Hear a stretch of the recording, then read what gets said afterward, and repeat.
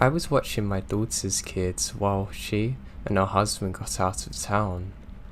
They have a teenage daughter. Let's say her name is Alessa. At like 3 a.m, I'm awoken by a weird rustling sound and look out the window and see movement. I saw a boy emerge from the bushes on the side of the house. I saw a bike tossed onto the lawn that wasn't ours.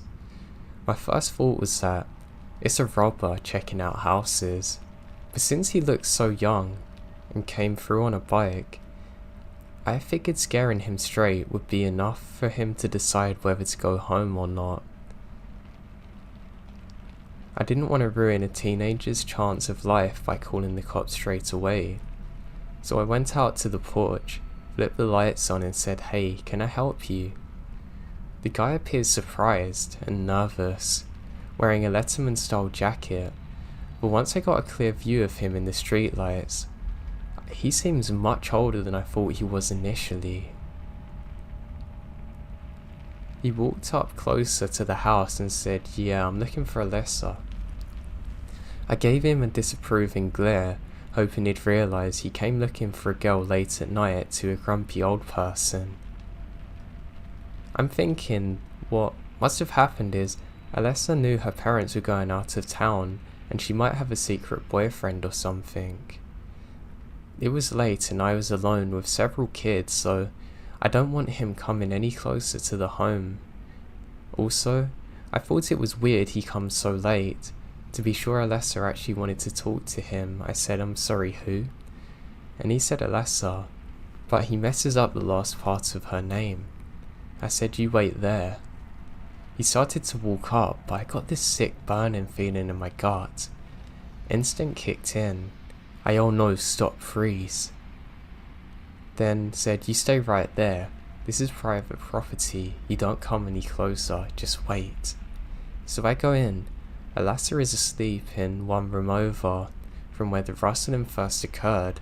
I wake her up and say something to the effect of, "I really don't know what the big deal was to have friends over at this time of night, but you have to tell them to go home." She says she has no clue what I'm talking about. I said, "There's a guy outside asking for you." Confused, she gets up and goes to the window, sees him and goes white as a ghost. He asks for me? Yeah, by name. "Call the police. I've never seen him in my life." I call 911 immediately, but when I'm on the phone to them, Alessa started tugging at my arm saying he's coming up.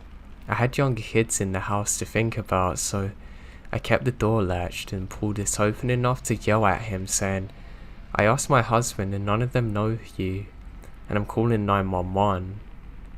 He got angry and started yelling for her to come out. Thankfully the police come pretty quickly, and when he heard the sirens he bolted out of there. The police followed him but didn't find him. They advised us to take her off all social media where her account wasn't private, and if it is public, make it private. I then buy a heavy duty lock, and she slept in my room for the remainder of her parents being away.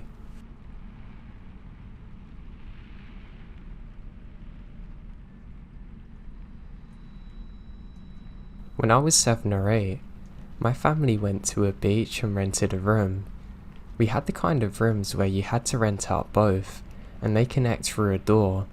Like, there's the doors to leave the room, and doors to the other room. In the room connected to ours, there's this army family, military dad, some kids and a wife. My older sister was supposed to be watching me, as we were down at the jacuzzi in the evening.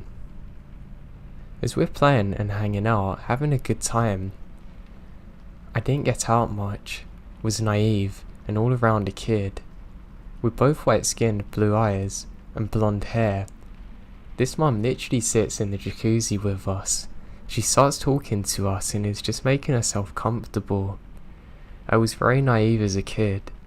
Eventually, we start taking books, and she starts talking about her kids. Eventually, we start talking about books, and she starts to talk about her kids, and we're just having a good conversation. Really in depth, I felt. My sister decides she wants to go back to the room, but I don't. I want to stay and talk. So my sister goes back to the room.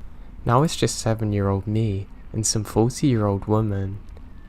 It should have set off alarm bells, but not to me. So she starts talking about going and walking on the beach. It's 10 PM.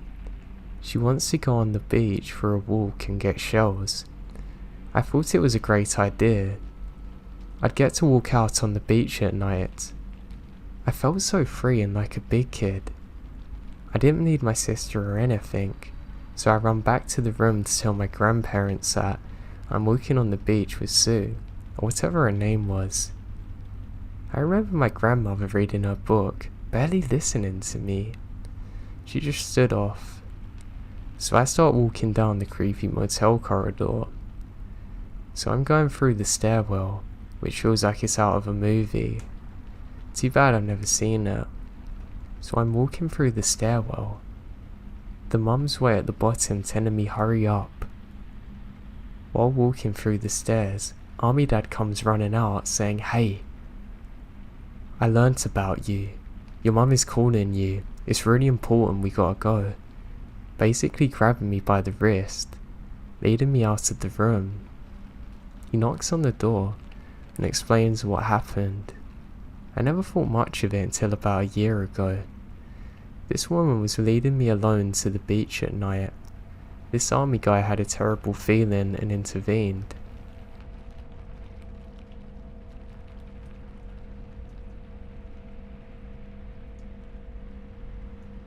This didn't happen to me, but my father. He joined the Navy somewhere around 80 and 84. He's told me many stories over the years, but this one sticks out in my mind the most as it's his first time at sea on a submarine. He recently got promoted and opted to become a submariner because of the exclusivity of the position. Less crew, usually only room for 1 or 2 people in your Pacific trade. Basically, you have to do the best to get on the sub. Anyway, he's on his first night out on the submarine. Everyone's asleep on their bunks. If you haven't seen them, they're usually stacked 3 high and in line on the side of the hull in a hallway formation. My dad got in one and it's at the very back. However, he wakes up at 2 AM to alarms and lights going off. Everyone's rushing out of their bunks and out to the hatch into the next section. My dad being the last one to wake up, last out of the bunks. Ended up to the latch too late. It closed, sealed, and locked in front of him with someone shouting on the other side, "Mike, find the leak." Apparently, a leak sprung somewhere around the bunks. It either had to be fixed or that section of the submarine would have to stay sealed in order to prevent the rest of the submarine sinking, and hence him drowning. Eventually he found it, sealed it, and the hatch was opened. He has lots of other stories, but this one scared him the most.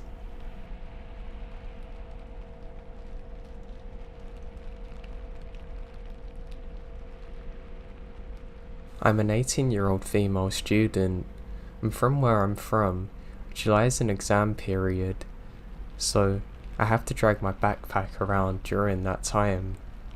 Anyway, it's 7 AM, and my exam wasn't going to start until 9, so I decided to call Uber and get there early because I live at least 1 hour away from the exam centre. The car arrives on time, and I go in. Now, I'm not the kind of person to judge someone with a first glance, but for some reason, the driver made me feel really uneasy. He was in his mid-40s, had dark circles around his eyes, and was smirking a lot. He was silent for a good 10 minutes, but he starts asking questions. He says if I'm a student, and I don't want to answer thinking that he'll try to hit on me, so I just lie and say that I'm a proctor, hoping he would back off, and God was I wrong. He starts to smirk and tell me he would always cheat on his exams. and that I was a mean person in a joking way for ruining people's lives. I don't know why I did this, but I chuckled at this comment, and it triggered him to thinking that I liked him. My bad. He then started to get personal, asking me how old I was, and if I would let my kid cheat. I lied and said I was 34, and that I have a 16-year-old kid. I was hoping this would drive him off, since I was old and had a kid, but he got creepier. He then told me I looked like a strict parent, and started saying weird stuff. He then said to me if my husband was strict like that, and started saying, "Oh, is he in your life or not?" And even thinking I have a husband, he still doesn't shut up.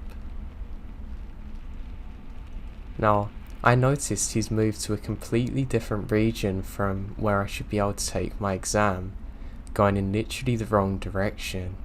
I start to panic, but was afraid he would do something if I confronted him, since we're in the middle of a rural area.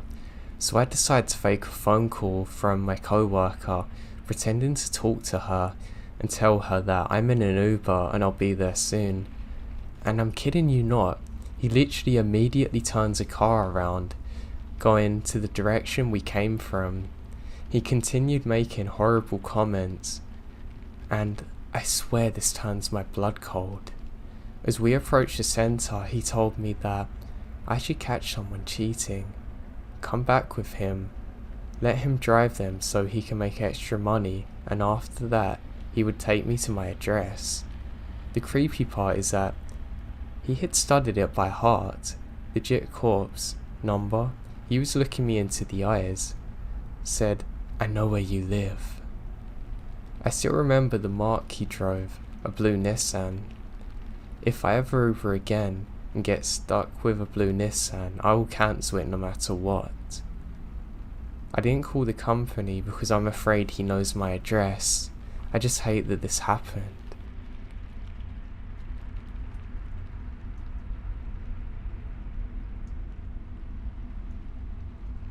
My family loves travelling, like all the time, so about a year ago, my family took a trip to France.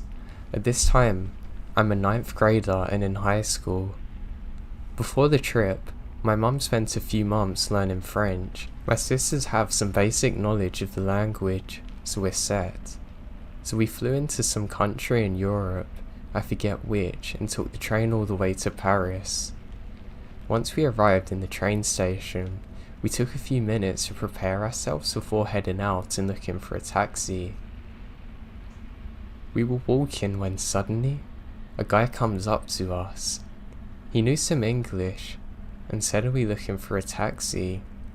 Since he had a large van taxi, my family was happy since family, and there isn't enough seats in normal taxis, so we agreed.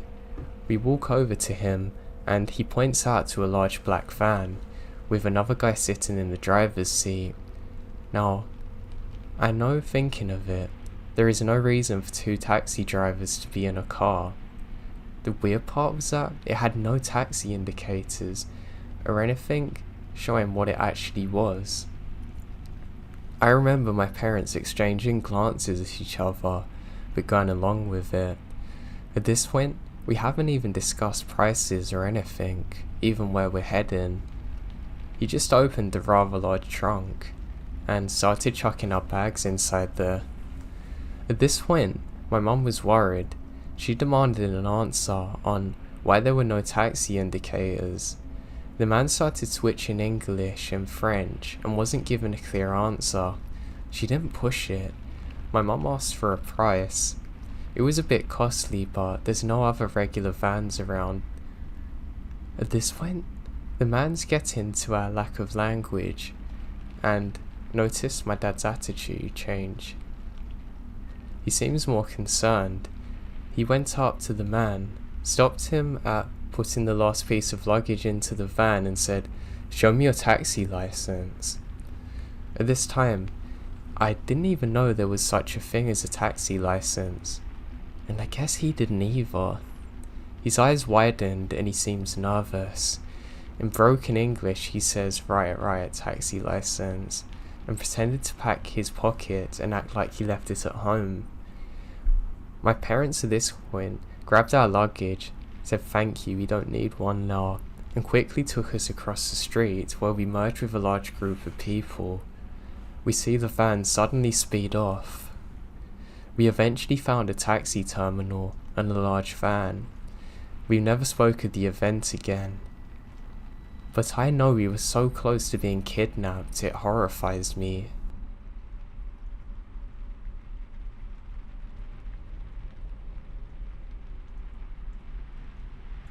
My husband and I love to go driving.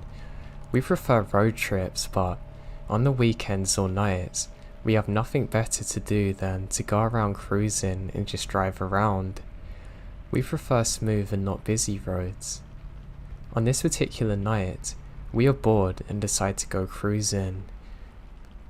We went up north to a small town, about half an hour from the city where the roads are curvy and smooth. This town is close to the mountains, and if you follow this particular path to the main street all the way up north, it starts driving up a mountain. It's about 9 PM, and there are very few cars in the road already since it's a little cute town. But we kept going north anyway from the houses and stores, and eventually to where the roads start curving uphill. We drive up for about 15 minutes more, and it's pitch black when we see some blinking lights. As we get closer, we see a truck that's on the side of the road facing us. I'm getting the chills thinking about being all the way up there in the middle of nowhere, and a stranded truck on the side of the road appears. As we slowly approach, I tell my husband it's probably best to turn back. I have a bad feeling, but at this point, we're pretty much at the truck. He pulls up next to us. We see that there's a young blonde guy, probably in his late 20s, who gets up to our window. I get such a bad vibe by this and tell my husband not to put his window down. I think he also gets a weird vibe and actually listens to me.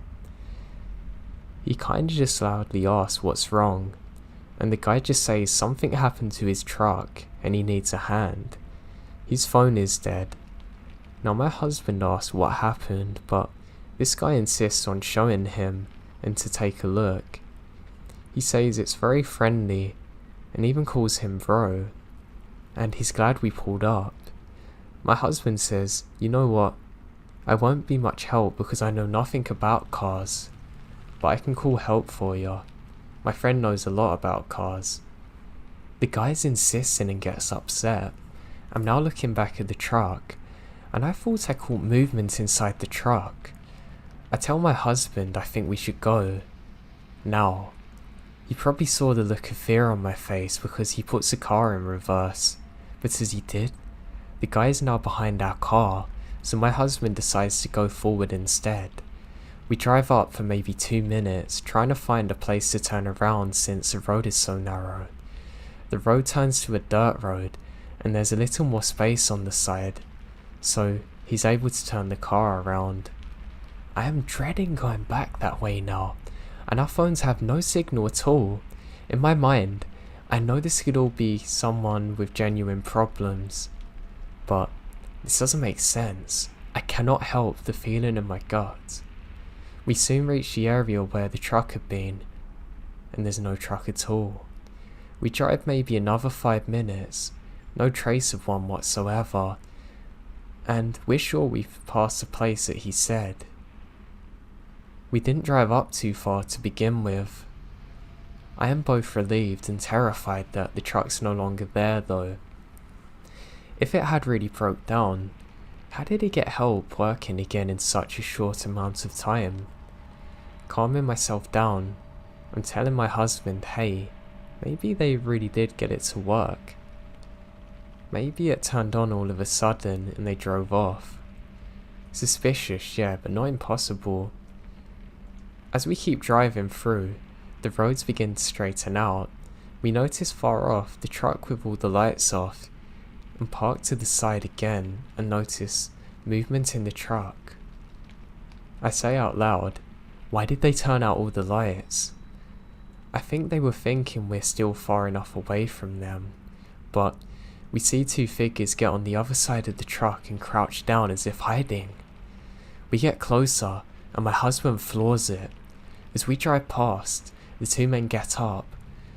One of them is the guy that we had spoken to earlier, and the other's massive. With a very surprised look in their faces, one of them turns and runs behind us trying to catch us. I kept looking back, but it's so dark. Now all of a sudden, I see the headlights in their truck, and they start driving in our direction very fast. My husband keeps going, and eventually, we lose the headlights. I kept looking back the rest of the way, so scared that they're somehow still following us. Maybe they turned off their lights again and I can't see them. Anyway, after driving for a very long time back to the city, we're convinced no one's following us now. We do call the non-emergency line given a description, but we don't get the plates, so it's pretty much futile doing so, just given a description of the guys we saw. I realise all this could be rationalised, but it makes no sense why one guy was hiding and how they tried desperately to follow us. I hate the fact that they're still out there. I just pray we never encounter them again.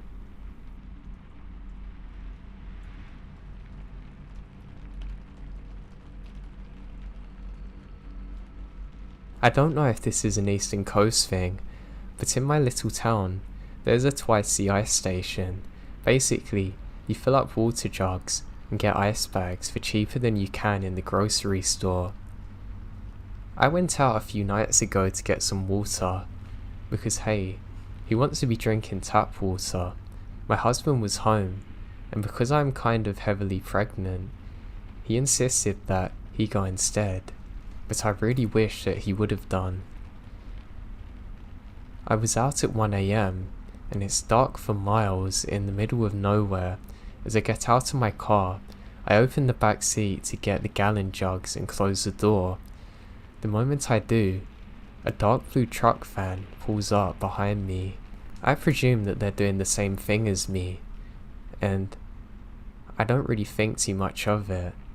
However, alarm bells start going off, and the alarm bells start screaming at me when the slide door opens up and two large men step out. It's about a 20-foot distance between me and them, so the first thing I do is pull out my phone and start making a pretend phone call saying, "Yeah, I'm almost home."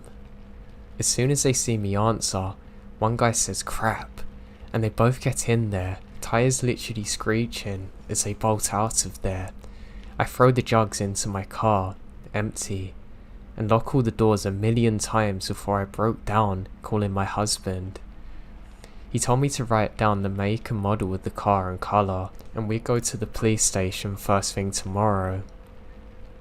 Now I don't know if they targeted me because I was a woman alone in the middle of nowhere, but deep down, I know they targeted me because I was pregnant, and I don't want to think what would have happened if they got me.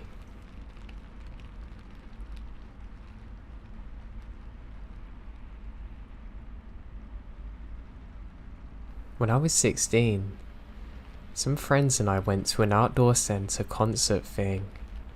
We parked at the mall and took a shuttle to the venue. For perspective, the mall is a 20-minute drive from our home, and the venue's another 20 minutes away in a different direction.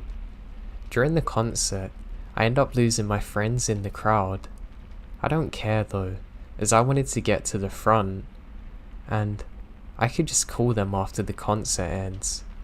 Well, of course I lost my phone somewhere in the crowd of people, and don't even notice until the last show wraps up. I search the ground as the people dissipate with no luck. Reluctantly, I just hop on the bus heading back to the mall, hoping to meet them at the car.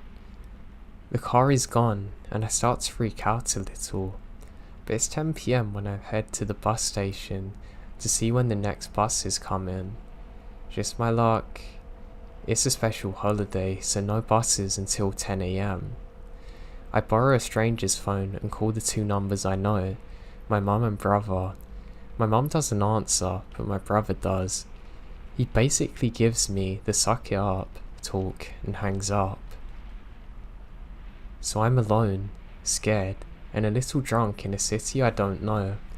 I try walking but quickly give up when I realise I'm basically walking down a random highway towards God knows where. Back at the station, I'm just staring at the map when a stranger creeps up behind me.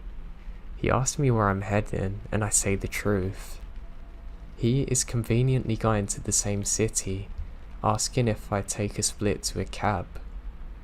Realising this is my only option, as I said I don't have my own money, we get in the car. Turns out he has less than I do. We barely have enough to get to the heart of the city, which is a 10-minute drive from my home, but at least I know my way from there. During the drive, this guy gets progressively more creepy. He's aware that I'm 16 and he's 25. He scoots closer every minute, touching me, insisting I come back with him, even writing his number on my leg. As we get there, I realise the situation I'm in. We're about to get out at a quiet area at 2 AM and the cabbie's going to drive off, leaving no one to hear me scream. The second he gets out, I turn to the driver begging him to take me further, so I can at least put some distance between us. The cab driver said he hadn't heard a word the whole way, but definitely heard something odd. He asked me for my address and takes me all the way home, and the creeper stares in frustration as he drives off. When I got home, I offered to wake up my mum to pay him, but he declined, saying he's just glad I'm safe. I broke in through the kitchen window to get to bed, and cried myself to sleep. I'm just glad the cab driver was so kind to me.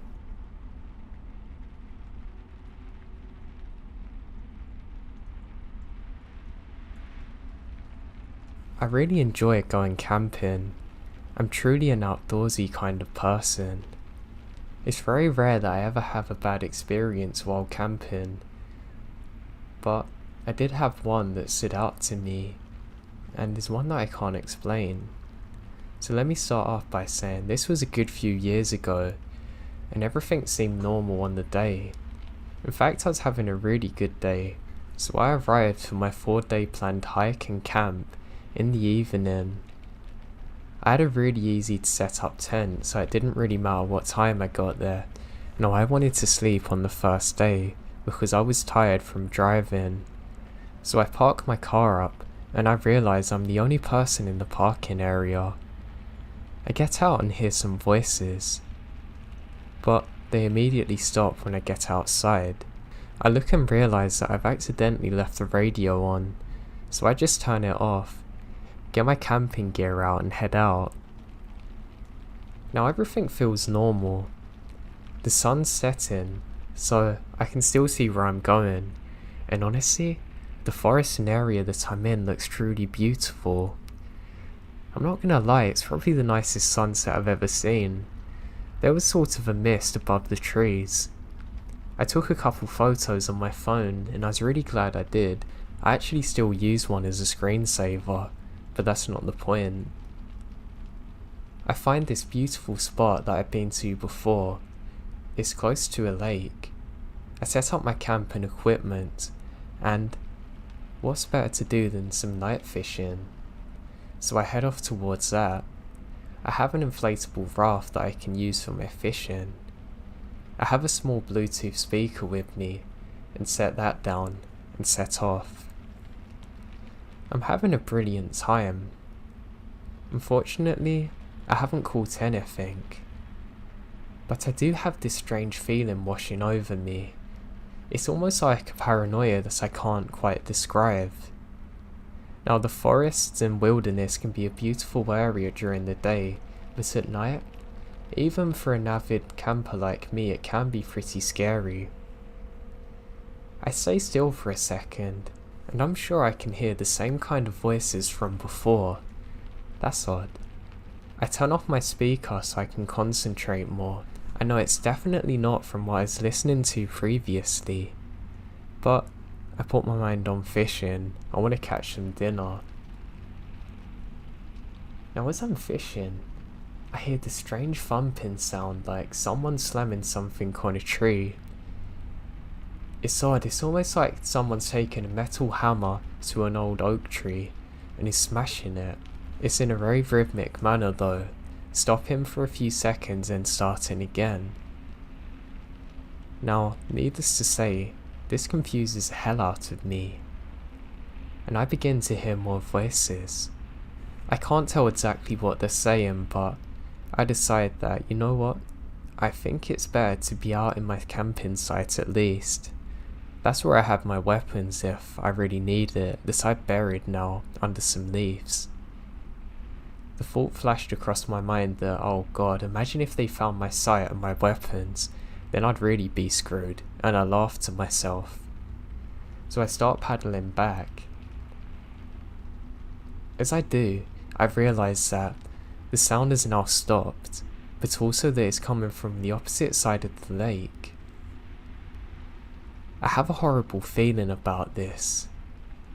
I don't know of any other campers in the area, but hey, it's not the first time I've encountered anyone out there, and I make it back to the shore. As I do so, I get my stuff together, leave my raft deflated on the side, knowing I can come back for it in the morning, and I head out. As I do, the thumping starts again. This time it's louder and closer than it was before. Okay, that's really odd, and I've now picked up the pace. I'm thinking about calling out, but I realise it's not a good idea in case these are actually bad people. I glance behind me for a second, and I can just about make out the flash of a light before it cuts off the second I turn my head. Now, I don't need any more signs, and I literally start sprinting back to my campsite. As I do, I can't shake the feeling that I'm being watched and followed. The thudding sound slowly stops as I'm jogging, but I'm not going to wait around for it. I quickly pack up all my stuff. I decide I'm going to sleep in my car just until I figure out what's going on the next morning. I look and thankfully find my gun, exactly where I left it. I feel a lot more safe now. I start sprinting towards my car, and as I do, I can hear rustling around me. I'm now terrified. I call out, whoever's there, I have a gun and I'm not afraid to use it. What's wild is this doesn't even deter them. I start to think maybe it's a group of animals stalking me like coyotes or something. The last thing I need. As I'm running, I can see the figure of a person near my car. I shine my torch and I can see the reflection of animal eyes. I don't really get a lot of time to figure out exactly what animal it is, but it gives me some relief, knowing it's not a person. As I get closer, there's this disgusting smell. Just as I reach for the door, I can see that this isn't actually an animal. It's just an animal's head that's been freshly cut on the roof of my car. What the hell? I now let out a really loud scream that I don't even have to think about making. I quickly get in my car and turn on the lights. I can see the silhouette of a person in front of me now, who quickly ducks down. I instantly slam it into reverse, but I realise I'm having a really bad panic attack, and I need to wait at least 3 seconds or so before I start driving, before it gets any worse. Just as I'm doing so, I can see the flashes of more torches behind me. I instantly snap out of it, and immediately step on the accelerator and speed the hell out of there. I then instantly call the police to report what's happened. I can't believe that this actually happened to me. How could a nice relaxing getaway turn into this? How the hell did that animal head get there? Who are them people? The police agreed to meet me further up the road, and I agreed to help go back to figure out exactly what's happened. I'm literally shaking, but I feel a lot safer with the police officer there. He says he's never heard of anything like it before happening. When we get there, there's no longer a feeling of being watched. Disgustingly enough, the animal head's still on the floor, close to the exit where it rolled off my car. The officer says that someone must have done this very recently because of the way it sat and the blood around it. He does a quick patrol and can't find anything in the area. I go to the lake and show him exactly where I saw the first torch. I'm now able to retrieve my raft too, but there's no signs of anyone out there. He says he's literally never seen anything like this before, and that whoever done this is long gone, and I agree to go back to the station with him to make a bigger report. Turns out, there's lots of reports of occultist activity in the area that neither me or the officer knew about previously. Apparently they make regular animal sacrifices, and worse, they attempt to kidnap people, and have done so before. Unfortunately for me, they never found exactly who did this, and I still have more questions than answers, and I never went back to that same area again.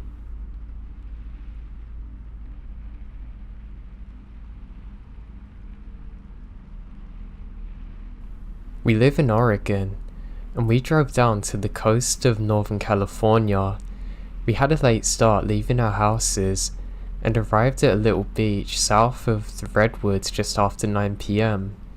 It's pouring rain and dark out, so we park on a dirt road that had access to the beach, and decided against walking down on the sand to set up my camp. My friend drives an old Toyota pickup with a camper shell covering the bed, which has a mattress in the back, so we decide just to sleep on here. The beach area where we were is very secluded, and belonging to a local Native American tribe.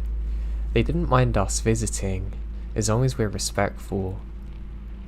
After talking for a while in the shelter of the truck canopy, my friend fell asleep before drifting off myself. I realised I had forgotten the passenger lock of the truck.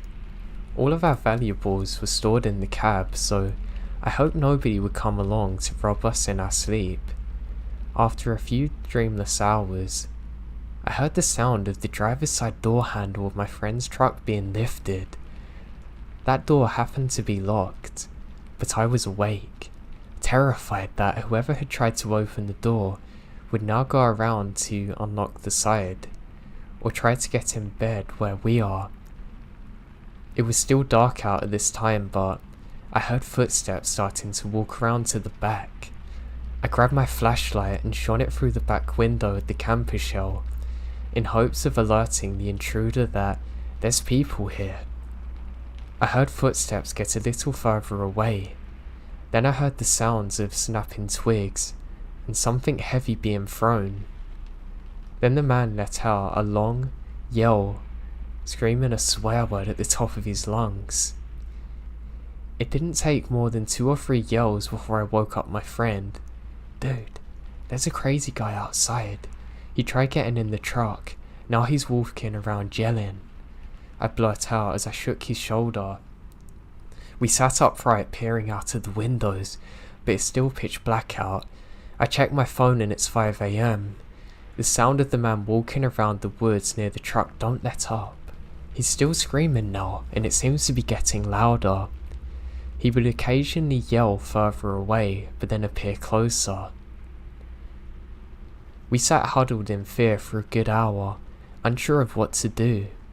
His shout sounded as though he was full of rage, but he never attempted to get into the truck again.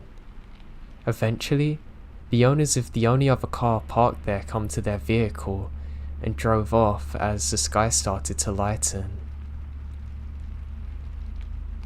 We did not hear any more yelling or log frying after that, and eventually we're both able to sleep for a bit, waking up at around 10 AM.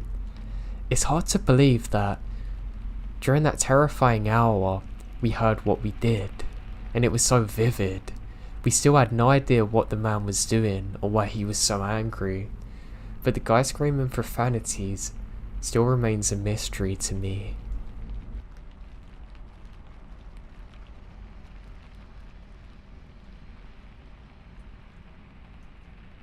Last summer, a good friend and I embarked on a backpacking trip through the White Mountain National Forest in New Hampshire. As fairly experienced day hikers, we felt comfortable in the Whites with our inaugural overnight trip. While planning, my buddy Ellis figured we could hike to a backcountry campsite to make our first wilderness night a little more fun.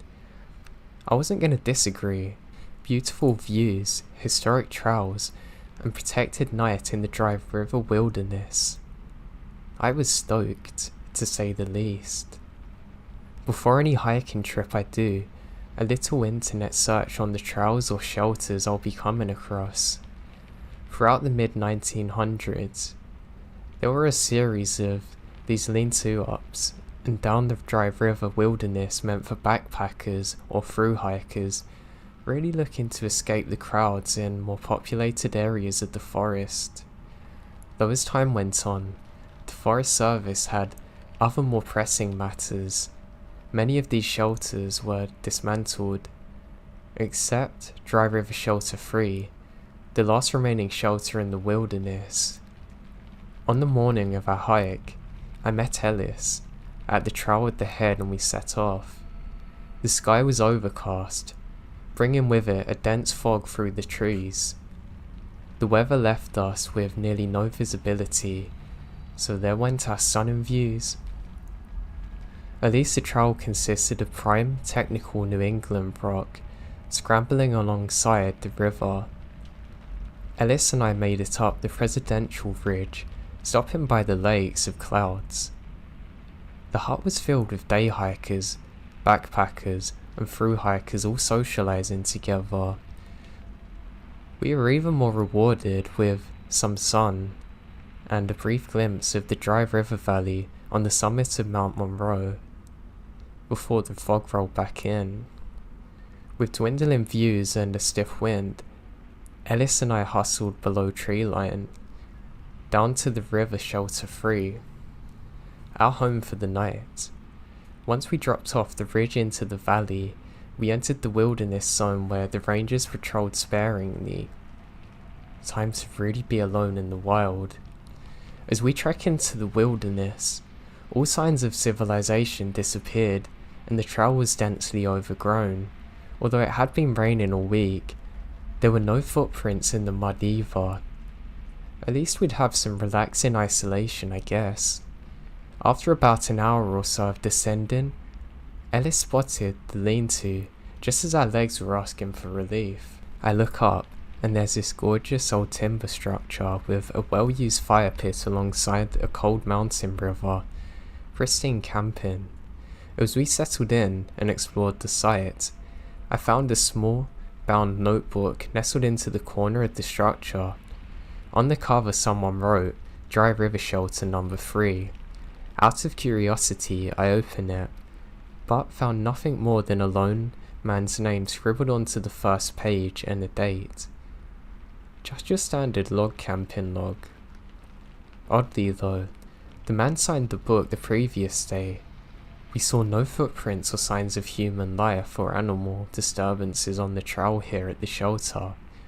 Rain can wash away tracks, but not all signs of animal life. Something felt off to me.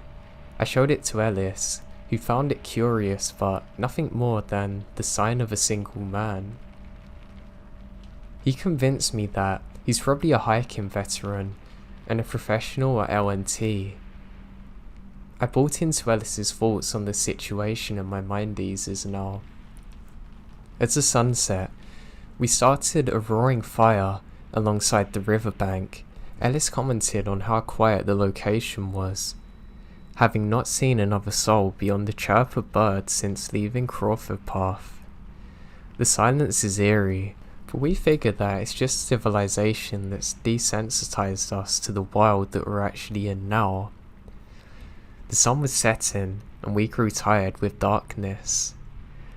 Ellis took the lean-to, and I spent the night in my tent. Sleep came quickly after hiking 8 miles with 20 pounds on my back, but it doesn't last long. A brutally sharp snapping noise awoke in me. The only thing I could compare it to would be a 2x4 smashing into a tree. I think, oh god, a bear's come to search our food, and that's 50 yards away. But nothing out of the ordinary for New Hampshire. Sleep took over once again, and I remembered waking up to the sun rising over the peaks. How can you sleep with a bear there? I stumbled out of my tent to see Ellis also waking up slowly. As we made our morning oats and coffee, I wander around the site again to see if I can find the marks a bear's left. Instead, I noticed something odd. The small notebook is open. I swear I put it back where I found it. Closed and in the back corner of the shelter, not open on the floor. Hey, Ellis. Were you checking out this camp log last night? Nah, I passed out, man. It's not like there's anything to read anyway, he responded. You sure? I commented as I bent over to pick it up. The lone hiker's name was not so lonely now. At least 20 more names have filled the pages. The lone traveller, whose name was originally on the first page, could now be found several pages deep into the notebook. I tossed it to Ellis, whose face instantly dropped when he sees all of the names on it. Great. Now I know it's not just dehydration or delusion from the previous day. Dude, we must have seen that thing last night. There's no freaking way we missed all these names. How could we? This is when I began to tell Ellis about the snapping noise during the night. I received nothing other than instant denial. These sounds were not the results of some hooligans or backward crazies following us. Ellis was convinced. It wasn't a bear either. Ellis led us out of the site and we instantly made our way back. A year has passed since then, and I'm still not quite sure what happened on our night at the Dry River Shelter 3. The memory of seeing a single name written on the front page is so clear in my mind now, I could not have mistaken it in. Could I have made the noises? Obviously not. I was asleep and they're further away. Ellis was asleep too. I would have seen him. I don't like to think it was paranormal, but it really begs the question. All logical explanations have went out the window, and of course a bear didn't write in there. It just terrifies me thinking of it now.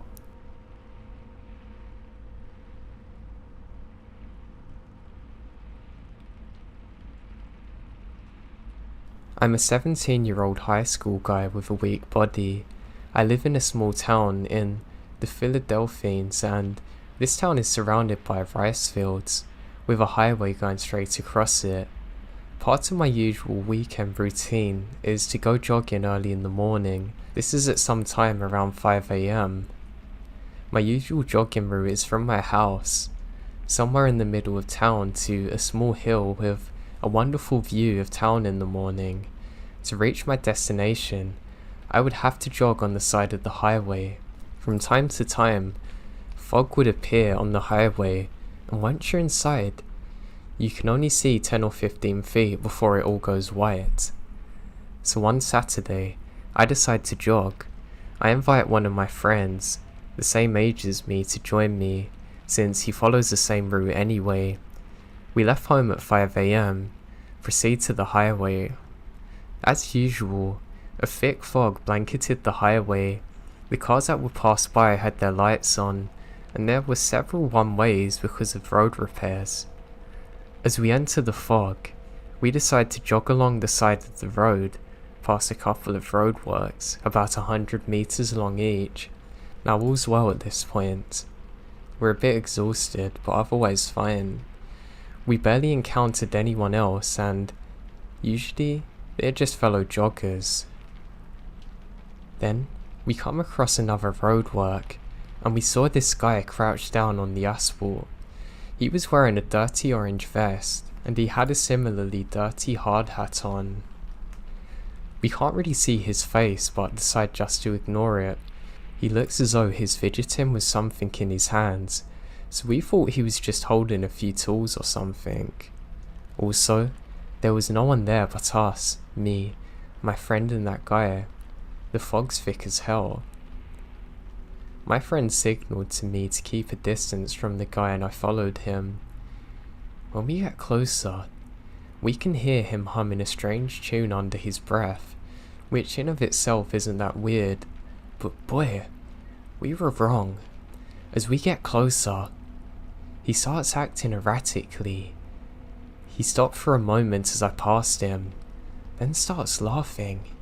It wasn't a regular laugh, it sounded sinister and a little dry. It was really loud, so it began to freak me out. We didn't increase our speed at this point, as we think he's messing with us. But he doesn't stop. He just kept laughing and laughing, and we knew it was beyond a prank. I can't describe his laugh more than I just didn't trust it. We didn't look back. We were speeding up now, as we were starting to see the hill. I was gasping for air, but somehow I didn't let that stop me. I forced myself on, and my friend was doing the same. He was probably 50 meters behind us when I looked at him. He had stopped laughing, but now he was standing straight and staring at us. He called out to us in my language in an arranged tone. That's when adrenaline kicked in. I just ran and ran until we reached the hill. In hindsight, I don't know how I was able to push myself for so long. When we finally arrive at the top, we're exhausted and nearly collapse on a cement bench and stay there for over an hour. Like a breath of fresh air, my friend laughs in a comedic manner. We then walk towards home. I haven't ate yet, I was so hungry, and as we passed the road we saw the guy in. He's no longer there. The only people there are wearing construction outfits that are working on the traffic signals, but nowhere near the man. As I got home, I told my parents about it and they said it's probably a nut job looking for someone to rob, who's probably stole the outfit, and I never went jogging again in the fog after that.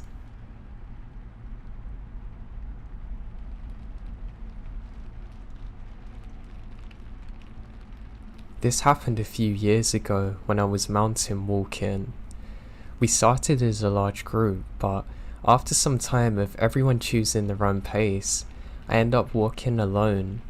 I was walking downhill through a thick forest area when I slipped on an unsteppable part of the trail, falling fully.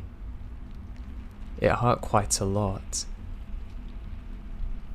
Before I could get up, I see a deer walking out of the trees to my left, standing in front of me. This is not natural, because deers usually avoid human contact. Something was really off about this deer. I didn't know what.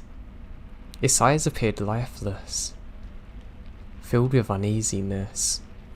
Then it opened its mouth to show multiple rows of what appeared to be razor-sharp teeth, and let out an ear-shattering scream. It sounded like nothing I ever heard before. It shouldn't exist. I watched quite a lot of horror movies, and yet none have come close to the scream of this. It was so demonic. After that scream, it closed its jaws and walked away to the side of the woods. Now I've never told this story to anyone else before, but I'm sure what I saw was a Wendigo. It just horrifies me knowing that I saw this thing. For a second when it happened I thought maybe I've hit my head, but I had no head injuries whatsoever and I knew exactly how I landed. It almost put me off running in the woods entirely.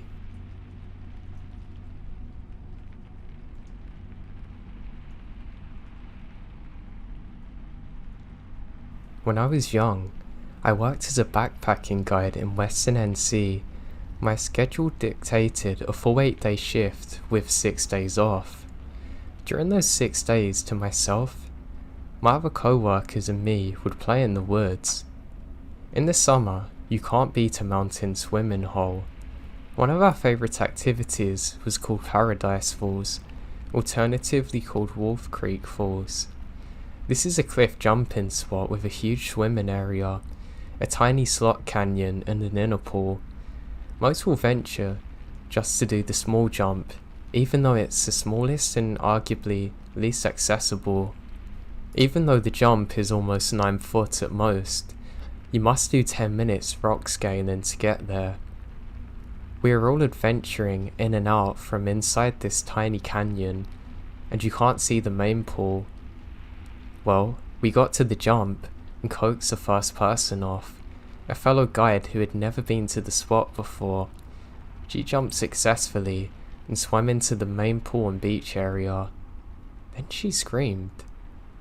Because she was now out of sight, myself and another guide jumped in together and swam the short distance to her, with the others in tow. Of course we figured she was injured somehow. She was treading water and just staring wide-eyed at the riverbank. When I looked to the shore, there stood a man. He's massive, easily 6'7", and appears to have no hair on him, wearing beat-up overalls. Perhaps the most disturbing is that he had folds of skin all over his body. Imagine the Michelin Man, but this is on his face, arms and chest, everywhere with these weird layers. He's also armed with a shotgun, staring intently at us. He just stood there and watched as we grab anything important and speed out of there. He walked slowly back into the forest and we never saw him again.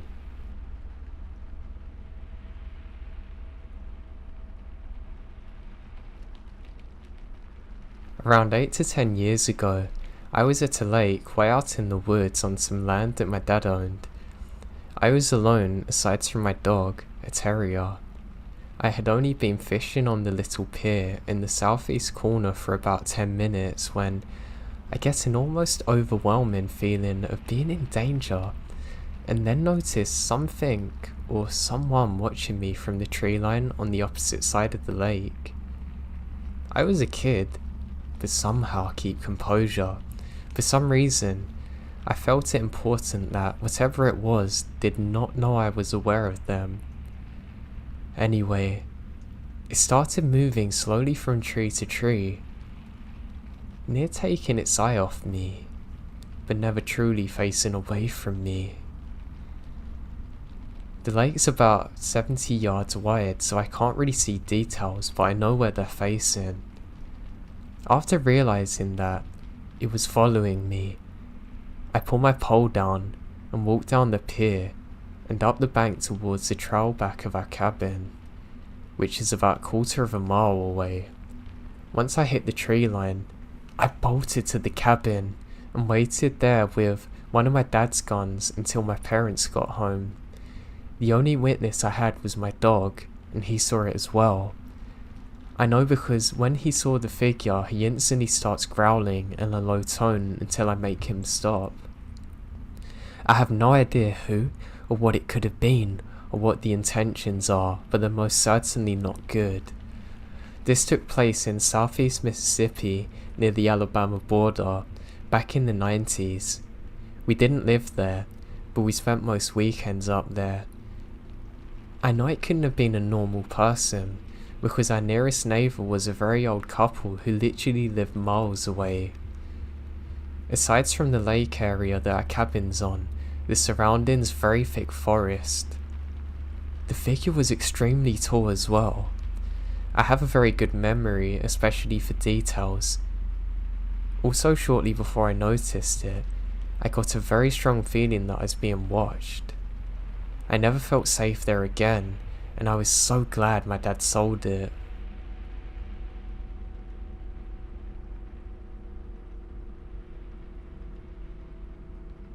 This incident happened to me when I was younger, probably around 19 or 20.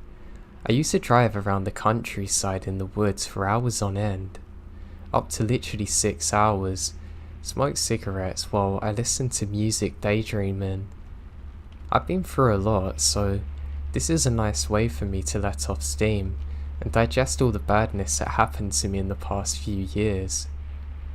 There is a route that goes into the southern part of my state, and eventually takes you to Maryland, if I'm not mistaken. If you keep going all the way, it will eventually take you to Florida. It was a road I found to be very fond as it intersected with a lot of interesting places. It could take you to cities and beaches alike, all the while somehow remaining isolated and rural. On one of those day trips, I was driving through a heavily wooded area that opens up into a field lined with trees on my left. I was pretty zoned out at this point, but something on the side of the road immediately caught my attention. In fact, it even seemed that time slowed, or I could see this apparition more vividly than any other thing I've ever seen in my life. What I saw was an older, balding man dressed in a full Catholic priest garb. His mouth is open, appearing to be in grief, screaming at the sky. He was standing in front of a dead deer, a buck. From what I recall, it was around 3 points, maybe 4. Behind the deer was a 1970s Crown Vic style police car with its lights on. It had no markings on it whatsoever to signify what country it's from. And no one's in the vehicle. I don't even think it had an engine running sound. It appeared as though the vehicle had been parked there all day. The other odd thing about this vehicle is that it has no damage on the front end to show that it's responsible for hitting the deer, nor was there any blood or anything. The deer seems fine. Taking a step back, trying to think of what I saw, it had the appearance of being staged or set up somehow, as if it was a prop for a movie. Everything was just so odd. For the speed I was travelling at, the glance I cast on this spectacle was only 4 seconds, but it so abruptly singed into my mind now. I have never seen anything like it. For some reason I started crying after seeing it. Did the forces that shaped time or something just merge and I saw something from back then? I don't know, I've even been on the same spot from this trip, and there's never a trace of it, not even the body of the deer or tyre tracks from the police car that could be seen. Like a breeze, it was gone. A thing so out of place it could not have been from its surroundings. I have no answers to any of these questions. Only a lack of closure for something that's scarring my brain.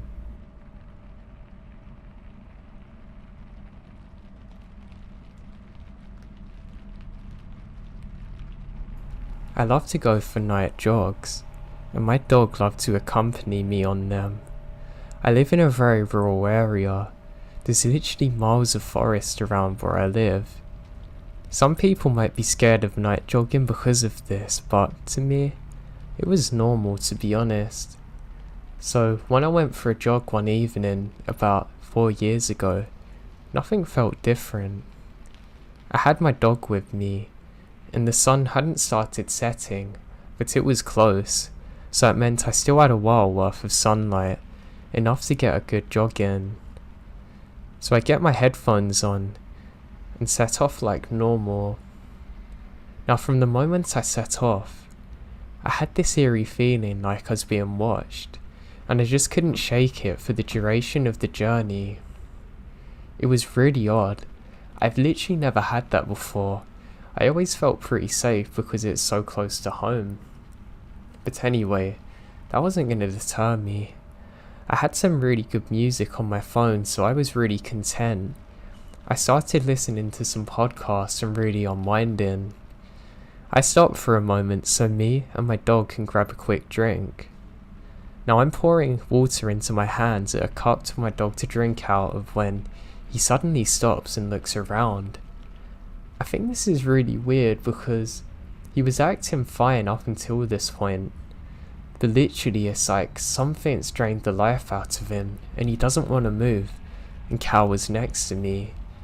I think this is really odd because he's literally never done this before, and that feeling of being watched won't leave me, but I've kind of grown used to it now.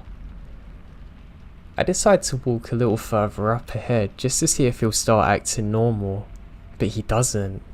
Instead, all of the life suddenly returns to his body, and he starts barking very aggressively. I've never seen him like this before, and I look up to try and see what he's barking at. And suddenly, my heart drops. I can see 4 hooded figures up in the tree line staring at us holding torches. They must be some kind of cultist group because of the way they're dressed. This is the stuff of nightmares. I go to shout out to them to say we mean no harm, but words won't come out. One of them looks at me, raises their finger to their mouth and gestures for me to be quiet.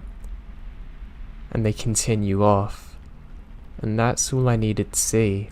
I immediately start running like I've never ran before. My dog was so scared he was running slightly ahead of me, and ended up sprinting the entire way home before the sun had even set. It was that fast.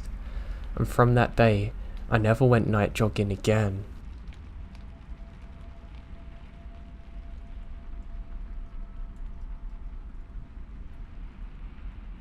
It was back in 2010, and I just started college. I arrived pretty early as the traffic I figured would be much more worse than it turned out to be. So to kill some time, I decided to go to a Walmart across the streets. After shopping some MGT and buying some food, I made my way out, and once I stepped off the curb, a man started following. This guy is probably between his late 30s and early 40s. He looks pretty unkempt, ripped jeans and looking old. He has a faded shirt that looked like it was once a designer or had writing on it, and a baseball cap that only showed somewhat of the writing on it. Once he stopped, he come up to me and said, "Hey man, I hate to bother you, but I was doing construction work and ran out of gas in my truck. Could you help me out and drive me to the gas station, please? I'm alone and pretty desperate." Obviously, that seems sketchy, so instead of a lift, I offer him $10, thinking it might be a guy down on his luck. To my surprise though, he immediately shot down my offer and instead continued insisting that he can be driven to the gas station and pay for gas, and then he'd drive me back. Needless to say, this all seemed incredibly bizarre, and I told him no and that I'm in a hurry. Now instead of leaving it alone, he began to tell me, "Man, come on. I'm alone here and my truck is on E. I'm stranded by myself." When I continued to walk away, he began to try and grab at my arm while continually begging. I quickly realized that we were in a weird position, and every time he went to grab me, I walk away. He was leading me more and more away from the store and more towards a parking lot, which was not very full this early in the morning. Now I really don't want to be led away from the store. So I walked back towards the store and I said I forgot something inside. He pretty quickly backed off since I made this comment. I think he didn't want to go inside the store and risk being seen by others.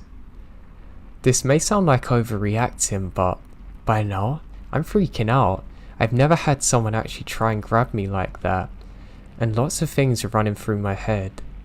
Not wanting him to do anything else, I alert the front desk about what's going on and they said they'd handle it. Now honestly, I don't know if they did or didn't because I quickly went to the other exit and sprinted to my car. Once I was in my car, I noticed he was walking away from his spot, and I assumed that either they kicked him out or he accepted defeat for the day. I was curious, so I watched him walk to the back of the parking lot and get in a big truck. My heart sank when he pulled away, as I noticed 3 other heads pop up from the back seat, who were hiding out of view. To make things more sketchy, he didn't pull up to the nearest gas station, instead pulled onto the highway, obviously something someone alone would not do. and not running out of gas.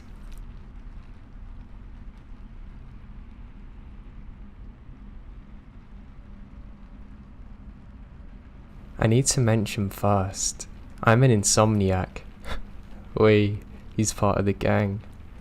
2 weeks ago, I felt I would not be able to go to sleep, so I decided to go for a walk at around 12:30 PM. Considering that I'm 6'2", 250-pound male in decent shape, I never felt scared to walk at night, thinking more the opposite, that people might be concerned about me. But around 10 minutes into my walk, I got a chill in my spine. Something wasn't right. I glanced around me and noticed someone on the other side of the street wearing a hoodie walking. I try and shake it off, telling myself it's just another insomniac maybe. But the chill would not go away, and something's off with the other guy. I start walking faster, deciding I'm gonna cut my walk short and head home instead. Now he even starts walking faster. At this point, I was sweating like crazy. He's keeping up the pace. 5 minutes have now passed and I'm sweating more. I turn my head and he's there still, but I get a better look at him. That's when I notice something else on the side of the road. It's another person wearing a hoodie about 3 meters behind me. My brain goes to panic mode and I start running as fast as I could. Soon, I heard their footsteps catching up to me. This is by the point I'm close to home, so I knew the layout easily, but they're very close.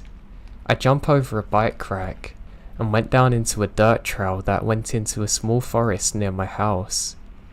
At that point, I knew they were still following me, but were not right on my trail since there was a delay before they hit the dirt path. My lungs are on fire, and I don't care. I diverged from the main path and went into the forest, running through the trees in a smaller path that led to one of my neighbour's backyards. I ran up to the other side of my street, to my house, turned the corner, and go through the bushes around my house, entering my back door, with my whole body on fire. By that point, I peeked through my window and saw them running past my house. I was safe, but I saw something that made my body go from burning to freezing in a split second. Both of them had knives in their hands. Now I don't know if it was because of the running or because of the fear. Probably both, but I end up throwing up. So, to whoever those guys were, I hope I never see you again.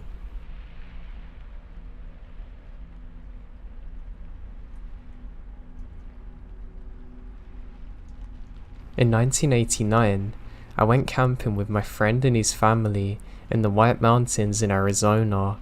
We were either in Sholo or gear. My friend's family slept in the camper while the friend and I slept in the 4-wheel drive Blazer. I was about 5'10", and I remembered that the Blazer was lifted, making it hard to climb into. I was sleeping in the front seat while my friend was sleeping in the back seat. Around 2 AM, I woke up to a strange dark figure staring into the vehicle at me. It was so large that it covered the entire front passenger window. The hairs on my neck and arms were standing up, and I'm frozen in fear, so much so I can't even alert my friend. I just laid there motionless. I've watched, and he's watching me for minutes, until finally walking away. I remember telling my friend's dad that morning, and he brushed it off as just another camper. But what bothered me is that it must have been a massively tall person to be able to peer in like that, or they literally climbed up to look in. I'm much older now, but this has always haunted me. I just wish it was taken more seriously at the time.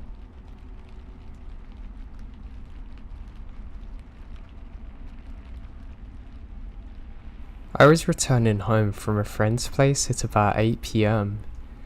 I had left my phone with my mum and had absolutely no money with me. My friend found me a cab and gave me some money for the fare. The cab driver told me that he had to recharge his phone in the middle of the ride, and I saw him talking on the phone in a shop nearby. I didn't think much of it.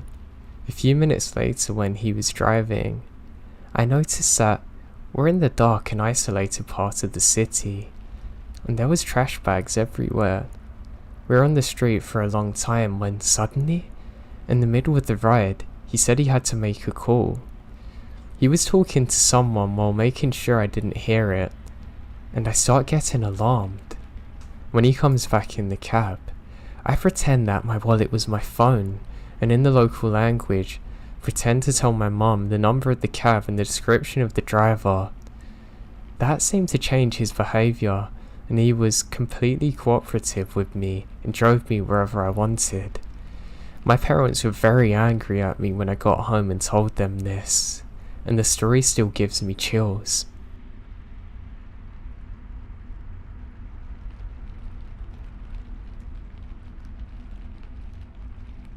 Some 20 odd years ago, I was reconnected with a family member. Said family lived way up in the hills of Northern Carolina and had given me directions to their house. I was driving my vehicle with my sister in hers, following behind. We each had CB radios, so we communicated on the way.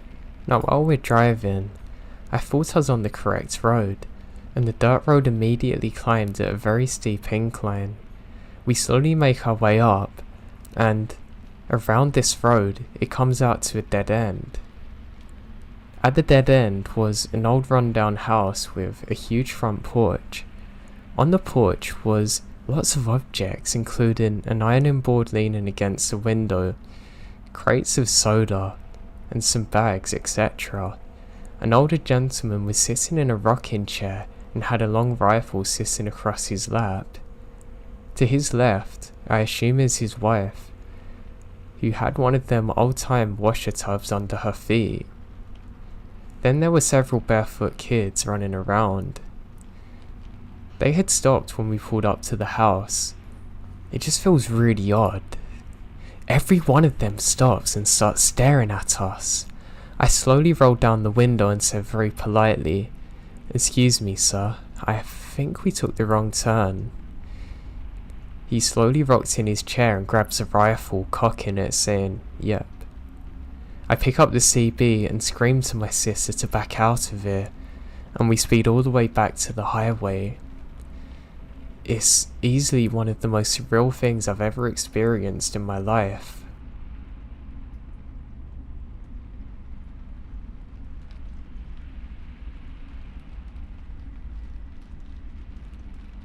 I often like to go out running in the summer or whenever the weather is nice.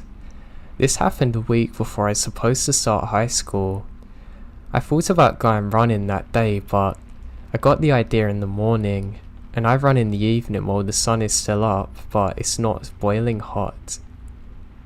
Well, of course, I forgot my promise to myself, and only remember it at around 9 PM. Now it's the end of summer, so the sun is setting much sooner than I'm used to, and I go, I'll get back in like an hour, so I'll be fine. I already have been putting off running, so I don't want to put it off again. I should probably mention that I'm female though. And even though a lot of girls I know change the side of the road they walk on when they see someone who appears drunk, even distantly, I always call them idiots, because I'm ready to run, or take the first route out of there whenever someone tries to get me. And I also live in a far less populated area out of town where literally everyone knows each other, so I felt extremely safe. What a naive fool, I know. So I go out and start my run, and it's fine. It's getting a bit dark, but I can still see the running track is all good. So I start feeling pretty chilled out. I see a pair walking in front of me. When I get closer, they turn out just to be teen guys, and I run past them with no problem. When I finally reach the usual part of my run where I turn around, a cemetery, it has already gotten pretty dark. I drink some water from my bottle, and just stand under a tree next to a gate in the territory of the cemetery, but don't sit down where I usually do, because the bench is next to a fence and the darkness has finally made me uneasy, realizing that I'm alone. It's pretty funny that that's what scared me the most at the time. When I was catching my breath, I stay for a few more minutes just listening to the wind. I see a bike drive past the cemetery, taking the route I will take while running back. I leave my resting place and it's gone really dark. Dark enough that I could barely see 2 meters in front of me. I start slowly running back. After 15 meters, I hear voices. Couple more and I can clearly hear someone talking now. My thoughts immediately jump to a conclusion that there's at least 2 people in front of me if I'm hearing a conversation. Now I slow down, even more until I finally get close enough to hear what's actually being said. Keep in mind it's completely dark, and this road doesn't even have street lights, so I can't see anything. I get close enough to finally make out words, and my heart sinks at what I can hear. I can't recall exact words, but it's along the lines of, I see this girl, I could just pull her into the bushes. There were tall bushes lining either side of the track. As I've said, my heart stops, but I immediately go into fight or flight. I can hear my heart beating in my ears. I'm full of adrenaline. The bad kind. I know I just can't stop or he'll know I heard what he said. So I continue to walk, but thank God the track is separated from the road by a small grass field. So I go to the side of the road, making some distance between us now. I keep looking at him. Keep in mind I still don't even know how many people are there, but I see a square of light, presumably from a phone. I then hear him jump on his bicycle and drive off. He's talking on his phone. I walk on the side of the road for another good few minutes until I'm sure he's far away from me, and once I get back on the running track, I sprint like crazy to get home. All the way back I'm literally shaking with fear and looking at the bushes, so worried he's going to jump out after me. I had my water bottle ready to throw it at them. When I finally reached the first road lights, I felt like I escaped death. This is the most scary thing that happened to me while I was jogging, and I've never went out that late again alone.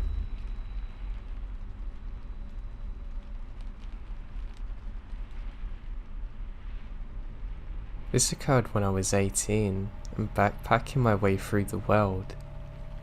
I always looked a few years younger than my actual age and often had problems getting into places. I often find myself hissing, "No, I'm really an adult," to the people who refuse to believe my ID card. I arrived in Western Australia in January in a little town that looked nothing like the brightly coloured postcard world that I left behind in Sydney. I rented a car and was getting used to the Aussie way of driving and didn't pay attention to the fact that I'm running out of fuel. So naturally, now the car suddenly gives up. I wasn't worried though. I had a spare tank in the trunk. I had problems getting the lid off though. No matter how hard I pulled it, it didn't give in. So I started walking back to the little cluster of shops I spotted earlier. I was greeted by a man on an ATV-ish thing, sitting outside a shop. He nodded in the direction of the road and said, "Problem with the car, missy?" I must have looked puzzled because he smiled and said, "No one comes walking in here from that direction. There's nothing out there." I explained the situation and he listened sympathetically. "Do you rent the car from the Free Freddy? No wonder he gave you it. You can't trust that bloke, you see." He introduced himself as Charlie and quickly got off and offered me a spare tank, saying, "You want to ride back? It's an awfully warm day. No ozone layer here, you see." He was speaking weirdly. I felt a bit stupid hesitating, but he seems like a nice guy. And he was right. The sun was terrible. My shoulders are already burnt despite sun cream. He must have sensed my hesitation because he put a hand on my shoulder and said, "I'm not the boogeyman. I promise you. I just don't want anyone out here in this weather. I would have offered you a ride if you're a 40-year-old bloke too. Here, take my helmet. My head ain't worth protecting anyway." And so I get on the back of his ATV, the spare petrol tank in front of me, and get a somewhat uneasy feeling in my stomach. "Just tap my shoulder if you want me to slow down, alright?" He drove the short distance to my car, but he didn't slow down. I tapped his shoulder again and again. He drove past it. In the rearview mirror, I could see him grin as he speeded up. I can't jump. The speed was so high it would have killed me. Then I had no idea where he was taking me, but I knew his intentions were evil. This continued for 30 minutes, until I could see a rest stop, clearly made for people to stop and enjoy the view. As we approached the rest stop, I see my chance and grab hold of his throat with both hands, squeezing as hard as I can. I felt him struggle to keep the vehicle on the road, while fighting for air. As we come up alongside the rest stop, he had no choice but to stop. I threw myself off, tossing the helmet, and screaming loudly enough to wake the dead. There was a truck there, but no one in view. However, only a moment later, the door to the loo opened, and this terrifying looking man with a beard pops out and demanded to know what the hell was happening. I pointed to my abductor and cried that he tried to kidnap me, and the grisly man tried to grab a hold of the abductor but wasn't fast enough. Soon, he was gone. The grisly man turned out to be really nice and phones the police for me, waiting with me until the police arrive. Since that day, I don't judge by appearance. Charlie was a nice looking person and seemed to have good intentions. George looked like he had been awakened from his ancient lair, but was a really good guy. I later made my way back home, and this is by far the creepiest thing that ever happened to me.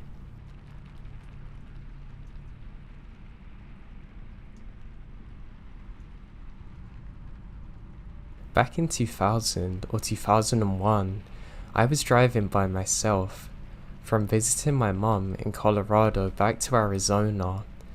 I was in a station wagon and had a desk my mum had given me that was my grandfather's.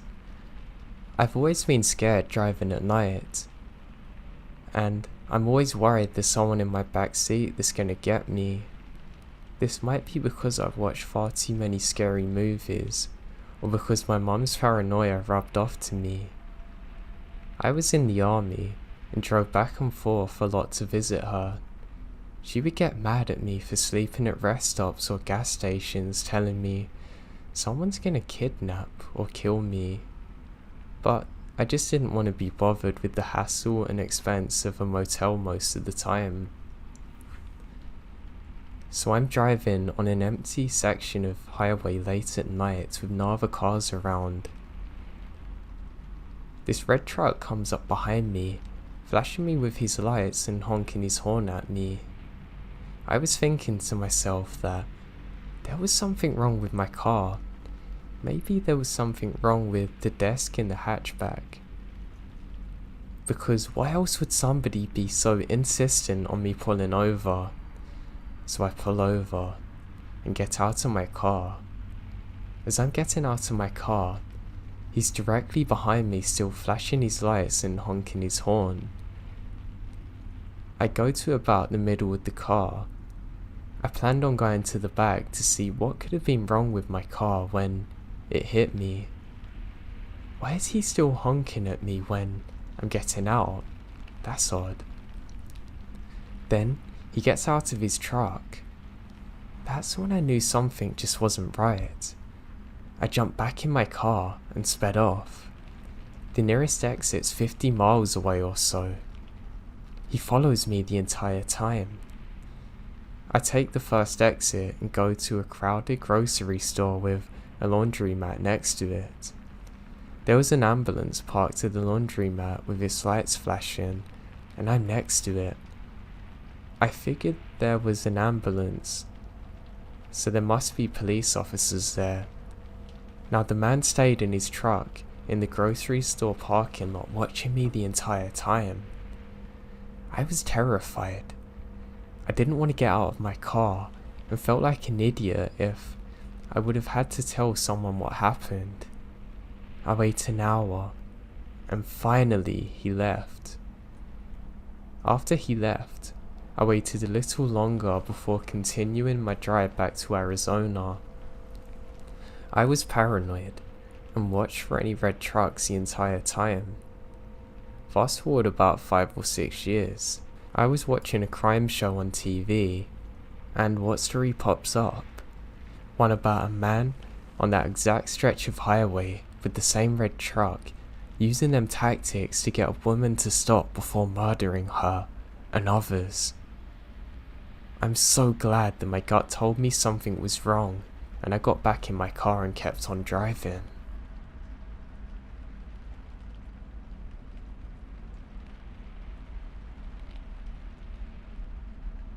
This happened to my wife while we were dating. When we were dating, I lived in southern New Hampshire and she lived in Philadelphia. Most of the time, I would come down and visit her. Since she works at college, she had a few weeks off in December. She decided to come up and stay with me. She's packed a week's worth of clothes and her cat in the car and drove up after work. Driving on an interstate at night means coffee, which means bathroom breaks. She pulls into a rest stop in Connecticut. By rest stop, I mean bathroom, vending machine, and a rack of tourist brochures. As she's walking towards a building, a man, wearing jeans, an army jacket and knife cap walks out between 2 cars starting on her. The man immediately reaches out, grabs her head with both hands. He's standing in front of her, arms out straight. She's not able to pull his hands off her head. He's staring into her eyes with a detached expression. As she described it, I think it's the same expression I use when I'm trying to debug or figure out why something isn't working. He's moving her head back and forth, keeping her off balance, keeping her at arm's length. She stares back. He seems to evaluate her for a minute or two, then lets go and quickly walks into a wooded section. She runs into the rest stop, finds an attendant. She uses the bathroom, then tells the attendant is willing to walk her out to her car to make sure she leaves safely. She walks out with the attendant and notices that a white van that was previously there is gone. She gets in the car, thanks the attendant, and drives off. About 10 minutes later, she's processed what happened and calls me. Then, the bit about the van worried her, but terrifies me. We talk for a little bit. She's familiar with the law enforcement and offenders and have a brief that this wasn't just a foul mugging. She talks to the police, but they didn't seem to be too interested. What worried her the most was that her cat would have suffered in the cold if something happened to her. After that, every time I drove between NH and PA, I've stopped at the rest stop for a few minutes to try and look for white vans. I don't know what I could have done, maybe got a reg plate at least, but I've never seen them. It's terrifying thinking there's people out there like this. I'm just glad nothing ever happened then.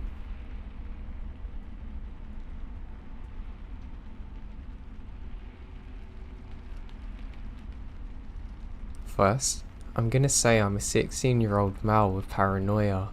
I always carry a knife with me and get scared easily. I'm 175 pounds, 5'7" and a power lifter.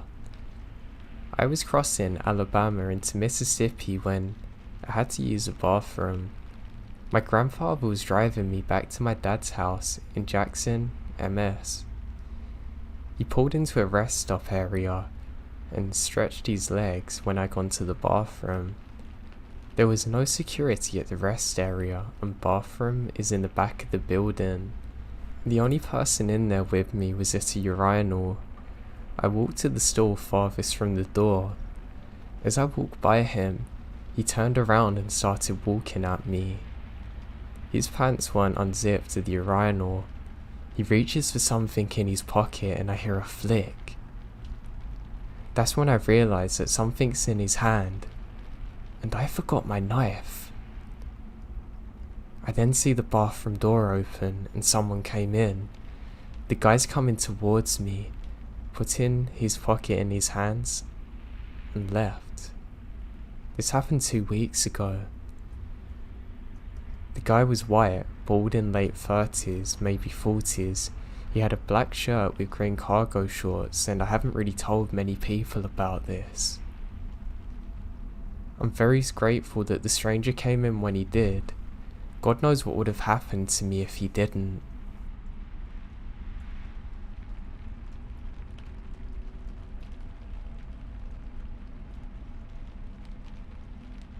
This was a story I grew up hearing my mum telling me about.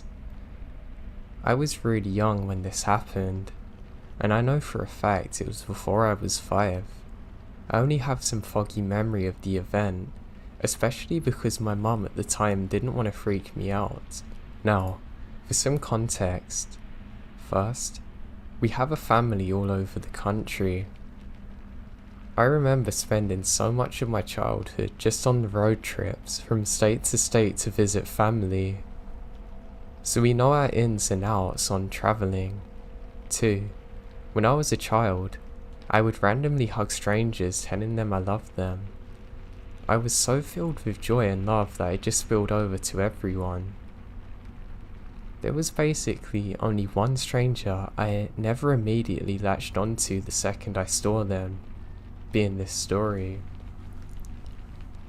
So my mum was talking to me, and we're taking a visit to see some relatives while my dad was staying at home with brothers.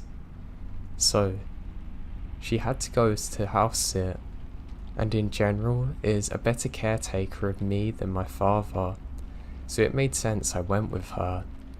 We were driving for hours until we finally hit a rest stop, and so got out to use the bathroom. Now, there was already this guy in the parking lot, and according to my mum, it looked like he was watching everyone who entered and left the rest stop. The second we get out of the car, he did too. My mum held my hands as we went into the restroom, but immediately picks up on the fact that I let go of her hand to hold the other, the way facing the man. Now looking back, she told me that it was clear somewhere in my tiny child brain that I picked up on some sign of danger, because I avoided this man as much as I possibly could, and would quicken my pace to the restroom and car. I never did that with another stranger again. I had never blatantly avoided another adult like that. Anyway, as we do our business and head back to the car, the man had gone and left us, only then to follow us back in his own car. My mum immediately realised what was going on, trying to shake him off on the highway. He wouldn't budge, and tried to get as close as he could. Apparently while doing this, a semi-truck driver notices how frantic and off she was driving and could see her looking in the back. He realised what's going on and drove up to her side, making eye contact with her, and they're on the same page from then on out. Turns out, the driver called up on the radio to other truckers saying what was going on, and a bunch of drivers from different routes nearby came to the same highway that we're travelling on.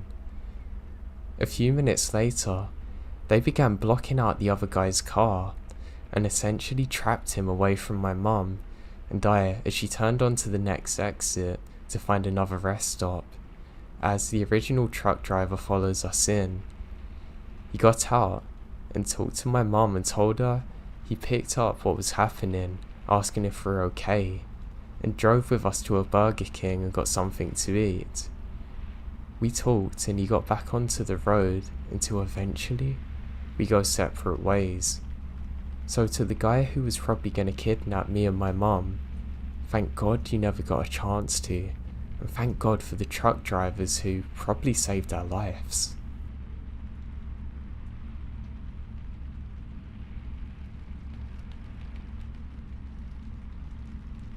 My dad works for a large printing company, and they completed an overnight rush job for a business.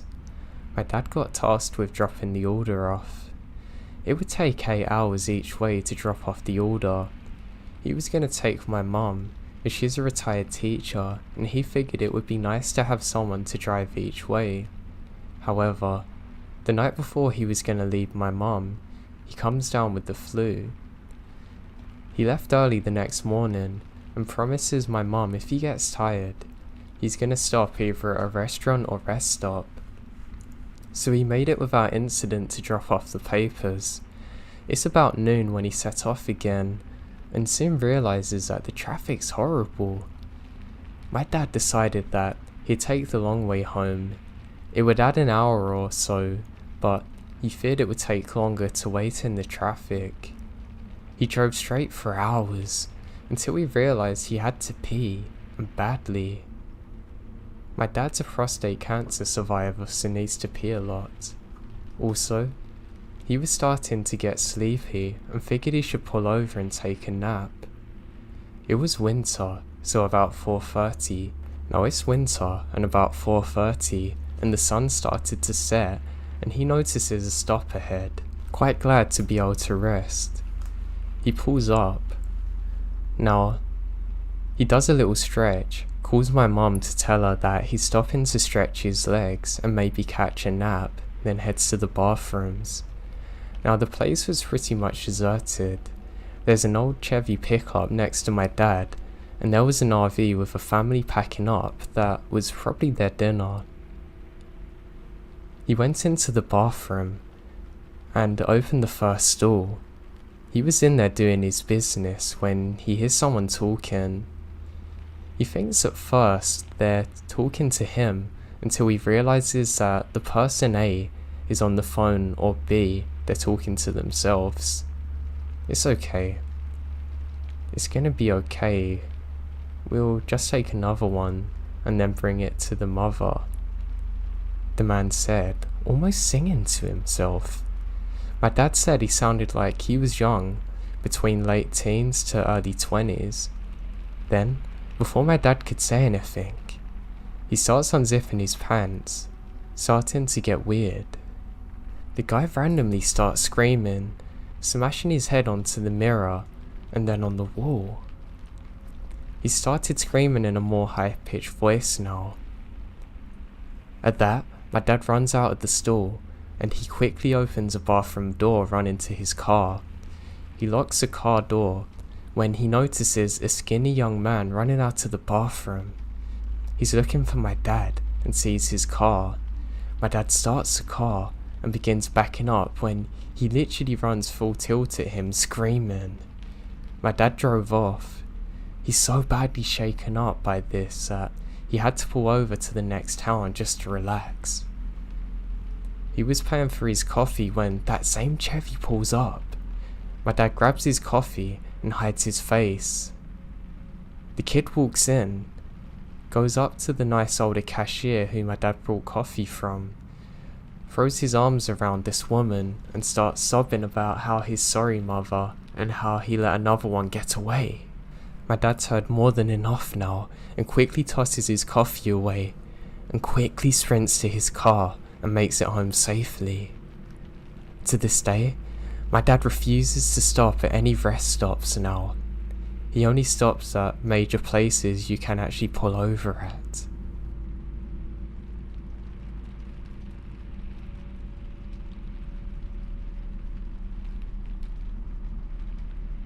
For some context, I'm a 31-year-old female. I frequently visit the nearby professional parks here. that are generally well used in Canada. It's rare I end up on a hike not seeing at least one or two people. I grew up camping and hiking and feel very comfortable in nature. I always inform people where I'm going and when I should be back. Safety first, right? So one day last year, I was going stir crazy, so I took myself out to a popular educational centre. A branch of trails stem from this one spot. Now they're not long trails, but are all interconnected, so it's easy to create your own distance. It was midweek, so I wasn't expecting to encounter many people, maybe a school group at most. I grabbed my backpack, locked the car and head out. It was a beautifully sunny day, mid-autumn, so it was a little chilly out. I was listening to the sounds of nature surrounding me. Some squirrels, birds, even a deer crosses the trail at one point. I was sticking with the main trail, which had educational signs identifying different types of plants as you went along. I made my way up to the first little hill and made my way down the path where it takes a sharp turn. Up ahead, I caught sight of a man wearing a dark blue jacket. Strange, I hadn't seen any signs of this person or heard of them whatsoever. Normally, I'm comforted seeing someone else, but this time my gut was not happy. I made a note of what the person was wearing and went along. Blue Jacket had taken the path I wanted to take to create a longer hike. It would have been a lot more secluded and less travelled this way, just a nicer path generally. So for once, I tried to be smart, listen to my gut, to just follow the main route back to my car. I had about 2 kilometers to get back though. Clouds decided they wanted to skirt across the sky, making the woods a little dull and ominous. I kept looking over my shoulder, feeling very unsettled. The trees casted finger-like shadows that did not help calm my imagination at all. One of my favourite spots on the main trail had a few massive boulders and rock formations smack in the middle that you have to go around. Really neat for photos and climbing on a normal day, but today they fill me with dread. I can't pinpoint why at first, until I found some scuffs around the base of the rocks going the wrong way round. The trail's very obvious which way to go, left, and these markings were wrong. It's like someone went the wrong way around the rocks, dragging their feet behind them. An animal? Maybe. I can't figure this out. I wanted to turn around and go back the way I came from, but that would have added 4 kilometers back to the car. I stuck close to the far side of the real path, keeping an eye close on the rock formation. As I made it to the other side of the rocks, I caught sight of some blue fabric, the same blue jacket I saw earlier. The person now suddenly ducks down, as if they're trying to avoid being seen. For Blue Jacket Man to reach the rocks before me, he either cut his own path through the woods or sprinted 5 kilometers. I don't like the prospect of either option. Maybe he was taking a leak. Yeah, I'll go with that. I pick up my pace and dug my phone out. I texted my usual hiking friend telling them the details in case I went missing. I glance behind me, and again I see him staring at me. I ran the rest of the way back to my car, hopping in, immediately locking the doors, and curiously, there's not a single other vehicle in the parking area. This place was nowhere near any towns, so I have no idea where this person came from. I took a couple of minutes to sort myself out in the car, and as I pull out to leave, I look at the trailhead, and that damn blue jacket was on the signpost that I had passed to get in my car, and no one's visible. I was so spooked out by this encounter that I refused to ever hike alone.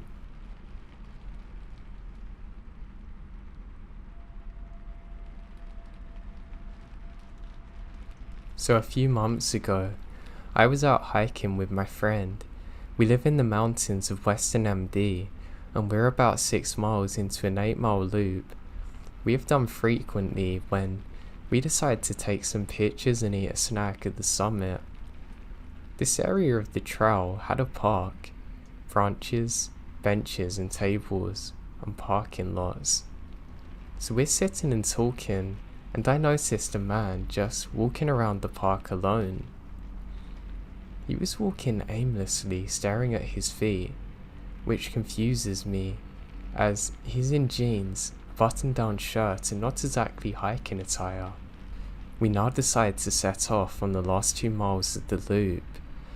This park goes downhill to the headquarters of the park and is cut out of the mountain/bank, and the end leg is the parking lot where your car is.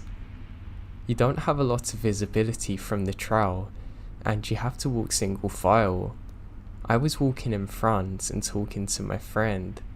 I turn to look at her, and I see the same man right behind her, following at a rudely close distance.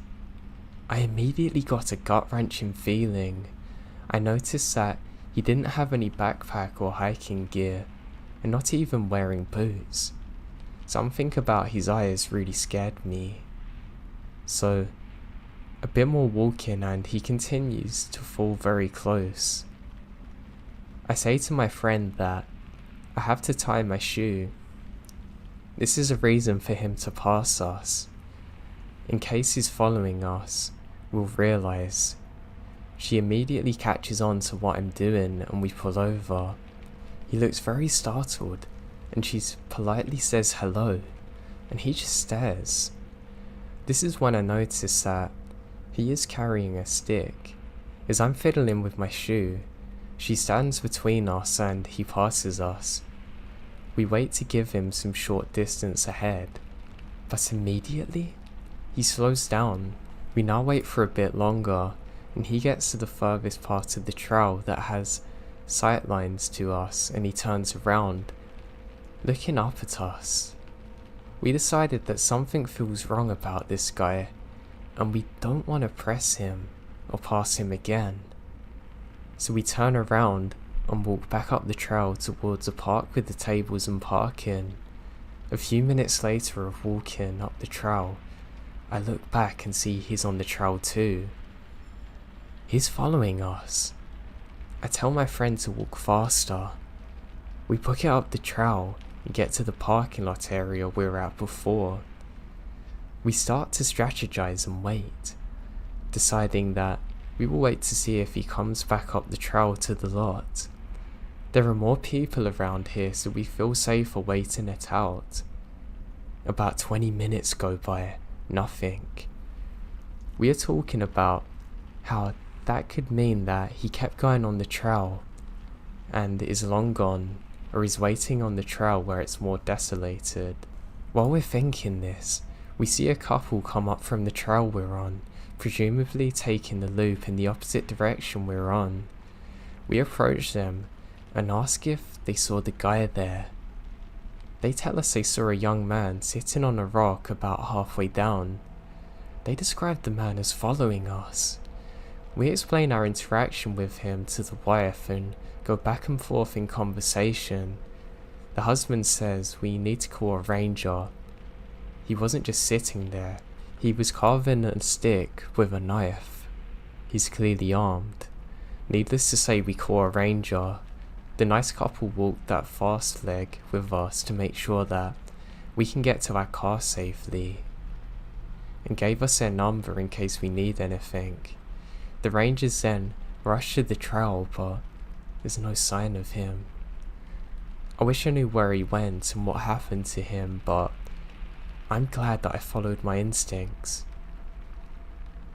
I hate to think of what he would have done with a knife to us, out in the isolated part.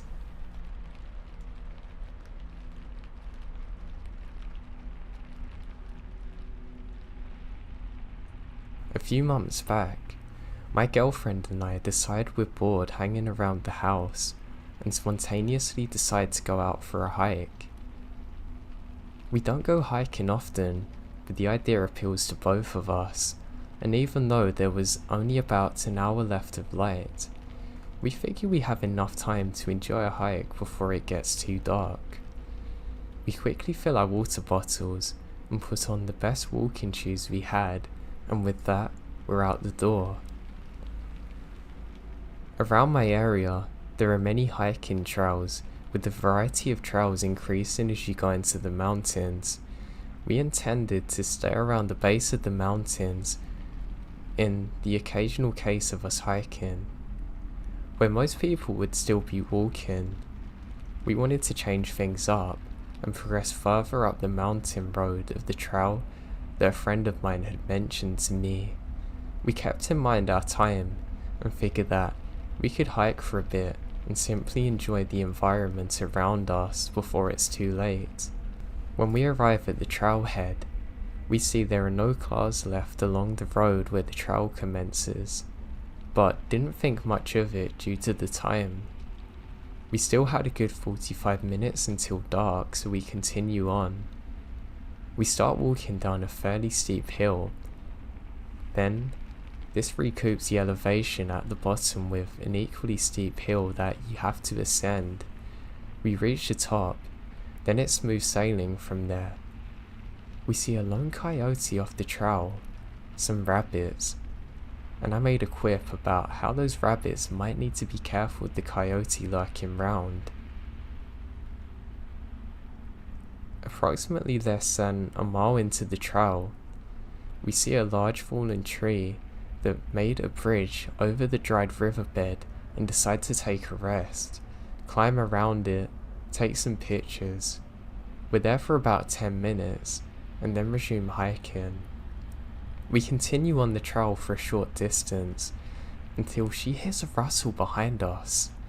We stop, mildly spooked due to the assumption size of whatever made the rustling, but continue on only briefly before she decides she's done and that we need to head back. It's twilight now, so I agree with her. We turn around and head back to the car. When we made it back to the fallen tree, my shoe had come untied, so I used the trunk to fix my shoelaces and looked behind us for the first time on the hike. Now I can see a person dressed in entirely black with their hood on, a significant distance behind us, walking at a slow, even pace. Now it's not something out of the ordinary, but why all black? It doesn't make any sense. It's now dusk. We continue on at an intentionally faster pace and go through a winding section of the trail, and I lose sight of the person. When we come around the final section of the bend, I figure they're far behind us and there's nothing to worry about. Sooner than later though, they're behind us but much closer, probably 50 feet in comparison to 100 feet before. We had increased our speed, and they have too, so this alarms us. We briskly walk around another bend, and as soon as we come around, we book it. It seemed to be a natural reaction on both of our parts as we start running without saying a word. We are nearing the trailhead now, with only the hills to deal with. We catch our breaths for a moment, and I turn around again. I see the person seemingly come to a halt and look back at me, as if they were trying to uphold the illusion of simply walking. At this point, I shout go, and we both sprint to the hill. What little light is left is making it very hard to get through here without tripping. We're both stumbling down it now, almost falling multiple times. I'm quite worried that I'm going to twist an ankle, but we make it to the bottom, but must continue up the initial hill, and then we'll have made it out. We preserve up the incline and make it back to the car. I have a sigh of relief, my heart pounding and adrenaline racing as I start my car. I go into reverse and what do I see? The same person emerges, breathing heavily. We finally get a glimpse of him. He has a pale complexion and dead eyes, and has a furious look on his face and was holding something in his hands. I don't take a second to see it, I just speed out of there, leaving him in the dust.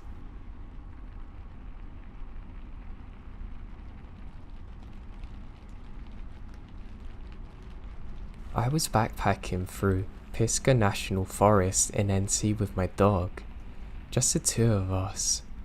We were exploring the woods around Little Coast Cove, open orienteering style, so we're not on an established trail. We'd been hiking throughout the day, following a circle, and towards the evening, I realised my dog isn't acting normal. She's very much caught up in the sense of something, and she won't let up.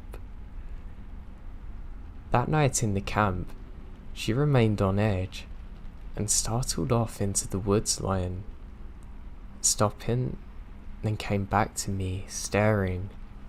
I went about camp business as usual. Then, at around midnight, I got this prickle like I'm being watched intently. I let the feeling ride over for a little, but then I heard a rustle by the bush. I got up from the fire, pointing my flashlight towards the hillside, and a figure on all fours just manages to escape the beam, all but the towel. It was a towel I knew was not supposed to exist in the southern Appalachians.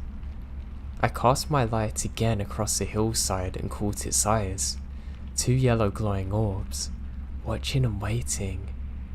At this point, I went into fury, grabbing my tomahawk, and charged up the hill line after the beast, screaming.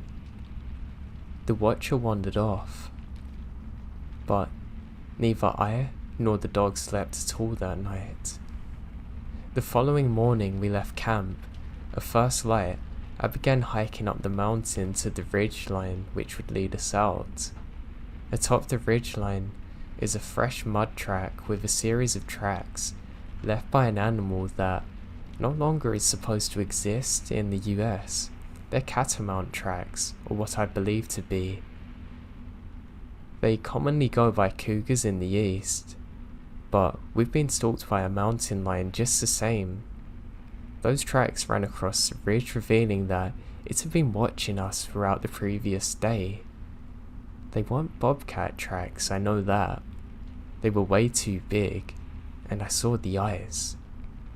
I truly believe that one's escaped, and if it wasn't for my dog, I would have been mauled to death that night.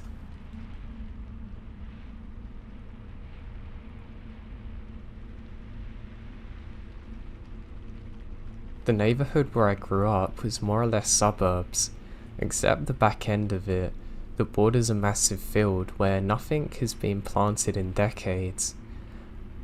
Part of that border is buffered by woods, and it's in those woods where my friends and I would play. One day, we were particularly deep in the little section of forest. We were attempting to pick through what looks like overgrown dozer tracks. The woods are thick across NT, but the central/eastern proportion is thick with cudu's in particular, and it has given us hell. We had probably made a mile of progress in this track when we come across a depression full of water. I hesitate to even say it was a pond, because it was perfectly round like a crater. The water had obviously receded in the middle, and was exposing the roof of an old car. At about this time, one friend found a license plate under a pine duff. It was tagged with buckshot. Next to the door, a full car door had been buried under a pine duff, riddled with bullet holes. Now it's certainly not an uncommon way to have fun in the South. Go out, have a few beers and shoot some junk with your friends. But what we found next, however, wasn't a run-of-the-mill Saturday night.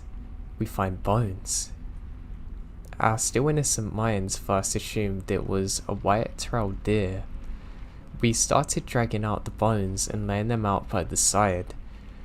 Not sure if our objective was to make a museum quality deer skeleton or what, but that's what we did.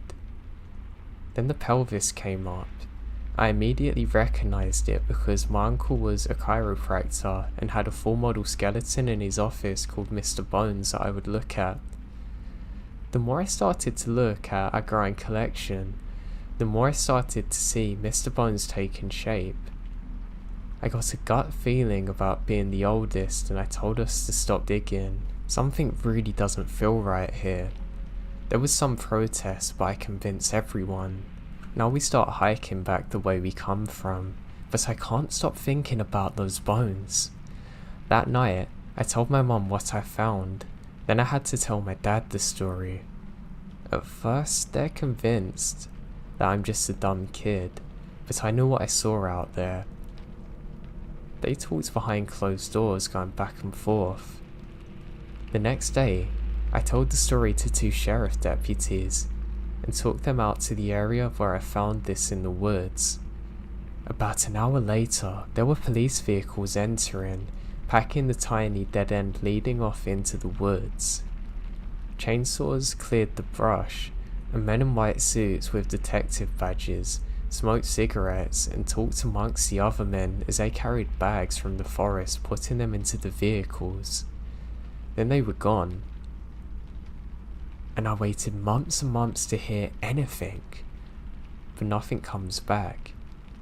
I asked my parents what happened, and they don't really know much about it. Eventually I stopped asking questions for the most part, and it faded back into my memory. Until one day I was home from college sitting by the fire with an old neighbourhood friend who had been there that day. He saw everything I saw. We started talking about it for the next few hours. We started doing research online but can't find anything. It was so baffling. I asked my parents the next day and they still have no idea what I'm talking about. His parents said the same thing. To this day they're so adamant that nothing happened. It's crazy.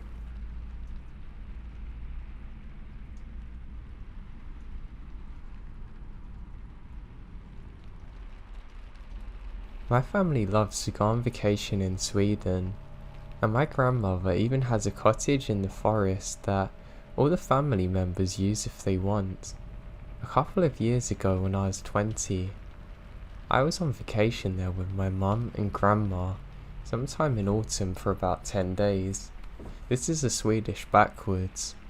We go there to unwind, to enjoy nature and take a rest from civilization. Hiking, canoeing, and looking for stuff, sitting around the campfire, and just them sorts of things. It's not completely isolated. You can find some villages and fields here and there. It's definitely very rural though, so you don't have much of a chance of encountering other people. Now, I've always liked to go exploring on my own, finding out the new paths through the woods, fixing our old maps to reflect the landscape better. The maps you can buy of this area haven't been updated for years, and many paths don't even exist anymore due to overgrowth. What I also like to do is explore old abandoned buildings, and rural Sweden's great for this. Back in the 1800s, Swedish people in the countryside were dirt poor and starving, so many moved to the New World for a better life. You can still find the foundations of farmhouses, even foundations of entire villages in the woods, sometimes with rusted 100-plus-year-old farm equipment. Also, like so many countries, Sweden has an issue with rural exodus nowadays, with middle-aged and young people moving away to cities. Old people stay out there until they die, and no one buys their houses until they're literally just sitting there abandoned. This means a lot. so you can find many empty houses in the forest, and I just love exploring them. Most of them have already been looted, presumably by hunters, loggers or hikers, but sometimes you can find interesting things. Now, one crisp autumn day, I took one of our bicycles, a map, and something to eat and drink. Told my mum and grandma I wanted to be back by nightfall, and at the latest, would be set out to explore there. On the map I had chosen, there's a wide loop that I guess would take about 3 hours if the paths were clear and didn't stop to explore. But even if I did, I guess I had plenty of time until dusk. I had a lot of fun at first, driving the mountain bike down smaller and smaller forest paths, finding foundations of old buildings and some root cellars that were still intact and some mushrooms. I have some problems with the map though. Like I said, many paths that are still on the map don't exist anymore, so I had to turn back a few times, but mostly I had a pretty good idea of where I was. Of course, that made it all take longer than I anticipated, and when I reached the furthest point of the loop and turned into a path that according to the map would take me back and add an hour, the sun's already setting now. At this point, I'm already feeling a bit uneasy, I have to admit, because of my bad time management and because I was worried that I could trust the map even less than I thought. And shortly before turning onto the path, I found some traps in the woods that kinda creeped me out. 3 big cages, each with a platform in the middle that was connected to a steel door in front. On those platforms were some kind of animal remains, rotted black things with bones sticking out, etc. But it hadn't been touched, I guess, since the doors were still open. I had taken a stick and deactivated the traps by pushing onto the platform through the cage bars. When the doors had snapped shut, it was so loud that I flinched. Now, as clumsily as I was cycling along on the uneven ground, I realised the sun's setting. I had this uncomfortable feeling that everything around me was sort of aware, if that makes sense. It wasn't the feeling of being watched, not quite yet. It just felt like I had to try and be quiet now, somehow. After a while, I came upon a crossroad in a more open area where I was supposed to follow the path straight. The trees were not so high here, and I guessed it had just been one of the clearings created by a severe storm years ago. At that crossroad was a tiny wooden building, somewhere between a shed and a cabin. I had originally set out to find abandoned houses so far, and I've only seen a couple of foundations. So even though at this point I should have turned back, curiosity gets the better of me. I want to check if this was locked and if I could take a peek inside. It's not locked, but the door was kind of stuck in the frame for a moment until I could tear it loose. Inside the cabin was a cot, a tiny oven, a mass of taxidermy animals that I've never seen before. They've even taxidermy animals on the cot and on the oven, now to the walls and ceiling, and the entire inside of the cabin, every inch of it's covered in a layer of black mold.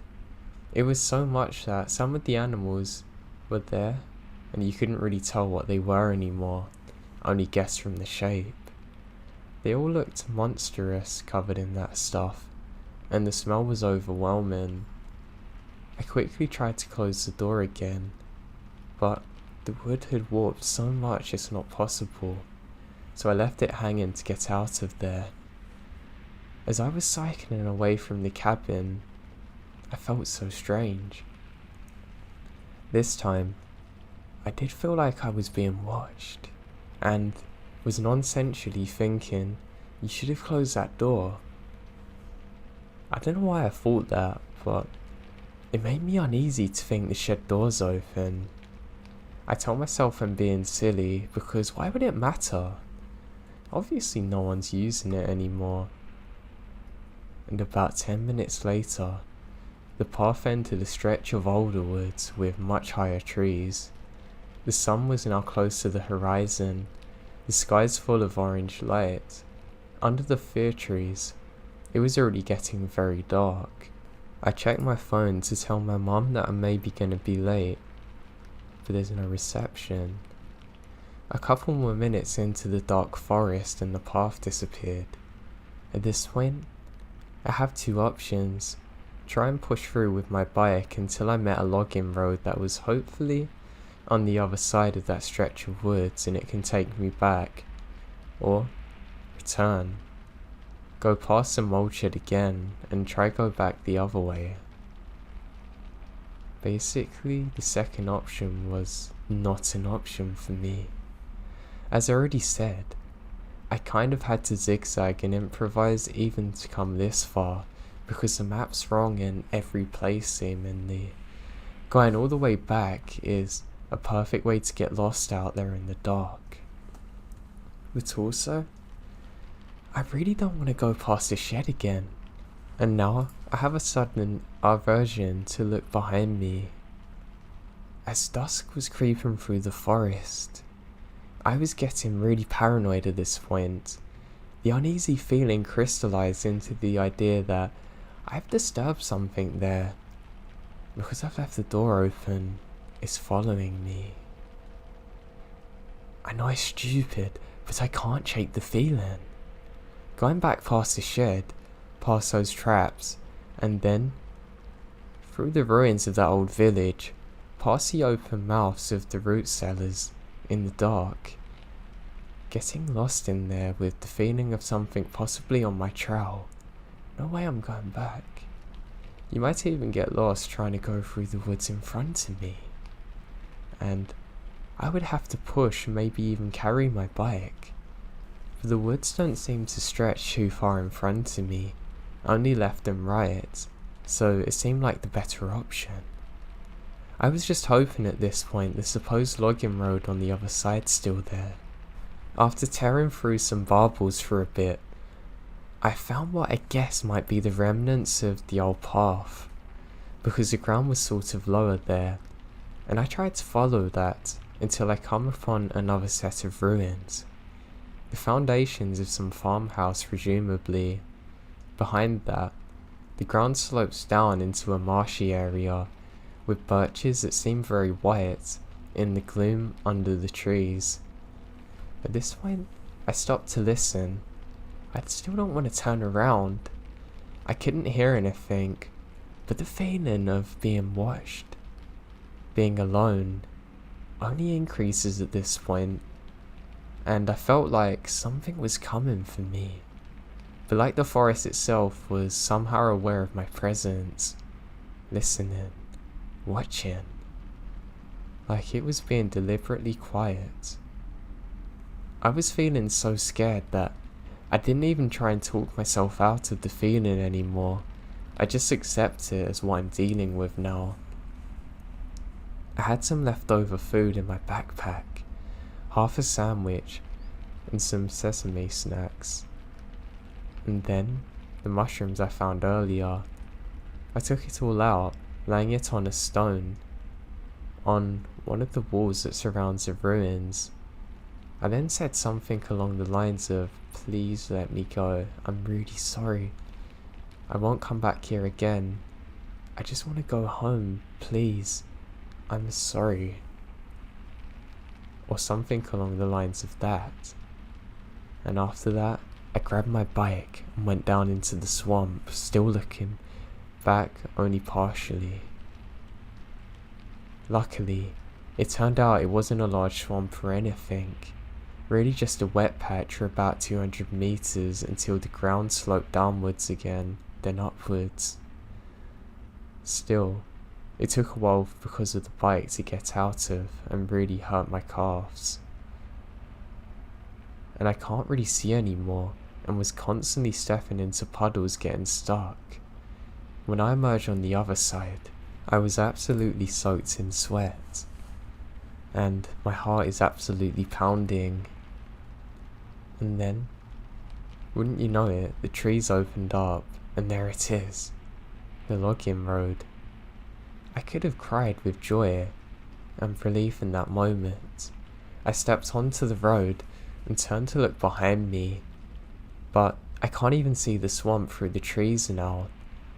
It's almost pitch black there, but luckily there's some moonlight, and the light on the bike also worked. I climb on my bike, pedaling home as quick as I can. About half an hour later, I even had some cell phone reception for a moment, so I can call my mum and tell her what happened. Well, I told her I got lost. I didn't want her to know that I worked myself into a panic and got into a dangerous situation, that I had a horrible feeling I couldn't shake of being followed. By the time I arrived to our own cabin, I'm completely exhausted and overwhelmed by what's just happened. It's honestly almost putting me into a state of shock thinking of it. I have no idea what was out there, following me or watching me. I don't know why there were so many taxidermy animals in there and it was full of moss and mould. I can't believe something was out there stalking me in the darkness for God knows how long. I've never had a feeling like it in my entire time out in the wilderness since, or before then. It still gives me nightmares to this day.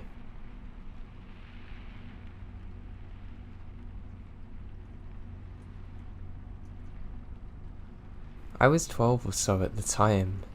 Some friends of mine are in the Girl Scouts and invite me to join them for a sleepover at this old sanitarium in Maine, just north of San Francisco. At this time, 50 years ago now, the building's not in the best of conditions. There was an old caretaker's cabin and some outbuildings. My friend and I have wandered around and explored for the first day, Saturday, and well, we're not the best behaved little monsters. In spite of the locked door, we crawl through a window into the caretaker's cabin exploring there. My friend went upstairs and I stay in the downstairs part as a sentry. Already nervous, I was even more jumpy when I heard someone coming down the stairs, but it wasn't my friend. There was no one there, at least I can see. Now fast forward to one evening. In an attempt to go to sleep, we're overtaken by giggles. Now, one of the counsellors separated us so the others can sleep. I was placed in bed in this little sunroom thing. It was an enclosed room, but with windows on 3 walls. Now, the wall I'm facing actually has a set of French doors and a balcony. Now I'm awoken by a strange sound. It's about 3 in the morning, and everyone else is asleep. I then watch a woman in an old-fashioned dress walk past the doors through to the balcony, look at me, then descend the stairs silently. I figure out it's just a counsellor, until I wake up in the morning and realise that there's no stairs. We explored every acre of that place and never found any signs of where she could have went. And none of the counsellors were up at that time either.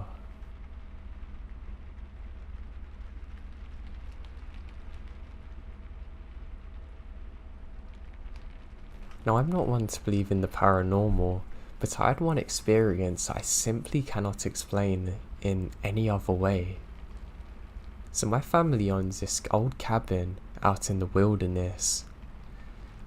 It's half derelict, and to be honest, I don't even stay in there because I hate the spiders that I know are above me. I instead sleep outside in my tent. And one night, I'm doing exactly that. Thinking, wow, I'm glad I'm in here, not in there with all them spiders and the real danger. At that very moment, I can hear a piano in the background. I think my phone's on, so I go and check it, but it's on charge and there's no sound coming from it. I unzip the tent, and I can see a torch and a white piano. I've rubbed my eyes because this makes literally no sense to me, and this is where the sound's coming from. I pull out my binoculars and sure enough, there's a piano with a torch next to it and sound coming from it. Hell no, I think to myself. I look around for people and see no one. I go inside the tent again, going to get my rifle because I'm very scared now. Just as I come into the tent, the sound stops. I come out of the tent and it's gone. Only the torch remains, so it's been knocked over. My dog is absolutely terrified at this point too, so I know something's up. I grab my stuff near my tent and just get the hell out of there with my dog. I've never been back there since, and I still have no logical explanation for this whatsoever. I really wish I had a reasonable answer, but I have none, and I've never seen anything like it.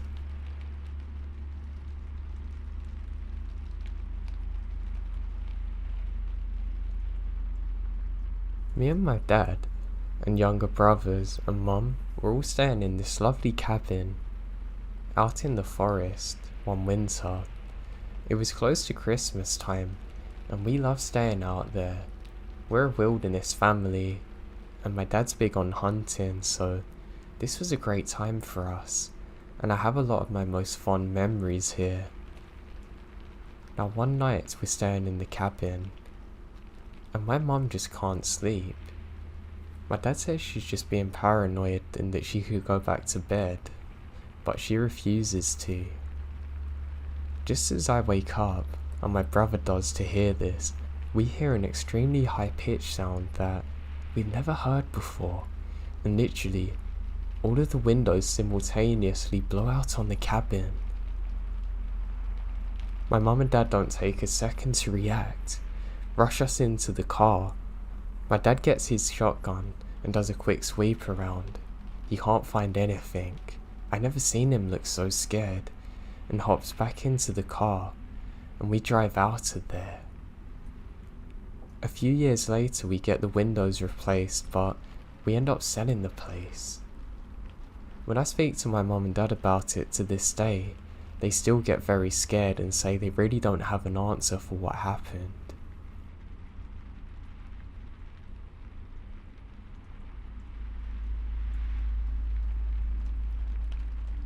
When I was younger, I used to love go exploring the woods and forest with my friend. Now, we used to have to lie about what we were actually doing, because there's no way in hell that any parents in their right minds are gonna let their kids do this. But we were lying and did so anyway. Now we set off like normal one day, and it began to rain heavily. I already slipped on a rock and ended up twisting my ankle, so I wanted to go home. However, my friend, James, wanted to stay out later. I was hesitant but said fine because I had nothing better to get on with.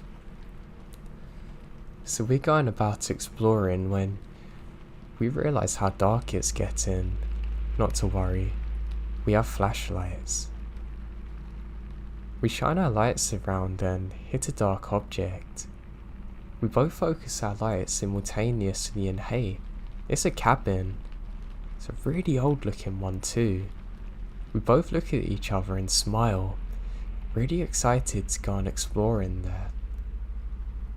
My friend James says as a joke, last one to get there is a loser, and jogs off, and what happens no less than 4 seconds later?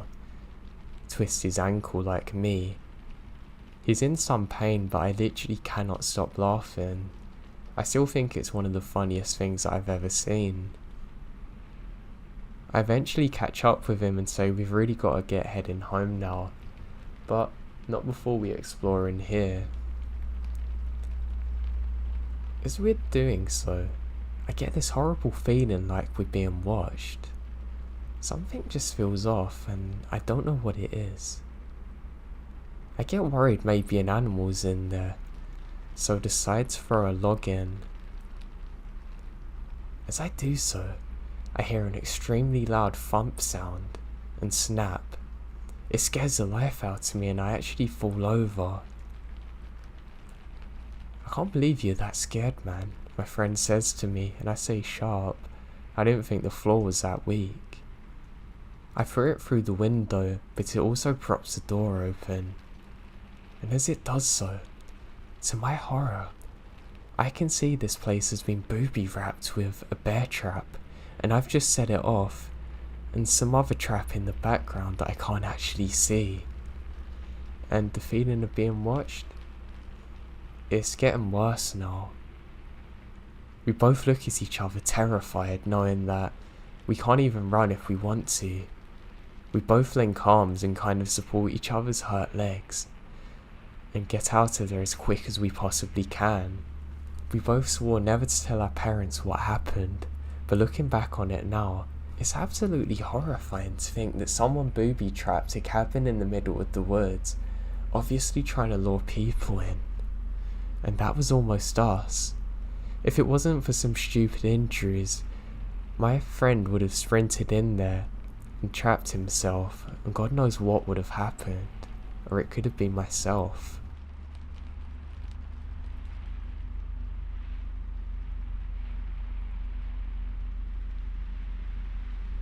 Over the years, I've had a handful of scary stories, but by far, this is the most weird. I grew up in the South, with tons and tons of beautiful places to see that haven't been taken over by concrete yet. It's nice, but along with that, it's boring.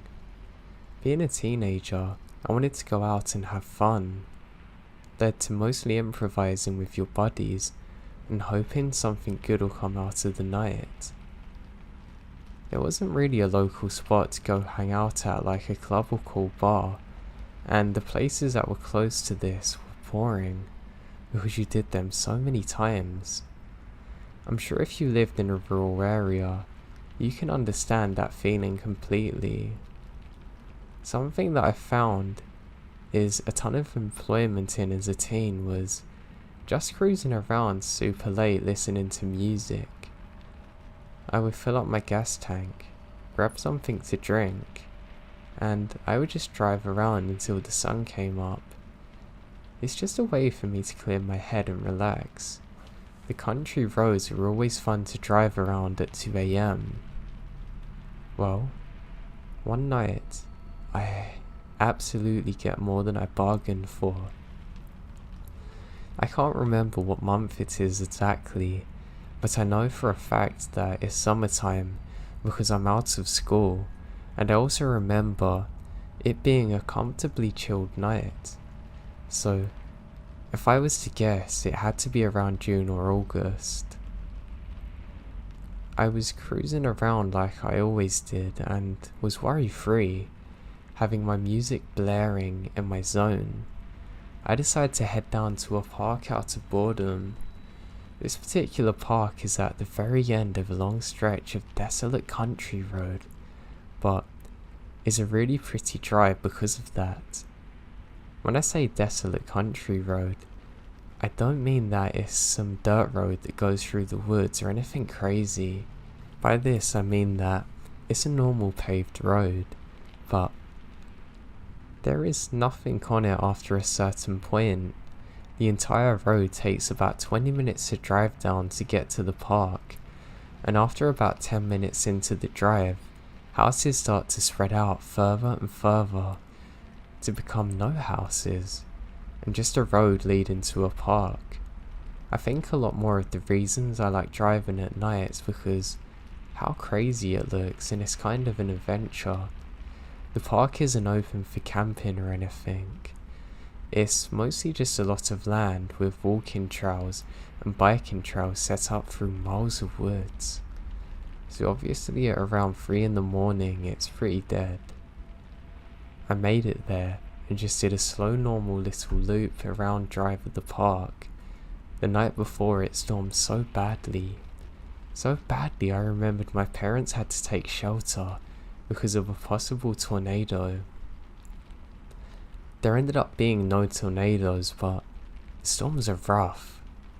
Because of this, I came up to a fallen tree in the road that looped around to the exit on the other side of the park that must have been where the storm was. It wasn't some massive tree or anything, but I know for a fact that there's no way I would have gotten over it in my car, obviously. It's pitch black everywhere, besides the front of my car because of my headlights, and because of that, I immediately ruled out backing up the entire way. I just drove when I entered that way. I knew it was super dangerous and there was no way. At this point on the road, there was flat land on either side of me. I figured that it would make the most sense just to back up in the grass beside me a little and then drive back the way I came. It was a one-way loop around the park, but I wasn't really worried about going out the wrong way since it's so late. So I started to back off the road so I could just turn my car around. All was good until I went to pull up back on the road. I totally didn't take into account how wet the grass was and the amount of mud. My car goes nowhere. My back tires are completely stuck and they're spinning in place. I was trying to floor the gas pedal. I start to become pretty scared at this point. Not the most ideal of situations to be in. I immediately take out my cell phone out of my pocket, because I've got no service. I have a massive sigh of relief now, but it's sarcastic. I hit my phone and suddenly I have a bar. I call my parents and tell them what happened and where I am. They're annoyed that they're gonna have to pay for a tow truck. Both my parents drive small 4-door sedans, and there'd be zero help in this situation. It's about 45 minutes away from my home, and most of human civilization. So I realize that I'm gonna be stuck out there for at least an hour before someone can get me. It's a weird feeling, but I try getting out of my head and continue listening to music. I mean, there's not much more I can do. After I kind of calmed down from the initial anger I had, I start checking out my surroundings. I didn't even notice at first because of what's going on, but in front of my car's placement is a field full of mostly deer from what I can tell. But there's tons of them. There must have been 50 eating grass. The field isn't directly in front of my car, but if I was to get out and throw a rock in that direction, I could have hit one. Now, this didn't really help out the creepiness that's going on. Look out in front of your car and see ATI reflections is weird. But it's just a field of deer. I watch them for a little bit, but I'm quickly over it and just start to browse through my social media apps. They seem to have been quicker than they usually load. After browsing my phone for about 15 minutes, I finally get a call back from my parents letting me know that a tow truck's on the way, but it's about an hour and a half from me. Still to this day, I remember hearing and having the thought, you gotta be kidding me. I understood that Me and only me was the reason that I'm in this situation, so I can't really be mad at anyone else. But that was very obvious, and not what I want to hear. I decided that the smartest thing to me to do is to make sure my doors are locked and lay down and sleep for a bit. So that's what I did. Okay, here we go. So I wake up 45 minutes later to the feeling of being watched. I'm not sure if anyone's ever experienced this before, and I don't know how common it is, but it's as though a sixth sense has went off in your head telling you you must wake up. Waking up to that feeling's not a nice thing. I sit up, immediately checking my surroundings. I see nothing. I look through my car very quickly for any sort of weapon, finding a pocket knife. A pocket knife. I'm very scared now, even though I saw and heard absolutely nothing. The feeling alone is truly harrowing. I was shocked to see that the field of deer in front of me is still full. I don't know anything about the animal, but I guess I always assumed that they don't hang out in the same place for long. Not sure why I thought it, but I was surprised nonetheless. I called my parents back to see if they've heard any updates from the tow truck dude. I decided to not mention the feeling I'm having because I didn't want them to worry more, and I also knew that there's literally nothing they could do to help if I really needed it. So no update from the tow truck guy. Ah, great. The call lasted just a few minutes and I felt like an idiot. They both had to wake up for work in a few hours and now have to spend over $100 on top of all of that and are worried about me. I could tell they're annoyed at the situation but worried. I told them I'll be sure to tell the guy that I'm fine and make sure he hurries and that I'm sorry when he arrives. We hung up and I looked from the phone and immediately went from 0 to 100 in panic mode. The deer in front of me are all completely perked up, staring in the same direction in front of them. Let me remind you that there's around 40 deer in this field. Every single one stopped dead, standing still, staring. I put on my high beams and stared, waiting for anything to happen. Nothing. I tapped my horn real quick. They don't even budge. They are completely still, glued to what's by them. The way the tree line was, I couldn't see that far over. I knew that they're looking into the woods by them, but where? I can't see. I could hear my heartbeat now. I grabbed that stupid pocket knife, just waiting for something to happen. I would say it was about a minute after I honked. Every single one of them in unison starts to run the opposite way, at full speed. I mean, within literally 20 seconds, the field's empty. I'm petrified in fear. I knew staying in my car is the safest thing to do, but it's the worst feeling being a sitting duck. My head's on a swivel. I was freaking out in every possible way. I assumed that it's a bear or something, but it could have been absolutely anything. I was convinced at that point it was the devil himself. I don't know what to do. I knew the tow truck was close by, but I have no idea where he is. I begin to shake because of nerves and look around to make sure nothing's by me. I'm focusing on the field in front of me. I did this for what felt like an actual eternity, sitting in complete silence and complete darkness in the middle of nowhere, waiting for someone to jump out and attack you. 15 minutes go by, and I start to see lights break through the tree line. As I get closer, I see the tow truck guy.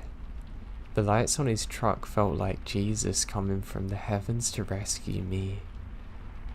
He gets up to me, and I jump out of my car, immediately asking if he has a gun.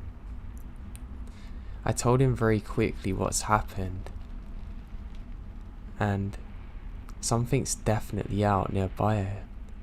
He let me know that he had a shotgun in the truck and assures me that it's a bear or bobcat.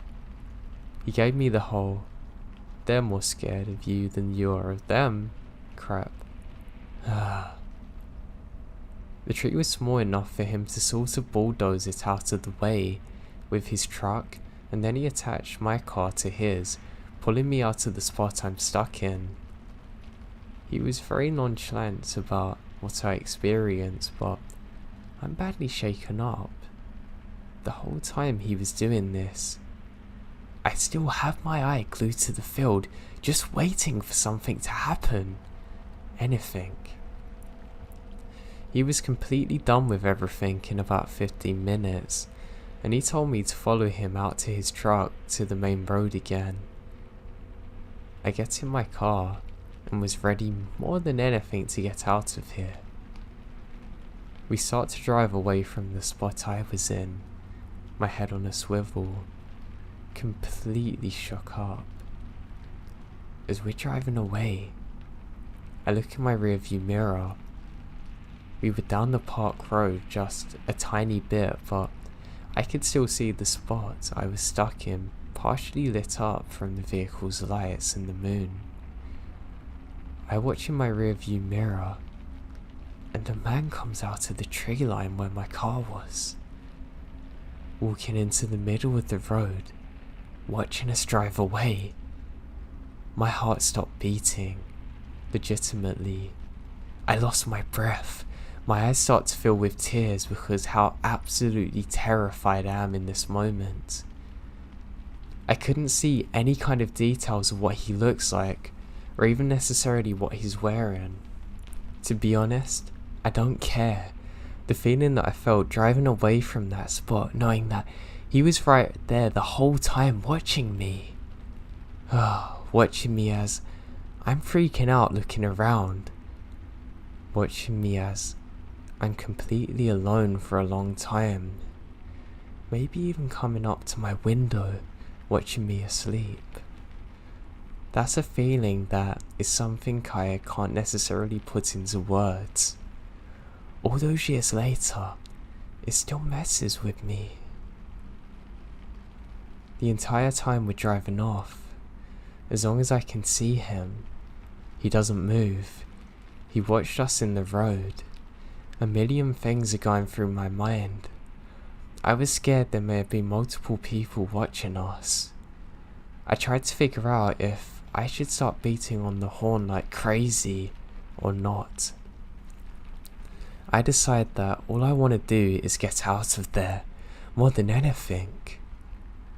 The second we finally got out of the park and was able to be on a 2-lane road again, I fly past a truck driver, doing nothing but 70 the whole way home, flying through stop signs, driving like crazy. I don't care. The only thing on my mind's home. I get inside, running there, very quickly acknowledging my parents and saying sorry and thank you. I went to my room, don't get a second of sleep. I was researching for any records of these things happening here. Escaped convicts, similar stories, etc. I came to the conclusion that the man was a squatter or something. I've read many things online about how people camp out in the woods building shelters. But what's the most scary part for me is what's unknown. What if there's so many possibilities? I never told my parents this story until years later after it happened, and I'm already an adult. It freaked them out. I never went back to that park or area again, ever. Even though I no longer live there, I will never go back there. And God forbid that this person's call anyone else out there. Even typing this, I'm having chills up my spine. I hate that this happened so much. I hate the fact that I was asleep there, so vulnerable and completely unaware of the danger around me at the time.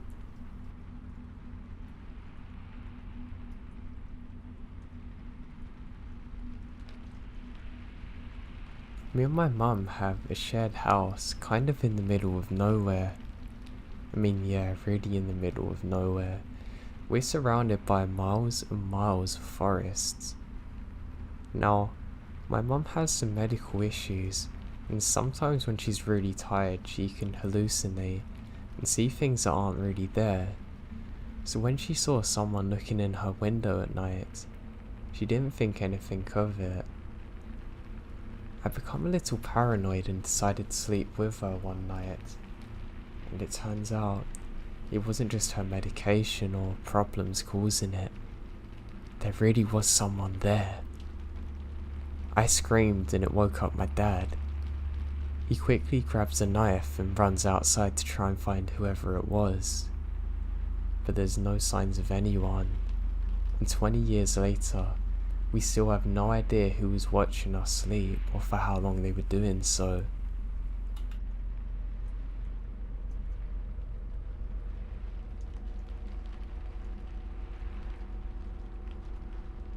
So just over 10 years ago, I was fresh out of college and moved back to my parents' house for the free rent/food for 9 months or so before I was leaving the state for graduate school.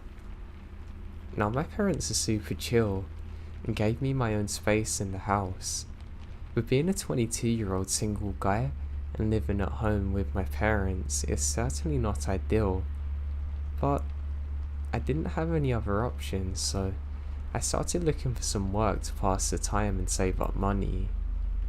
Anyway, so summer turned to winter and I haven't found anything solid. But by then, I desperately needed to spend some more time out of my parents' house, so I started looking for some part-time gigs to do, and find some light bookkeeping for a small business owner guy that my dad knew. I didn't really want to do it since it didn't pay well, and it was short term, and wasn't even a real office setup. But then again, since my parents live in the middle of nowhere, in the Midwest, I knew I had limited opportunities to make money, and this guy was going to pay me well too. About that time, a friend of mine in the city said that if I just paid him $200 a month and tied it up, he'd basically let me crash in the living room until I moved out of state. That's all I need to hear. I took the job. So my dad's friend had a construction type business that helped out with building stuff a little, but was ultimately more focused on renting out a few bobcats and large augers they owned. Also other various drills, then odds like generators and stuff. Now, this was a small mum and pop type thing where everyone knew each other, and the office only opened on days that someone's coming by. And this was just generally a mutually beneficial situation for the business owners and locals. Since I had minored in a business adjacent area and my dad recommended me, they trusted me to go in there for about 20 hours a week, check and file rental forms and make sure no one missed a payment date. The old building where I worked was about 90 years old, sitting on top of a hill, and the downstairs used to be an old country bar until the 70s, when this family bought it cheap, cleared out the bar and fenced in the property to use its parking lot area to store all their rental equipment and gear. I could generally come and go as I pleased, work any hours I wanted, as long as I got the work done. So if things were slow and there weren't any rentals for a couple of days, I'd usually go in after 7 and stay around midnight or 1, since I knew I'd be alone and could listen to music and do what I wanted. The office I worked in was on the second floor of the building above the old bar, and looked out onto the long driveway. From my seat, I can easily see out of the window, and once or twice saw a family of deer or raccoons scamper by, and I always glanced out when I saw movement since it's noticeable. So up here, it's incredibly remote, very still and quiet, so if something unusual occurred, or something felt off, I would definitely notice. Now one night during winter, it snowed a few inches, and my dad told me to stay in case it causes the roads to be bad. But I had an old SUV, and more than that, I just really wanted to get out of the house. So I went to work at about 8 PM, and was going to stay until after 1. I always left the gate open at the bottom of the hill since, believe me, when I say no one ever showed up because we're in the middle of nowhere, I really mean it.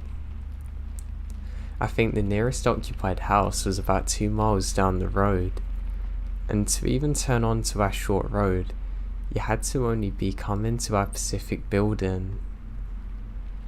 It was a locals only type thing too, so I'm jamming away to Fallout Boy. Now everyone makes mistakes when they're young, and having coffee watching the snow outside, when I see an orange reflection there. I'm confused, but it looks interesting. At one point, around midnight, I went downstairs to the big bathroom to do my bathroom business, then coming back upstairs and getting settled into my work. I probably did about 5 minutes of work when I glance outside and see a huge imprint of something in the snow, just below the light. It seemed like a massive dog or substantial animals rolled around there. Since I didn't notice it 15 minutes before, it had to have happened while I was in the bathroom, or maybe back when I was focused on work, since I would have seen that movement for sure. I just shake it off and assume maybe a dog or farm animals came here. It's around 2 in the morning, it's time to leave. And as always, I got out of my car, unlocked the gate, and to be honest, I'd pretty much forgotten about the imprint. But when I looked down, I'm shocked to see that it wasn't just somehow disturbed snow. It was undeniably the imprint of a human-made snow angel. If you don't know what a snow angel is, it's when you lay on your back and move your arms and legs, and it appears to be an angel. I used to do this as a kid, so I 100% knew for sure what it was, and it was deliberately made underneath the light post. But it wasn't from a kid, it's from a very large person, or at the very least, a normal sized adult wearing tons of layers of big winter clothing. I look up, and saw what I already knew, that whoever had made this snow angel could easily look up and have seen me through the window. So they must have been staring at me to do this. Why else would they have done this here? Now I definitely would have seen or heard someone if they drove up to the building. Someone walked deep into the middle of nowhere in the freezing cold to do this for miles. Literally stopping in front of our building, then doing a snow angel. Weird. I glance around in the tracks. I can see some that lead to the woods. It's clear the person didn't use a road, but instead came from the opposite side, which made me instantly uneasy, since the side was just trees and darkness for miles and miles. I was definitely freaked out, because for once someone's come here, but they've come out of the middle of the woods to do so. I look around but don't see anything amiss at all, and now just want to get the hell out of there. When I get back to my car, I drove a few feet, and I realised that my boss won't be there for 4 hours, and is probably going to see the snow angel and assume I did it.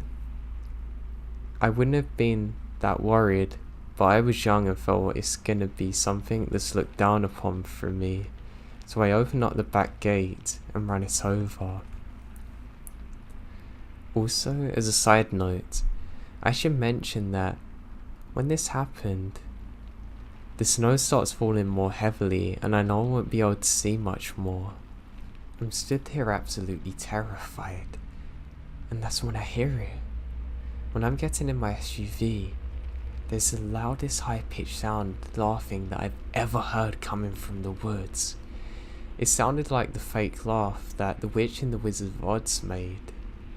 Like something was doing it in a fake manner on purpose to show that they're not scared of me, or were trying to see how I was going to react to this. My god, I'm scared now.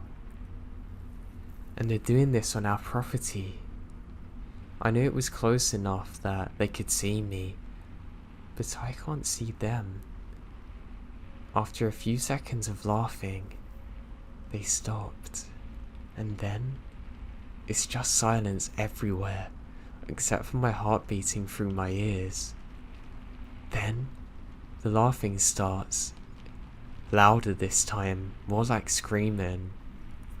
I panic. Now, I spent a lot of time in that area, and I know what coyotes or foxes sound like, and that's not them. This is a person trying to emulate a woman laughing. Like someone deliberately making a fake screech, trying to scare me. Well, it worked. After that 5 seconds, I immediately filled with adrenaline, get in my car, and drove like hell away from there as fast as I can without sliding off the road. Back at home, I was up all night trying to figure out what happened and tell my parents. Now I know it's definitely not anyone I know in the area that would do this because they don't live close by, and they would definitely tell me after if they'd done it. And why would they be out there that late just to prank me in the freezing cold without their car nearby? I didn't do any drugs, I didn't drink, and I have no mental issues or have a history of it in my family. I worked there for another 6 weeks and never had another issue. Though I knew where my boss kept his gun, and I always made sure it was there when I started work. Thinking of that experience, it just terrifies me that they'd been there for hours staring at me, and were waiting for God knows how long to laugh at me. I mean, I don't know how they didn't get hypothermia. It all just terrifies me.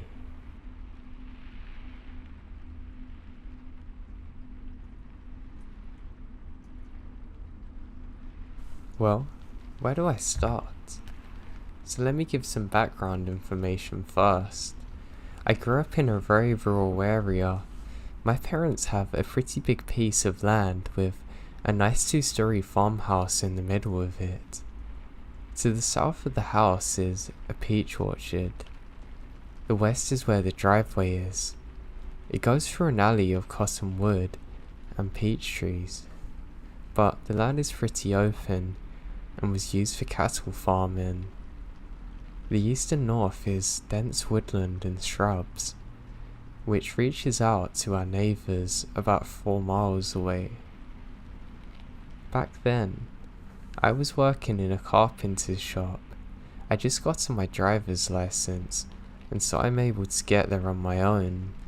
It's about a 1.5 hour drive though. We started fairly late in the day at about 10 AM.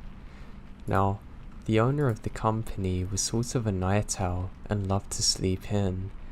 Because of that, we had to stay until 9 PM. That was no problem in the summer, but turned out to be a bit of an annoyance in the winter, as it got pretty dark early and I hated driving in the dark because the lights on my car weren't the best anymore. I drove a 1987 Chevy pickup, which had seen better days. I didn't have much money on me back then, so this was all I can afford. So one day in late December at about 10 or 11 years back, I left work much later than usual. I had made a pretty stupid mistake on a nightstand I was building for a customer and needed to fix it. as the customer was going to pick it up the next day. When I finally finished, it's around midnight. I cast out on my stupidity, closed the shop up tight and went to my car. There are 2 routes I can take to get home. One is on a highway, the other is through backcountry and dirt roads surrounded by thick brush and trees. I usually took the highway, as it was much faster and safer, especially in dark. But this day, the highway's blocked by police because of an accident, so I took the long way home. As soon as I left the main road and made my way up dirt trails, I got this feeling, you know the one, as though something bad's about to happen, almost like an impending doom. The longer I drove on the road, the stronger the feeling I got, until it was like all of my body and soul was aching desperately to turn around, drive back all the way to the roadblock and wait until it got opened again.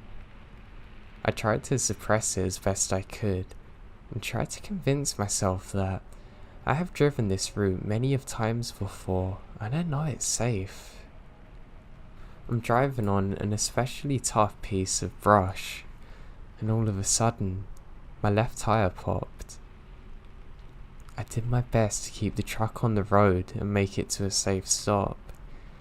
I kept a spare tire in the toolbox, and had changed tires quite a lot on my own, so I knew it'd just be a minor inconvenience, and I'd be rolling again in a matter of minutes. That's where I was wrong. I climb up on the truck's bed, only to find that my toolbox has been broken into, and all my tools and spares have been stolen. So there I was, miles away from the nearest settlement in bear and wolf country, in the middle of the night with no cell phone or way to repair the truck. I always kept a sort of survival kit in my toolbox with a blanket, axe, fire starter, and some MREs. But it had gotten stolen too. Thank God I still had my trusty knife my sister gave me when she moved to Finland. So I made the second, but bigger mistake of the day, deciding to walk home. To this day, I still don't know why I made this decision. All I had to do was wait in my truck until sunrise, as I knew a neighbour was driving this route every day at around 8 AM. He could have taken me to town and called my parents to get the truck, but I said nah, I'm walking home. So when I went, I locked the car, took my rucksack with my belongings with me, and started walking. I couldn't have had walked for far when I got this eerie feeling like somebody's watching me. I turn around, but nothing's there. I pick up the pace to make it out of there.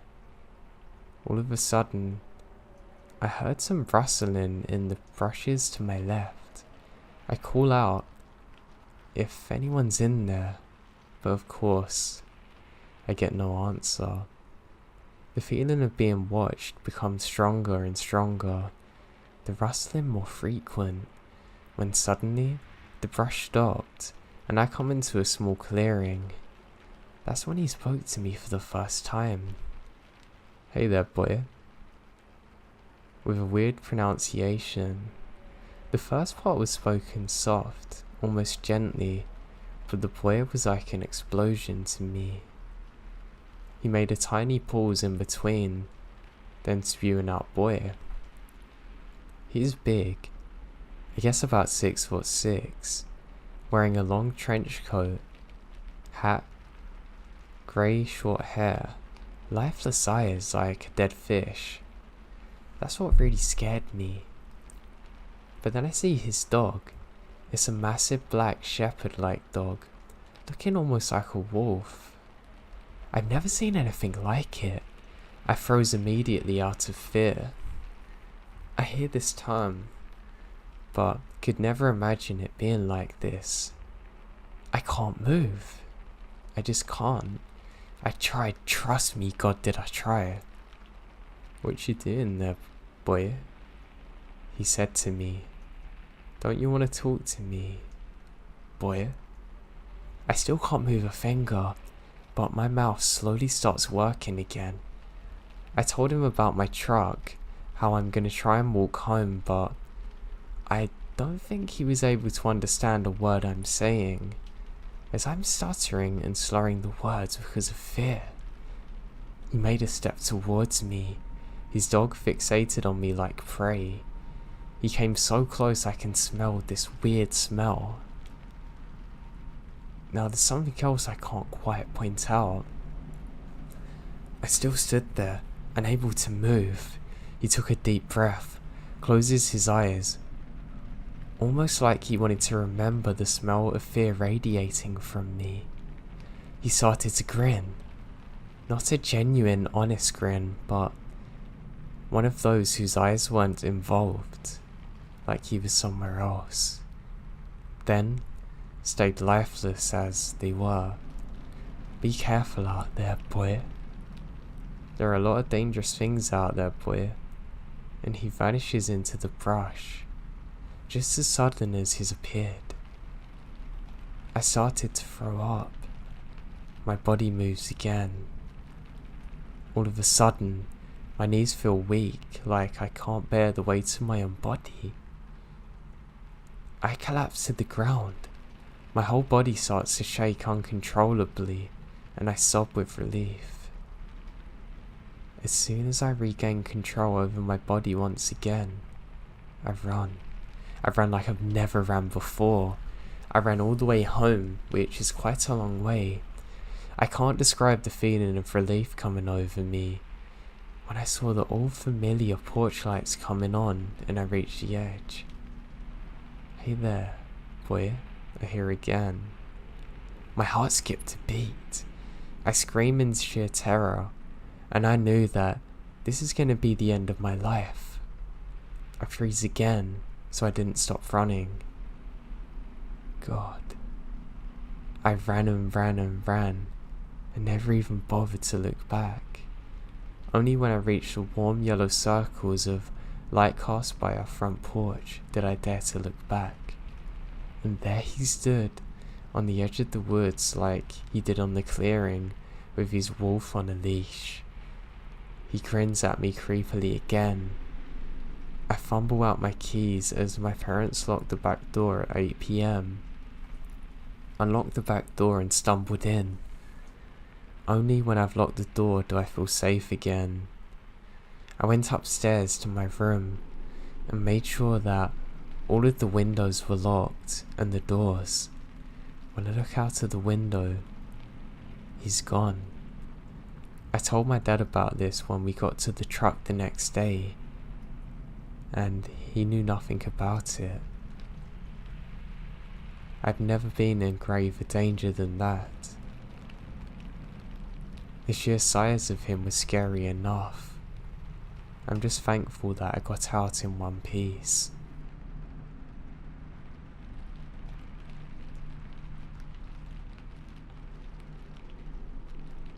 My dad owns a small cabin up in the Midwest.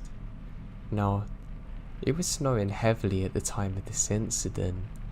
I was staying there on my own. I liked how secluded it was, so I could really free my mind there. One night while I'm staying there, the snow's falling heavily. I just love looking outside the window, relaxing. I have the small fire going. I'm listening to music on my phone and really enjoying myself when I hear some kind of high-pitched sound. I can't figure out quite what it is. I wonder if it's something the fire's done. Taking out my earphones, I check, and that's fine. My attention goes back towards my bed area, and that's when I see some condensation from my face, clearly on the window. I go to rub it off, and my heart drops. I see a handprint, and go to rub that. It won't disappear. These have been made on the outside of the window. I have no option but to investigate. I'm worried that my dad or brother's come to see me and can't get in. I grab my rifle and head out. I can see footprints leading up to the window. I call out Dad and Jerry, my brother. I get no reply. I decide to follow them. Why on earth would they be up here without telling me, I think to myself. I follow the tracks a little further when suddenly, they stop. And the ones I'm following are clear as day. That's when I hear the high-pitched sound again, and I bolt it immediately to my car. I don't even bother getting my belongings. Something's terribly wrong here. I drive all the way home during the night time and only tell my dad the following morning. Him and my brother are both at home, nowhere near the cabin. Now what's worse is they've also reported hearing some weird sounds and seeing strange lights at night. To this day I have no idea what it was, but it terrifies me so much.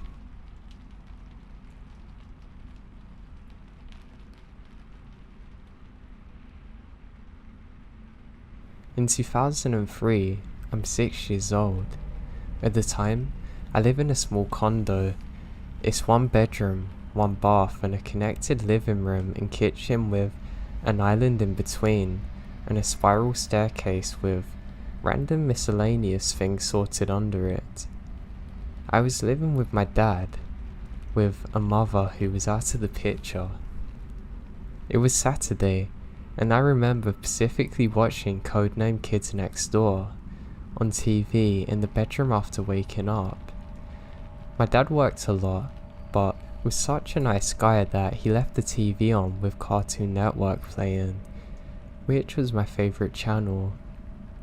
During a commercial, I got up to go pee, and even though I knew I was home alone, I closed the door out of instinct.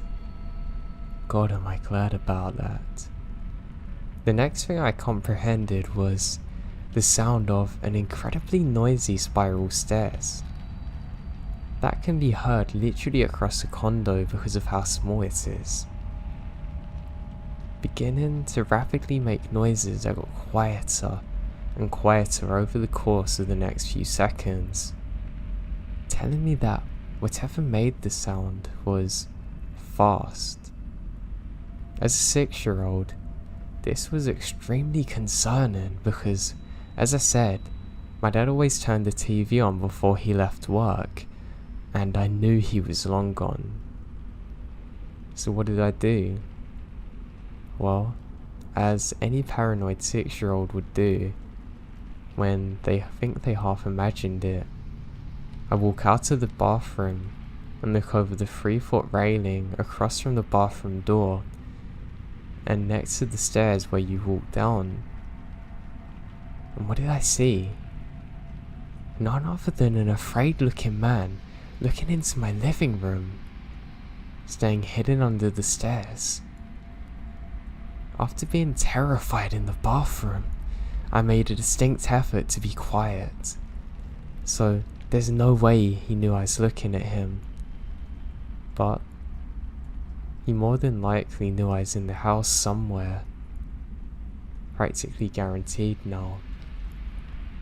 Okay, so there's a man in the house. I can A, yell at him to leave and maybe be murdered with literally no one around to help.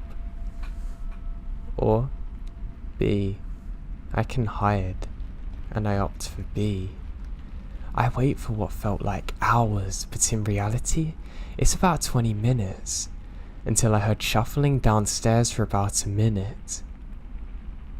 Then, the sound I was praying for, the front door opening.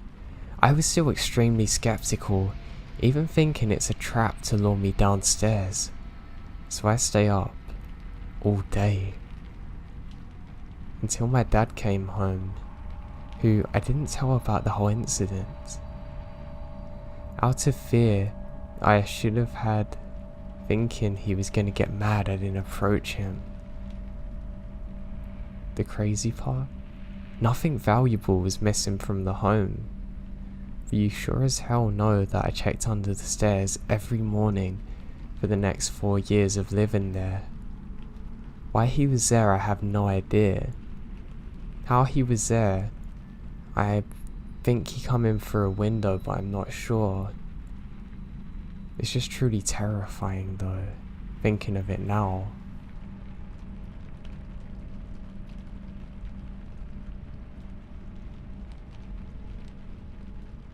When I was about 6 or so, my family lived in an older 2-story house. My stepfather would be the first to tell you about the spooky house and the vibe it had. I often felt strange things happen, but only once was there ever an event with multiple witnesses, yet no explanation. My parents went out one night and left my older brother in charge of my younger and I. The master bedroom is upstairs, and my parents left the window cracked. Now we're all relaxing in the living room, and outside, the wind had begun to pick up. I was already on edge because of the noises the house makes in the wind. My mum was very religious at the time. In the centre of the bed, after making it in the morning, she placed her large, hardcover King James Bible. It weighs a good few pounds. Well, as we're watching TV, we heard an extremely loud thump. We all look at each other, all knowing it come from upstairs. We go to investigate, and there on the floor is her Bible.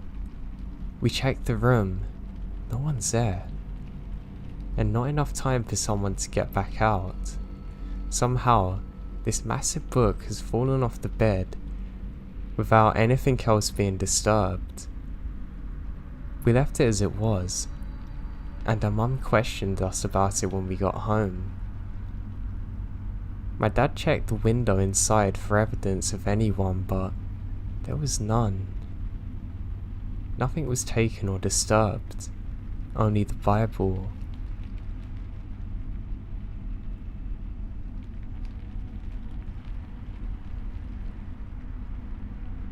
This happened over a year ago.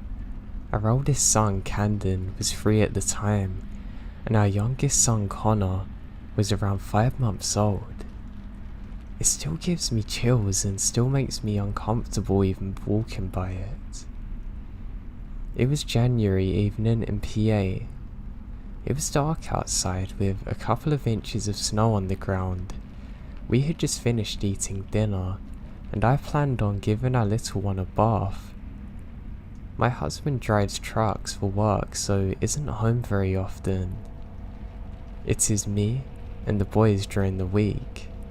Now Caden's in his room playing with a toy at the time, and there's a sliding door leading to a deck.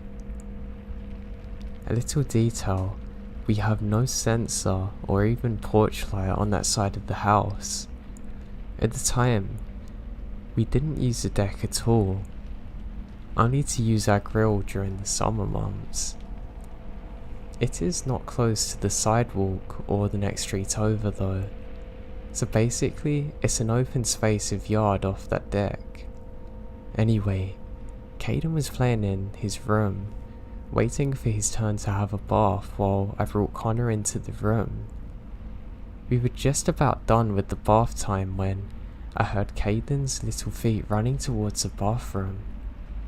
He stands away from the door and says, "Mum, there's a man looking in the side door. I think it's a mailman." Now my heart skips a beat because 1, no mailman's coming at 7 PM, and 2, the side door, as he called it, was never used. Especially not in the winter. I didn't hear a knock. I began to sketch myself out, more by thinking about how there's no light there, and one person is literally gonna have to walk through the yard in the snow, walk up the back stairs of the deck, and go to that door where the front porch light was on. So now I take Connor out of the bath, put him in a towel in his little chair, and told Caden to sit with his brother and not to come out until I said it was okay. He was confused but listens, just keeps asking what's wrong. I grabbed the biggest knife I can find, had 911 ready to call, and go get my mum a bare face on. When I walked to the side door, I shined a flashlight on my phone through the window of the door at a distance, walking up to it hopefully to scare someone away from it. Now, the absolute worst fault that I have with this as a mother is that as I reach for the handle, it's unlocked. Someone could have walked right in. I flung the door open, shined my light, held up my knife and yelled, "Hey," in the most threatening voice a 5'4", 120-pound woman could make. There were footprints in the snow up the deck stairs and going down into the field and woods behind our home. I slammed the door, thoroughly freaked out, and locked it. I called the police and waited in the bathroom with the boys. While I was in there, I asked Caden, "Do you know who that man was?" And he said no, but he smiled and waved for a long time. I asked him what he was wearing. He said it looks like a mailman's uniform. The police officer came in search of property with flashlights before coming inside. He asked me and Caden questions, and then informed me that he not only saw footprints leading up to the side deck, but to the door of our basement and kitchen window on the other side. He then suggested that I have someone come and stay with us for the fortnight, and they're going to continue to follow the footprints that are left in the snow into the wood line. My father-in-law slept on the couch that night, with his guns being the closest relative to our house. My mother was a nervous wreck. I got very little sleep that night, and I never heard back from the police. I'm assuming the tracks were loose through the woods. Caden still mentions it from time to time, but I'm just terrified of this now. I pray it never happens again.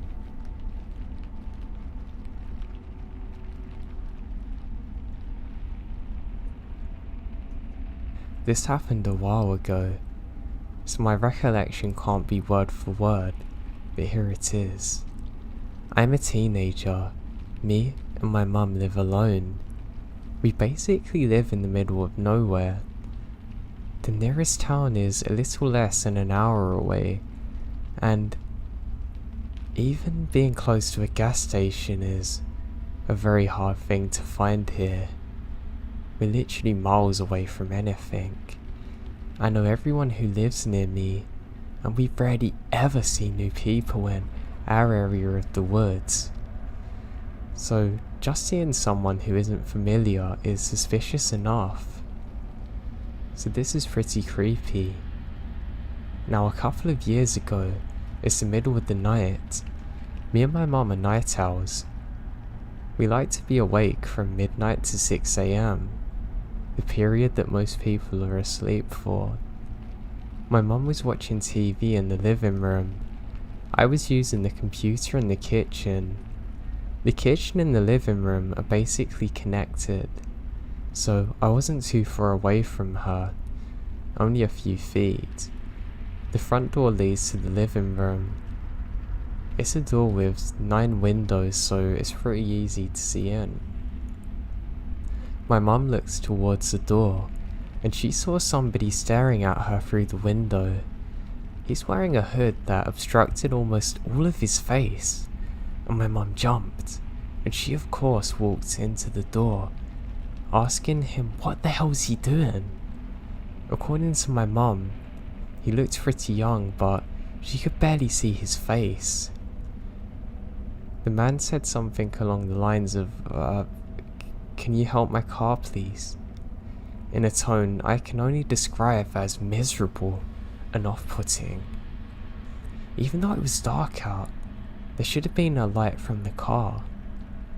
She can see there's no car, and the man's holding his pockets really tight. My mum said no and apologized, causing him to grip whatever's in his pocket even tighter. So tight it makes his arm tremble. He stayed for a few more minutes, and then swiftly disappeared. Throughout the night, maybe 1 or 2 hours later, we'd hear slight weeping, but we didn't see anyone at any of our doors or windows. Now, I may be making an assumption here, but I can only assume it was a weapon he was holding in his pocket. This was a creepy as hell experience. It's safe to say that he was blatantly gonna lure my mum out of the house to do God knows what to her. A year ago, there was a very small metal plate jammed between the front door strike plate and the piece that goes inside of it. We have no idea how this got here, but the metal stopped the doors from locking.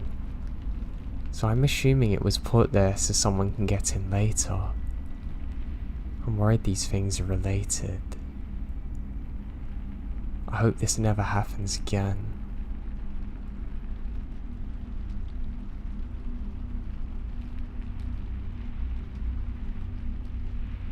I was home alone in my previous apartment in a not so great neighbourhood. My apartment was on the ground level and my bedroom's facing a back alley. A dumpster sat less than 2 car lengths away. Homeless people often rummage through it.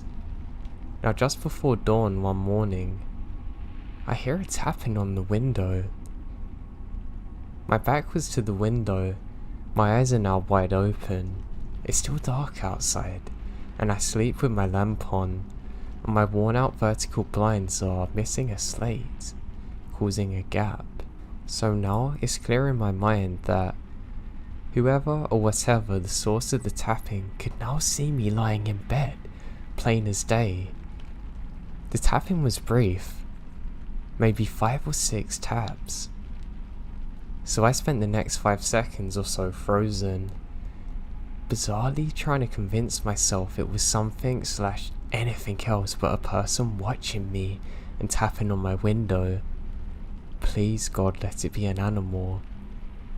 But then, more tapping.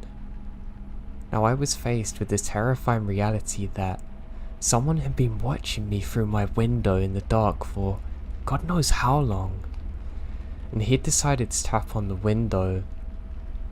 Had one of the homeless people become aggressive during their dumpster dives? Something told me that nothing good was going to come from this. Now remember, my back was to the guy, so I sat up slowly, rubbing my eyes, pretending that I'm too groggy to hear him. I stand up hazily, made my way out of the bedroom as I was going to the bathroom or something. Once I was out of his sight, I ran to the phone and dialed 911, considering whether to forget my embarrassment of being in my t-shirt and underwear, and bolting out my front door, which is out of sight from the intruder. I just wasn't sure if I could outrun whoever it was, or whether anyone would help me if I couldn't. Before I make a decision, I hear a loud pop of my window being pried open. I thought my heart would jump through my chest. At the same time, I could hear my upstairs neighbour Mike descending down his stairs. I opened my door a few inches and peeked out to ask for his help. Mike's a big guy, and I heard he was trained in martial arts of some sorts. He didn't hesitate to respond, hustling to the back of my apartment to see what's going on. Within seconds, I heard rumbling and someone being thrown against a wall to the bushes. A few moments later, Mike came out to my front door telling me not to worry again. He'd beaten him up pretty bad. I wanted to believe Mike, that the would-be intruder was maybe dumpster diving, but that he would never do so again. But it gets worse. It wasn't a homeless person according to Mike. When the guy escaped, he ran to the front of my building, hopped into a red sports car and sped off. My neighbourhood isn't a red sports car kind of place. The police later told me that the intruder's likely someone who's seen me before and is stalking me.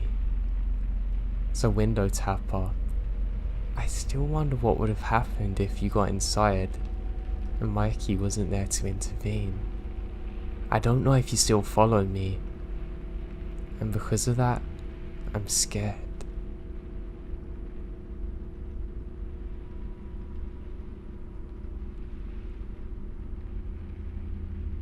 This encounter happened when I was about 10. My sister and I were home alone since it was during the summer. Both our mum and my grandmother were busy, so they could not stay at home with us.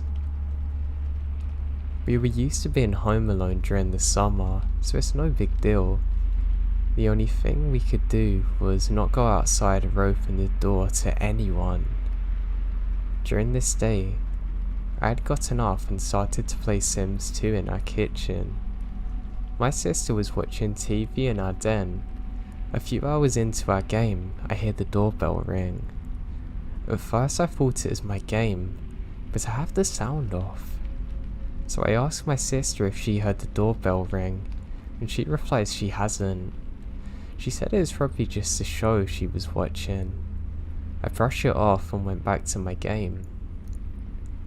About 10 minutes later, I see a reflection on my computer of a man in a suit, his hands cupped around his eyes, looking through the glass door behind me. I turn around to be face to face with this strange man that I've never seen before. I had no idea how long he'd been there watching me. He waved at me like he knew me from somewhere. I call my sister's name, and the man hasn't been noticed by her yet. She grabs the phone quickly to call out to her grandmother. Now, we had seen the salesperson before. None of them look like this guy. He's wearing a full black suit that doesn't fit him. It was not strange enough that this guy was wearing a full suit in 99 degrees. He was also carrying a briefcase. All the salespeople I had seen only ever carried a clipboard and some flyers. But this guy, a briefcase. All the salespeople had also come at different times of the day. The next flag that came with this guy, he walked around our house coming to the back door, which during his little trip, you would have seen that there's not a car in the driveway, indicating no one's home. As I was getting up to hide, the man reaches down, grabbing the doorknob, beginning to jiggle it forcefully. Thank God it's locked. He now begins to smile, gesturing at me to come unlock the door for him. All the noise he had been making had now set off our 75-pound lab mix, making her go crazy. No way was she gonna let the guy off. My sister tells my grandmother, and apparently she's on her way. She wants us to hide in the back of her house until she could get home.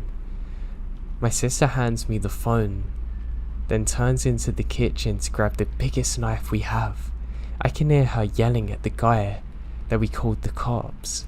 She comes back into the room and we shut the door. She tells me after she lied to the guy about calling the cops, but he starts laughing. A little while later, we hear the door open and my grandmother calling us. We come out to meet her. She tells us that she did not see a man anywhere in sight. She had walked around the whole house before unlocking the door. She also thought it was weird if he was a salesperson, he wouldn't have stayed around. She ended up taking the rest of the day off to be with us. Also, she could watch us now in case he comes back. It's been 11 years since this encounter took place and I still have no idea who that man was or what he wanted.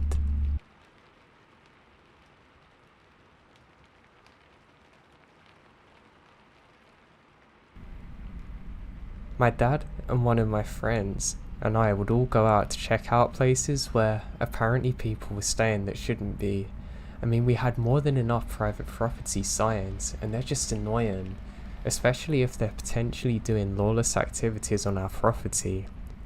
So one night, we have such an event. Someone's been sleeping in one of our cabins. Yes, it's derelict, but it's ours. And apparently, they look like they're crackheads. Ah, great. Not only have we got to clear it up, but we're also going to have to take out some drugs so nobody or any of our animals can get hurt on them. Unfortunately for us, we have to check it out quick because my mum's getting really worried and nightfall's about to set, which only makes it worse for us. We walk up there and we're just having a laugh saying, I hope they're not armed, because I know that we are. All of us have rifles on us and my dad has a shotgun. If it comes to it, heck, we're gonna light them up. I'm not gonna take any risks, and the law's not gonna be on their side if they're already breaking the law but also trespassing on our property. We get in there and it's quiet. Just too quiet. My dad said he's gonna go outside for a cigarette. I decide to join him. We're really confused because we had seen them a couple of nights ago. They must still be around here. Eventually all of us are outside. I turn my back on the cabin for 1 second and I hear a loud pitched scream. It makes me drop my cigarette. I look around and can't find the source of the sound. We all have our hands on our weapons. We now see a faint glow behind us. I suddenly have this warm feeling. I'm not one to believe in the paranormal, but it's strange. I turn round and to my horror, the entire cabin's been set on fire. I mean, not like a normal natural fire you could start with even a match, like the whole thing had been doused in gasoline. Like somebody was waiting for us to stay in there, heard the door close, and then tried to burn us alive. We never actually found out who did this, but my god, would we have let them have it if we found them.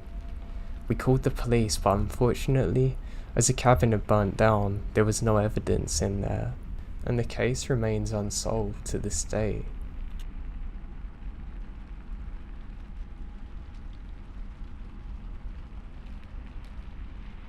This is my mum's story that happened when she's about 18 years old. Back then she lived in a small town in Germany, and she would go on bike tours frequently. This particular day, she wanted to ride the bike to the forest, have a picnic there and ride back home. She had done that a bunch of times and said it wasn't an unsafe place to be, and she would always set up her stuff near the road, just in case. Anyway, when she almost got to the spot she usually goes, there's a boy fixing his bike. My mum said he's maybe 14. My mum wasn't on the bike anymore. She was wheeling it because she was almost there. When passing the guy, he jumps her, and the next thing she knows, she's face down on the ground. She instantly starts yelling at him to get off and what are you doing? He instantly gets up, but my mum takes the opportunity to get the hell out of there. My mum didn't call the cops or anything because, well, nothing happened. This isn't all though. Fast forward 4 or 5 years on, a few towns over, this guy's on the news. For murder. He would wait for women in the park, pounce on them, and kill them. My mum was just glad that this happened when she was younger, because if he was older, he might have been stronger and managed to get her dead in the forest.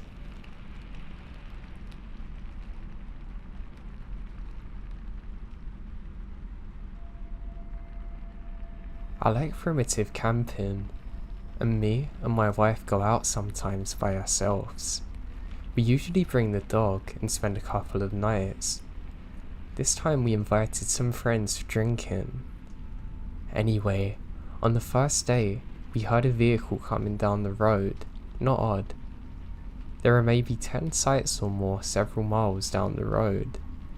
It's a dirt road, with nothing there but these primitive sites. one way in and one way out. What's odd though is that the vehicle that they see is a meat packing truck. It was old, really old, and the lettering was faded. It was faded in beige. None of us really made out the person driving it. There were no plates on the back either. So we all get creeped out collectively. We kind of decide it's not too weird. Maybe they're just renting it out for the cheap. Flash forward to the morning. My mum calls. She's panicking. Freaking out. Apparently, some hikers were literally abducted within a few miles of us. There are several girls out at our site too. And my mum's convinced it was the people we saw. I wasn't 100% certain, so pull out my GPS. It was less than half a mile from where we were.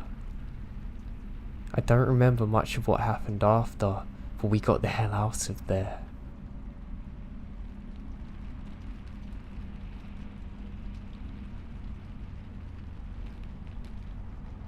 When I was a kid, I grew up at a campground. I'd literally spend the whole summer there, as a relative managed it and worked night security, so I'd been camping throughout my life. On my 21st birthday, some buddies and I decided to go on a trip and do some real camping away in the bush. We Google Maps'd a nice spot near a river along the coast of Lake Superior, out of our way. It was only a few hours to boat there, and we would canoe along the beach for a few miles to get to this spot. We're talking real remote.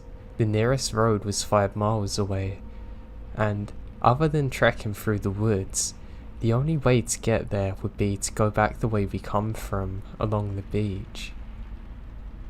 So we set up camp near dark, got a nice fire going, and just drank for a few hours. So around midnight, we're all getting tired. After all the paddling and stuff, we were pretty ready to get our tents out. Now, even though I've been camping my whole life, I'm still a light sleeper. I can hear something moving around outside the tents normally. Now right now, I hear heavy footsteps. They're clearly from shoes.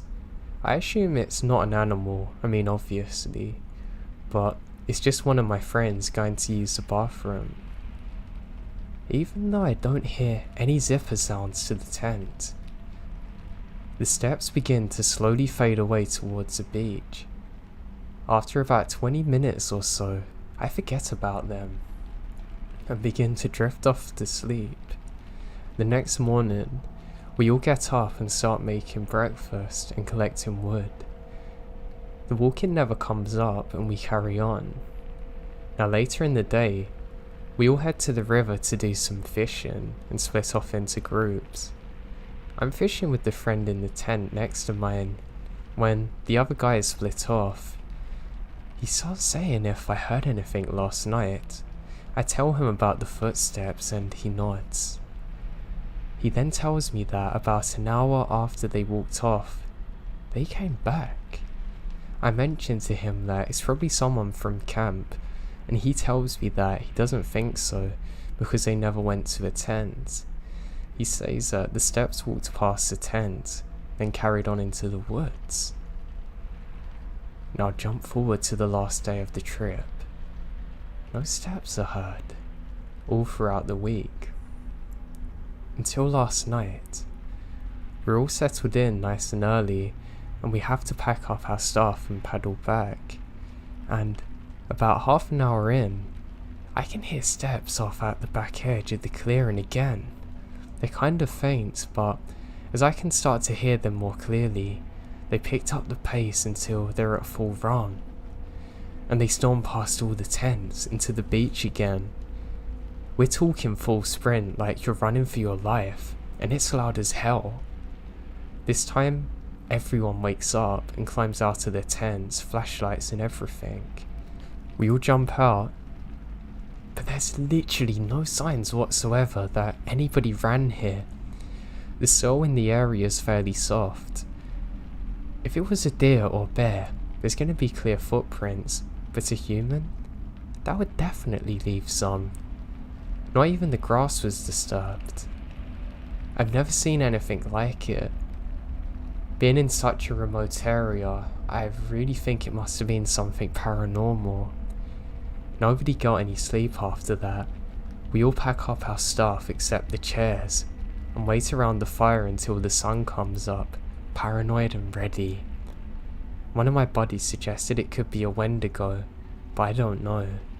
Scared the life out of me.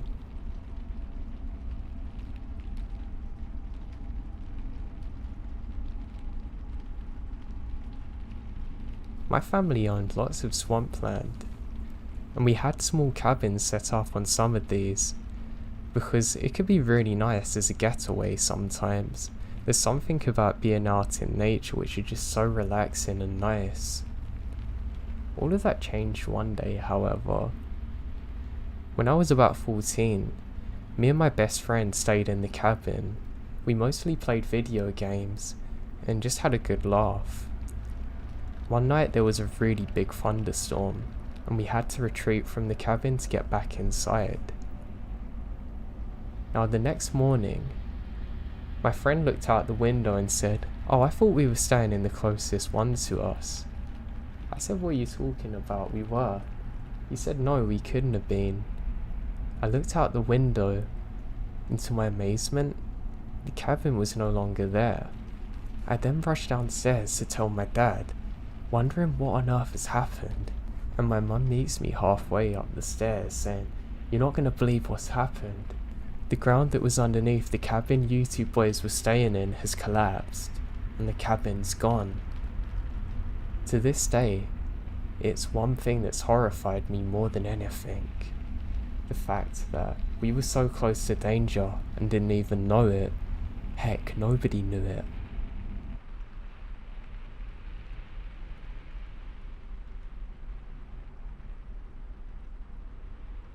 These events took place in the spring of 2014. My friend Samantha and Tanny had finally agreed to come camping with me. The problem is that none of us were experienced in surviving the wilderness, but that didn't stop us. We packed up our gear, loaded up on food, alcohol, and made our way to our location. When we arrived at the spot, Sarah had Googled. We realised that we would have to hike for a while in order to find a spot suitable for camping. We hiked for some time before reaching a clearing. We set up camp and started a fire, opening a bottle of tequila. After some drinking and smoking a bit, I decided to start preparing dinner, so I left Samantha and Tanny by the fire as I was separating our dinner. As I was busy separating, I realised a man's approaching our camp. "Hey you there," he said with a thick Irish accent. I was caught off guard as I wasn't expecting to see anyone, but nonetheless, he seems friendly, so I reply, "Oh hey, I didn't even notice you. Been hiking for a while." "Yeah, for a bit." "What you cooking there?" He gestures to me. I invited him to join us because I'm not rude, and he seems nice. So we walk over to the fire where I introduce him to the others, who seem extremely unimpressed about our new guest.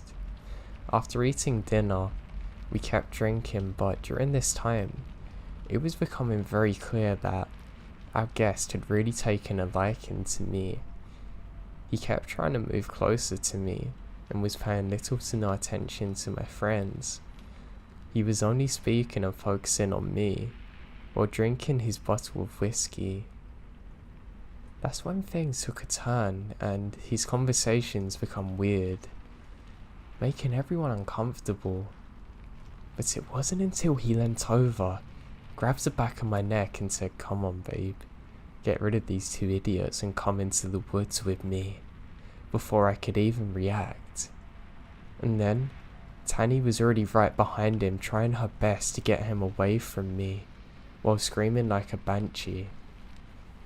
I can't remember what she was saying, but she was inventing her own words. It worked. He let go of my neck, took a step back, looked at Tanny, and let out the most sinister smile that I've ever seen. It was something that I can't describe. For that, he had beautiful teeth and a smile, but something about the combination of his eyes just filled me with goosebumps. Even typing this, I'm having the same reaction. He slowly starts walking away from my camp while laughing. I'm absolutely petrified, but decided to quickly tidy up before heading to my tent and hide.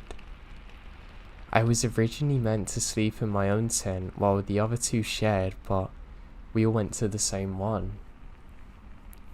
Everything had been quiet for a while, with the exception of Tanny snoring. I was about to fall asleep when I hear twigs crunching and the sounds of footsteps fast approaching us. I lay still, holding my breath, completely immobilized by fear, until I heard my tent being opened, and Samantha let out a scream so loud that it even jolted the Irish psycho, and he jumps back a few steps. Tanny has been woken by this stage, and we're all standing outside the tent. Samantha and Tanny yelling, and I'm fumbling with my phone trying desperately to call the police. He then hits Tanny in the face. I drop everything. I yell, "Run, just run." I held Tanny's arm and don't look back. Importantly, we only have socks on, and we're running through the woods at night, with a psycho chasing us. I ran until I trip over a log, smash my chin down on the ground pretty hard. That's where all three of us stay hidden, low to the ground for a few hours, but it's pitch black. When we felt safe enough, we walked back to the campground and find everything destroyed. Both Samantha and Tanny had everything stolen of value. Weirdly though, my phone is smashed, not even stolen, making me realise how bad his intentions were. I thank my lucky stars I had no documents that could identify me. The last thing I wanted was him knowing where I lived. We don't waste any more time and ran back to our car as fast as possible, occasionally injuring ourselves on the way as we can barely see anything. We get to the car and I'm trying to start the engine, which is doing that sound it makes when it's about to die. When he sees us, he suddenly starts running out of the bushes towards us, laughing. We all scream hysterically and I floor it. God, I'm so scared. I drove like an absolute maniac until we reached the next town over, only to discover that my car's been tampered with and is leaking oil. God, it was done by that psycho. We eventually get picked up by Tanny's dad, taking us to the police station immediately. And unfortunately she broke her jaw in 2 places, and they never found him. I hate the fact that he's not been caught. For all I know, he could still be out there lurking on people, just like he did with us. I know that situation could have ended so much worse. Like I said before, the part I hate in all of this is that he smashed my phone, making sure there was no trace of him or his location. He wasn't even willing to steal the phone because he knew the police could probably track it. God, it makes me sick thinking about this.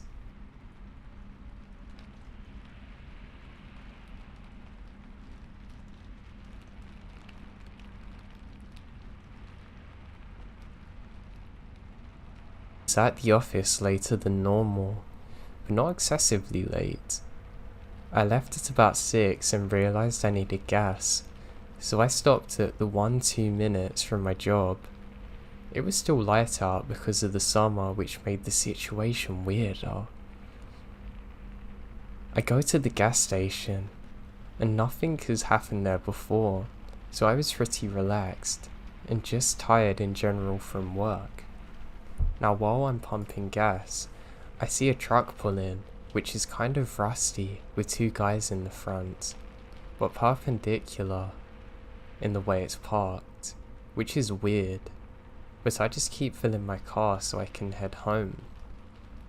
The two guys just look like two guys from the country, a bit older, like 40s or 50s, but I felt uncomfortable. The guy driving was talking softly, but I ignored him at first. I didn't realise he was even trying to speak to me. The guy then yelled at me, which catches me off guard. I think I said something along the lines of, "Can I help you?" The driver was notioning for me to come closer to talk, which I didn't because it feels off. The guy finally spoke at a normal level and said they're looking for the shortest covered bridge. The country I'm in is known for this. This wasn't too weird of a question, but it's a little hard to point out without a map. I briefly told the guys the directions from the gas station and was grabbing the receipt. This is when all of the red flags go off in my head. He, the driver, asked me to lead them there now. It was out of the way and I say hell no and get in my car. He then starts screaming at me to get in their truck. Now this really scares me. He then starts to get out of his truck. I haven't got time for this. I floor it. The truck doesn't move, so I have to back out. I was worried about them following me, and they did follow my car, but I quickly take a few random turns and manage to lose them on the highway. Oh, the whole time the passenger was staring at me too. The whole thing was weird to me, but what scared me was that they were trying to get me out in the middle of nowhere to do God knows what to me. I'm just glad I got out of there when I did.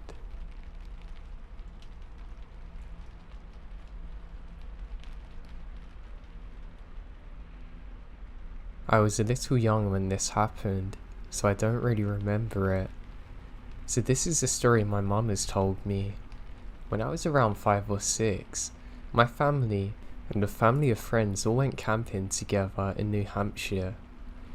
Each family had a camper, and we all set up on one campsite. The campground had a playground, a lake nearby, and there was always something going on. One day, me and my friend Keisha, who was around the same age as me, were playing on our campsite as our mums talked outside the camper, keeping their eyes on us. At some point, an old man came walking by our campsite. He seemed like a normal guy according to my mum, but then he started to walk up and start a conversation with our parents. He said he owns a campsite a little way down the path, and that he has his own little playground in the backyard of his camper. He then said to me that my friends were allowed to come over any time that we wanted to play. My friend's mum was oblivious to the situation though, telling him it's a very nice gesture and we can later possibly. My mum on the other hand, who's to say the very least has experience with creeps, shut him down, told him no, go away. He walked away, and my friend's mum started asking my mum why it's such a big deal. My mum told her that there's already a playground at the campsite, and that we do not go under any circumstances. She even went around to the other campsites to warn people and stay away. Weeks pass, the camping trip is over, and everyone's home for the rest of the summer. My mum is doing things around the house when she gets a phone call from her friend from the camping trip. She's freaking out, apologizing, telling her that she'll never go against her judgments again. Turns out, she turned the news on, and there he is. Apparently he got into a local pharmacy trying to get pictures developed, and he had hundreds of pictures of children.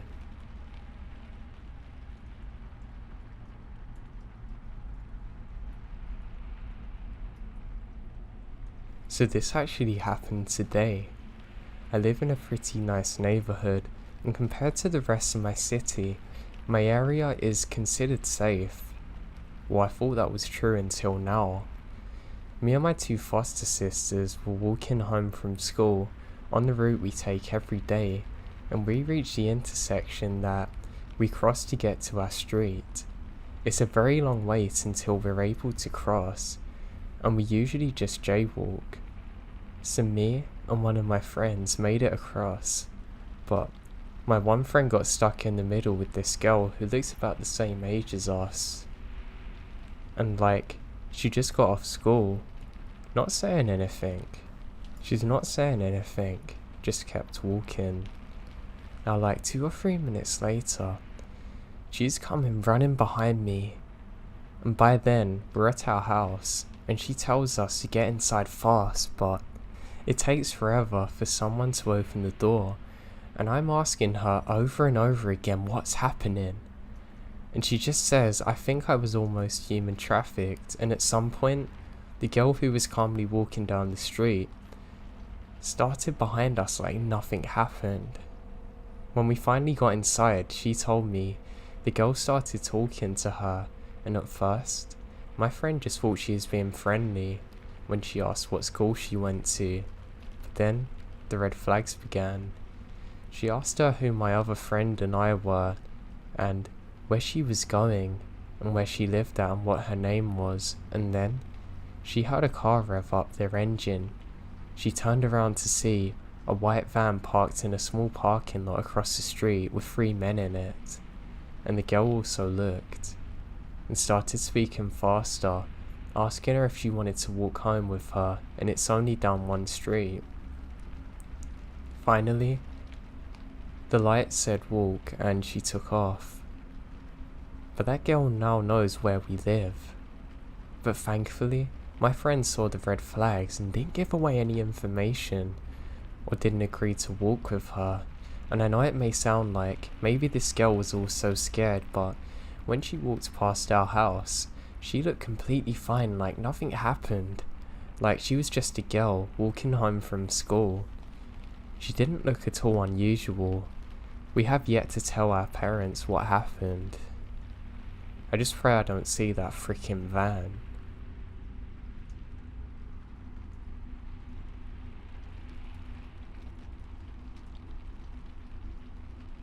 When I was younger, my friends and my brothers would always go camping together.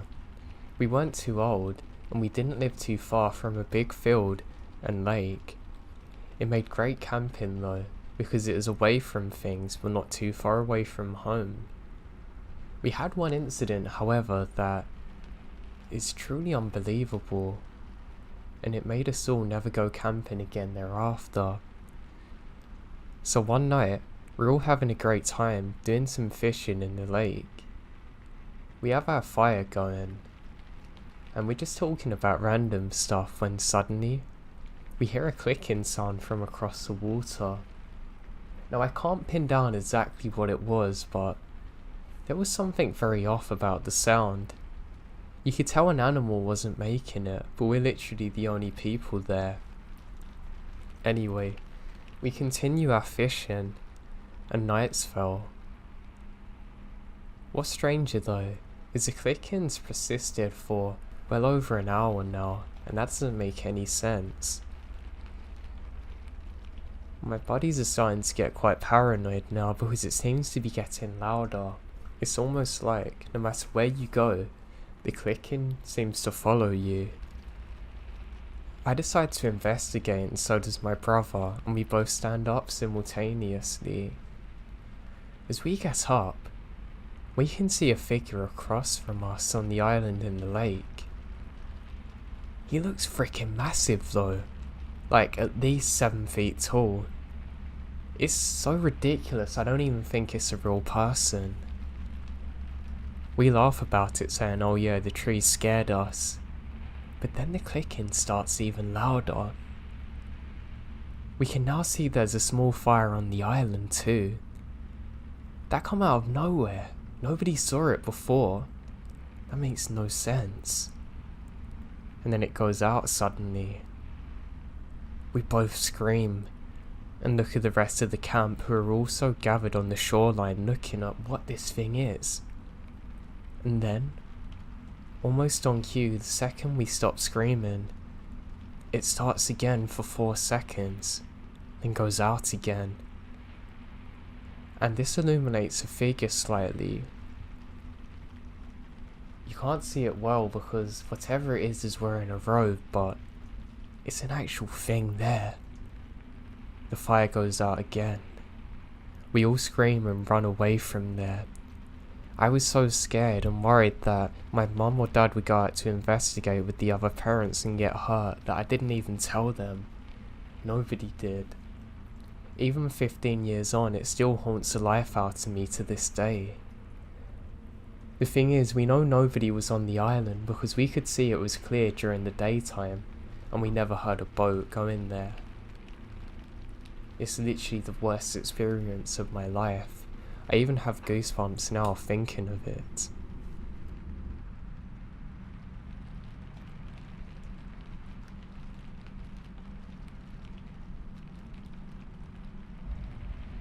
When I first returned from the war, I was a power line rigger. This was on EHV lines, which are extra high voltage, the kind on top of the steel towers. Those are transitional lines, not sub-transitional like most inner city lines. So anyway, I had a job during a heavy windstorm in 2008 to go out and repair some lines near Colorado and the New Mexico border. It was great pay, since it was an emergency call out, so I agree. I met up with my crewmen and head down from the Colorado Springs area. We get there at around 9 PM and start getting to work. Windstorms are notorious for failing lines, but not EHV or UHV lines, since they are rigged differently. When I crane up to see the broken link on the tower and inspect the damage, I remembered seeing over the tops of most trees. I observed the view for a moment and saw some nearby lights from a campfire. As soon as I saw the light, I hear yelling coming from that area. Now it must have been about 300 yards away, but I hear a woman yelling. She kept saying, "Someone please help," over and over again. I crane down and start yelling for the guys. They heard it too, and were asking questions. This is really odd. We never see anyone out there. I told them about the campfire lights coming from the direction our trucks were facing. We jump in one of the smaller trucks, since it's a 4x4, and head down the road. We look everywhere for the light, but don't see a thing. We drove back and forth, and then back again and slowed down. We rolled down the windows and stopped the truck in the area where the light should be. We all heard moaning sounds coming from the right of our trucks, so to the north. It sounded like 2 people are having heart attacks, and I mean really loud. So now we're on edge. The site supervisor was calling the police now. Given the general area we're at, they told us to check to see if we feel safe. Because I have the war veteran attitude, I decided to look. 2 guys came down with me, and our supervisor stayed with the truck to wait for police. Apparently, they had a station not too far, like 15 minutes or so away. I armed myself with a pickaxe, and the other guys had conduit pipes like 1 inches. We all start walking through the trees with our headlamps on, because it got really dark now. The moaning's still coming from ahead of us. We got through the trees into a small clearing. It looks empty. The moaning stopped. We check around and hear nothing. We went back to the truck, and as soon as we got there, we heard the woman yelling again, yelling the same thing. "Someone please help." It was just to the north of where we were. One of the guys yelled back saying, "Where are you?" and gets no reply. Then we hear her scream in pain, and nothing else. We're already running back north and called the police, but they've showed up. They must have seen us running north because 2 of them came after us. We stopped in the field area and they stopped with us and asked what was going on. We told them. They helped us look around and saw nothing. We walked back to the truck and didn't hear anything else. They said they would hang out for us and check if anything else happened, so we get working again. The police are now parked next to each other, talking while we worked. When I craned up, I can't see any campfire lights or anything. We did the job. Took about an hour and a half until we're done. When we were packing our tools to head out, one of the cops left and the other comes with us. He told us that just to the west, there was a small plane that crashed and people burned to death. He said the police and paramedics got to the scene and the fire's still going. He told us about how 2 bodies were found away from the plane, crawling away from it, and one of the bodies is still there somewhere buried from the 70s or 80s. Yeah, we packed up fast and got the hell out of there.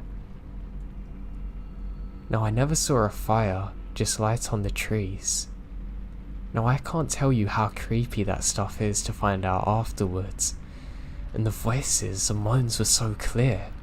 I always kind of believed in the afterlife after this, but God, did it mess my head up. I'm so glad other people were there to experience it though. The cop believed us too. But I didn't hear anything about reports of a fire or anything else in the area afterwards.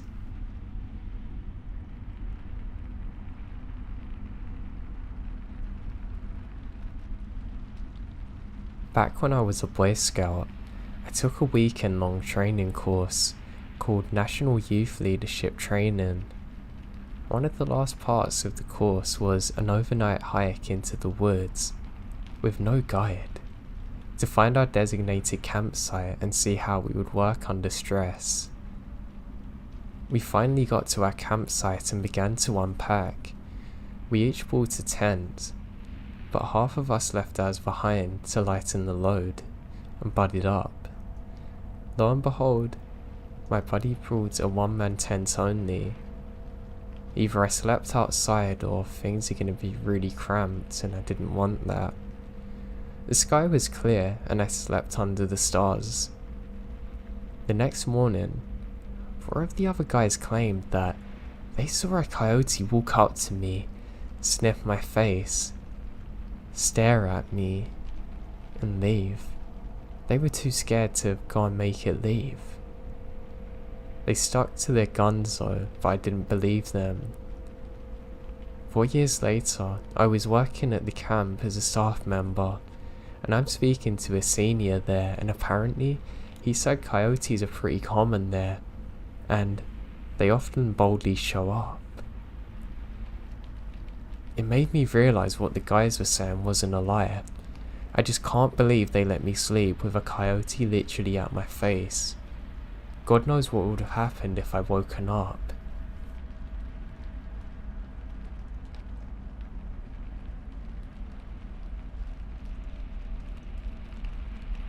I went camping with some friends near Lochmond in Scotland.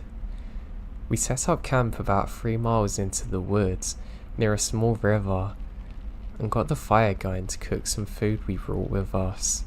The site is very remote, but in the evening a couple of guys hiked through and stopped to chat with us. They're from Poland and seem friendly enough, but ask a lot of questions about our group, how many we were, etc. And I'm a bit suspicious, but I put it down to being from different cultures. It's around 10 PM. I start to feel very ill, and I'm thinking, is it possibly from food poisoning?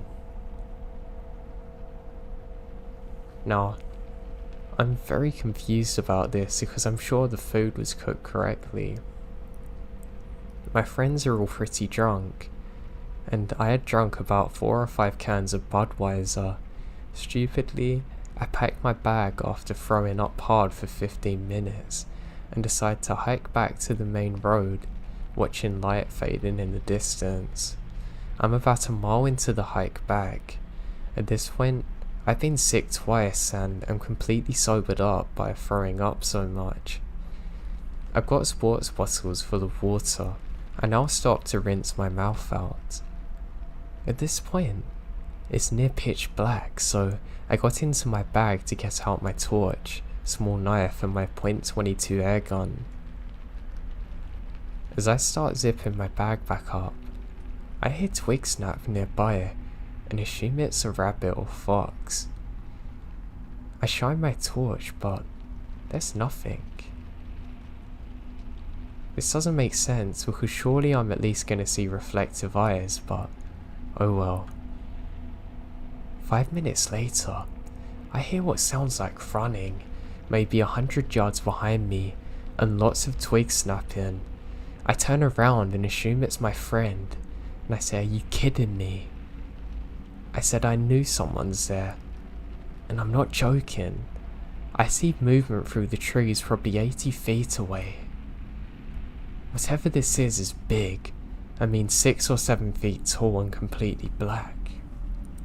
At this point, my sickness is gone, and my heart's beating through my chest. The hairs on the back of my neck stand up, and I get this feeling that I can only describe as feeling almost dizzy at the surreal position that I found myself in. I take off my rucksack and hang it up. I kill my torch. I still think it's my friends, but I have this horrible feeling. It was too big.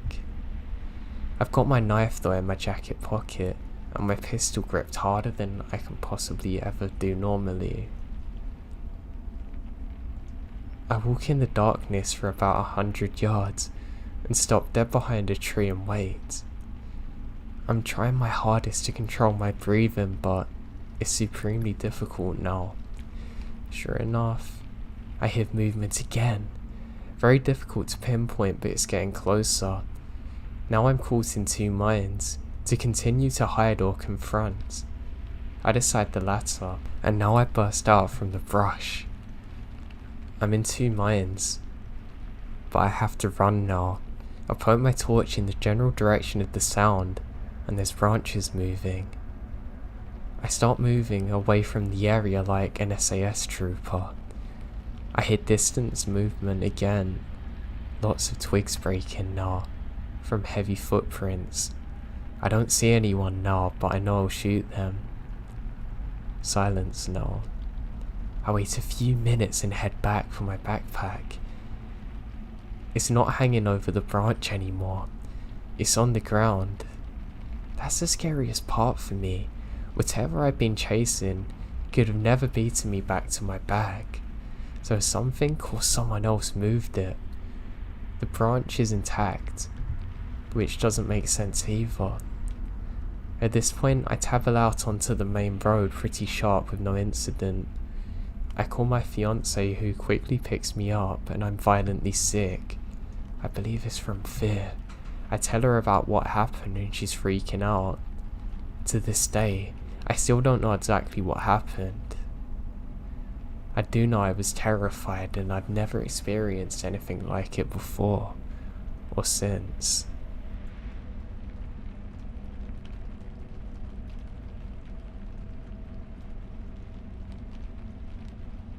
I've had a truly weird encounter before. I lived in Southern California at the time, up in the San Gabriel Mountains, a couple of hours east of LA. I know when people think of Cali, they all seem to think of the beaches, but I assure you, the land here is very diverse. My hometown is super tiny and has a fairly popular ski resort on the western side of town. If you take the only highway out past the ski resort for several miles, there's literally nothing but forest. And a very old gold mine is actually still there, and it's kind of cool. After those things, there's nothing but national forest.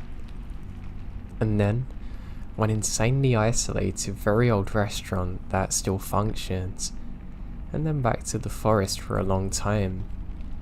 Anyway, just setting the scene. I was about 10 or 11 when this happened.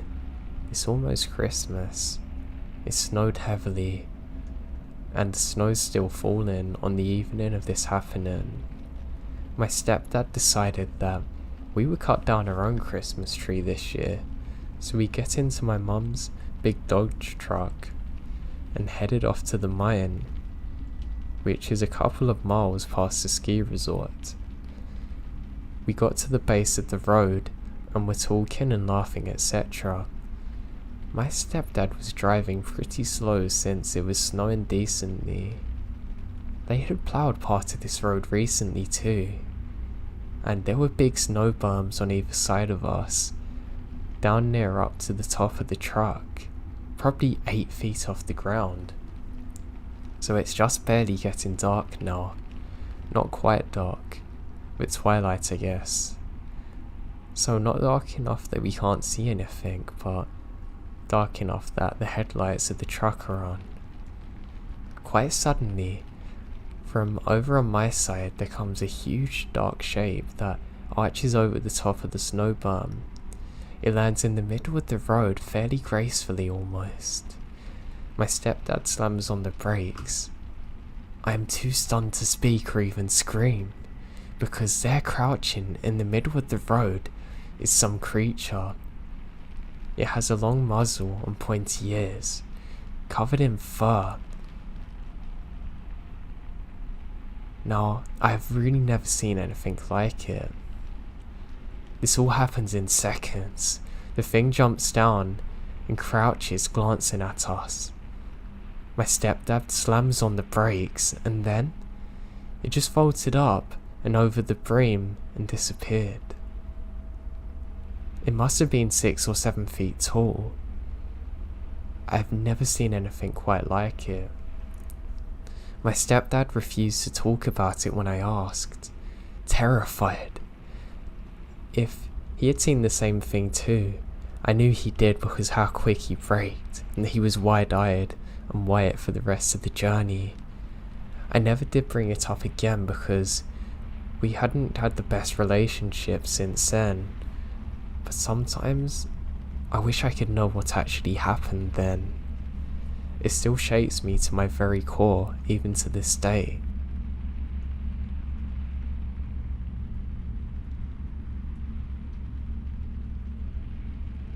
I live in the foothills of the Appalachian Mountains in northeast Georgia. It's a beautiful area with hundreds of miles of national forest, some great state parks, and tons of fantastic camping places. Unfortunately, my hometown is also relatively poor, or there are some of out-of-town residents from Atlanta and other places. A lot of the people from where I am are really poor. I do freelance work as a technical writer, so I do a lot of work online. If I didn't have that going for me, I'd have to move somewhere else. It's just one of them small towns that will rob you of your ability to accomplish anything in life if you stay there for too long. No opportunities or chances for the people that fairly deserve it. And nothing for miles around, like honestly, you're trapped there. I hated it. To the east of my town, there's a massive national forest. It's loaded with great camping sites and lots of relatively unused hiking trails. I really enjoy hiking on them with my dog, but it can be a bit of an unnerving experience sometimes. It's about a 10-mile drive from town, and there's no cell phone service for miles or houses. In the past, there's been a lot of vehicle break-ins on the trailheads. I mean literally, the gravel there is littered with bits of broken glass from what I can only assume is break-ins. Sometimes there's really shifty people hanging around those trailheads or just driving around out on the forest roads. There are really rough roads, and you'll see these beat up $500 cars barreling along them that are meant for a 4x4. Some of the people you see in the cars look like the guy that got crushed by an ATM in Breaking Bad. All that said, it's still a great place to camp. However, you have to be careful. A few years ago, 2 friends of mine and I decided to play paintball in the National Forest. We decided to turn the paintball expedition into a camping trip, so we can play the next morning also. After a pretty uneventful day of shooting paintballs at each other, we drive a couple of miles to one of the most popular camping spots. Sadly, a church group or something had taken off all the spots. This really got us annoyed. This was really the only camping spot that we're familiar with, and it's getting late. We decide to keep on looking, so we drive for about an hour further into the woods. By now, it's getting dark, and we're getting worried about finding a spot. We all had GPS on our smartphones, but no service of course.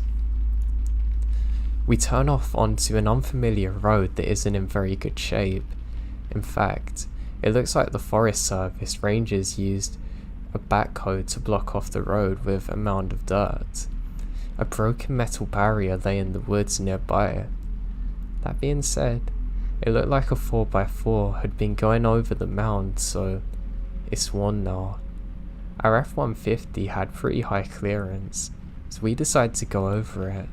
Now, there was an old gravel road on the other side, and the road was pretty much clear of debris. We drove for a few miles down the road, coming across an opening next to a creek. There were some blue traps hanging over a plywood nailed to a tree. That's odd. That said, it was pretty much dark now, and we didn't want to keep driving around all night looking for a camping spot.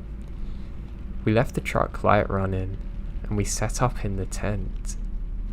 After we set up, I start noticing there's a lot of trash in the woods. I see a green bottle on the ground. I took a look at the label and see that it's a bottle of some home and garden insecticide. I was really tired now and thought someone was dumping some garbage here. None of us thought it was weird that someone would be dumping garbage here when we're more than an hour away from the nearest home. We set up camp, have some beers and made chili from scratch. By this time, it's probably 11 PM and we're eating. We noticed a faint glow from the other side of a nearby hill. At first, we thought it was moonlight filtering its way through the trees. However, the angles don't make sense. It seemed like it was far too bright and wasn't moving. It's a kind of glow you see over a big bright city, and we don't see the light source itself. Since there were no other access roads in the area, we decided it's not campers. The hill was about a quarter of a mile from our campsite, and we investigate. Under normal circumstances, I wouldn't have done it. However, we had a few rum and cokes in our stomachs, and 2 of us decide to look. My other friend decides to stay. He's gonna do some popcorn on the fire. So we start walking towards the light source, and the situation gets stranger. All the trees in the area have their bark knocked off in a circle around their trunks. It could have been beavers, but why would they go all the way around a tree in a perfect circle? We start talking about the ghost in pretty loud voices, probably due to our drunkenness. As we're almost to the top, my friend falls and yells out. A few seconds later, the light goes out. We look at each other and decide that maybe we don't need to see what it is after all. Walking back in silence and keep on looking back every few seconds, we decide to turn off our flashlights and return to the campsite with the moonlight guiding us. We get a couple of 100 feet from the campsite. I can see my other friend Isaac walking around. He's wearing a hooded coat that I've never seen him wear before. For some reason, he has a paintball gun. That seems odd. We look at each other. The fire's dying down. We don't see the campsite well. Now, we've been gone for an hour. From the distance, it appears as though my friend is looking for something. He kept walking around the site and peering in. When we're almost back to the campsite, we see our friend walk up the road we came from. We figure he's went to the bathroom and didn't want to wander through the woods like us. When we got back, we sat next to our fire waiting for him to return. All of a sudden, we see him lurch out of the tent and vomits. After we left, he had a few more drinks apparently. We ask him why he's wandering around with the paintball gun, and he gets a strange face and says, "They're locked in the cab of the truck." "Did you unlock it?" "No." We go to the truck and enter the door code and see our paintball equipment just as we left it before. The keys to the truck are hidden underneath a magnetic fob. I get a sinking feeling.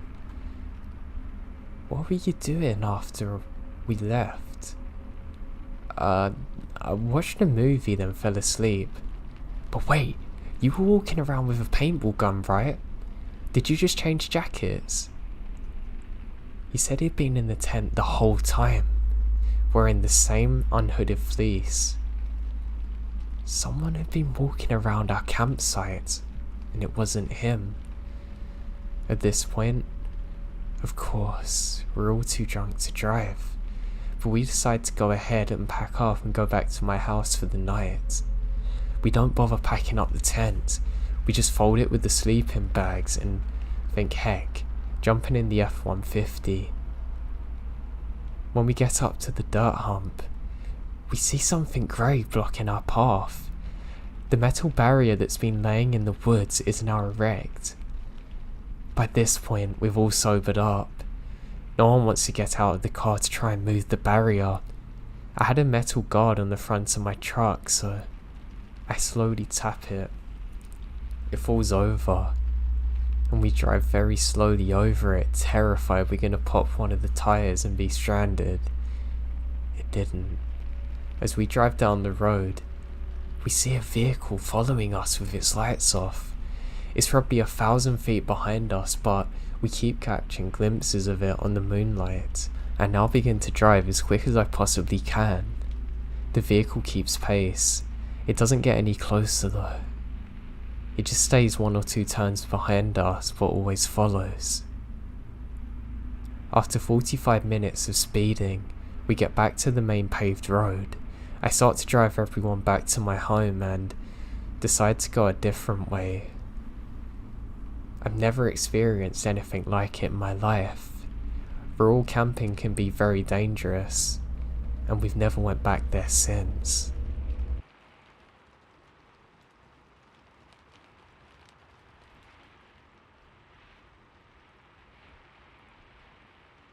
Okay, for some quick background, I'm of Mexican descent, and in our culture, the dead and spirits are a big part of our culture as seen by Día de los Muertos. I butchered that.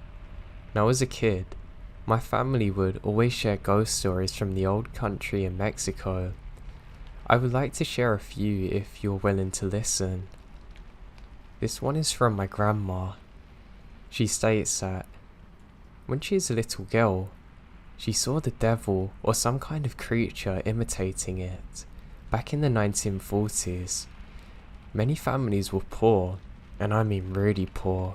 She lived in a poor village in Guerrero, and to go to the bathroom, you literally had to take a trip to the forest, even at night in pitch black darkness, with only the stars and moonlight to guide you. She was there peeing when she walked back home, and she suddenly heard what sounded like a parade of horses coming her way. Of course, that was not possible as it was complete darkness, No one travelled the roads at the time. She saw a figure on top of a single horse, and she said he didn't look up.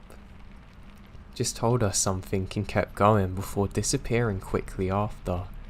When she arrived home, her mother saw her hair standing up on end. Now this meant that there was some kind of evil presence in her village. And now another story. She encountered the famous weeping woman, La Lorena, in a similar situation while out in the woods at night. She said a woman who was half white and half shadow was walking down a dirt road while crying, giving out lament sounds. She couldn't see her face and she didn't seem to have any legs. Now this is my mother and father. In Mexico and other places in Latin America, there are many accounts of gnomes and evil nature spirits such as shapeshifters, forest imps, and fairies. My mother told me the story of her sister who had a baby daughter one night. My aunt was sleeping. They lived in a village near forest, and apparently she saw a little child walk around making noises. She had a young son, but he was sleeping in his room. This girl was a newborn child and shouldn't be able to walk yet. She had no idea whose child this was. She called the child thinking it was her son, and it ran towards her room and under her bed. When she looked down getting ready to scold this child, which she thought was her son playing in the late hours of night, there was nothing there. In Mexico, it is believed that gnomes can kill and take the souls of children. This almost happened to my father. He was getting ready at my grandmother's house playing in the yard as a kid. Apparently they were going out later, but she had many trees. When suddenly he saw a bunch of children on the tree top calling his name, gesturing him to come up. His grandma said that he could play with kids, but of course, she saw nothing up there and held him inside because she knew what it was. She said some prayer completely freaking my dad out and said he's not allowed to go outside again. In another instance, though, unfortunately, he was playing with his baby cousin sitting in a baby chair when suddenly his cousin just dropped her head like that and went to sleep and passed away. My dad called over his aunt, and when examining her, they found marks on her neck, as though she's attacked by an unseen force. My mother said that her father and a neighbour were enemies, but there was something about this neighbour that scared the locals. There were many rumours and claims that he was a Nahual, but this is so. Apparently when the house was sold, they found hidden within a book of spells, witchcraft and Satanism, and other horrible stuff. Finally, the last story to tell, it involves ghosts from the Mexican Revolution. My mother was a young girl. This is basically a repeat of my grandmother's story, where she went out to use a bathroom at night, and when she looked up, she saw a man dressed in Revolutionary era clothing sitting on a rock. No one was out at those times. He had an old Mexican Revolution type sombrero, and just looked in my mum's direction but had no face, just a silhouette. She got up as fast as she could and ran back inside. It is said in her village that a Mexican Revolutionary guerrero soldier was executed in that spot, hanging from a tree. This was common in the time as most revolutionaries were either hung or had a firing squad execute them.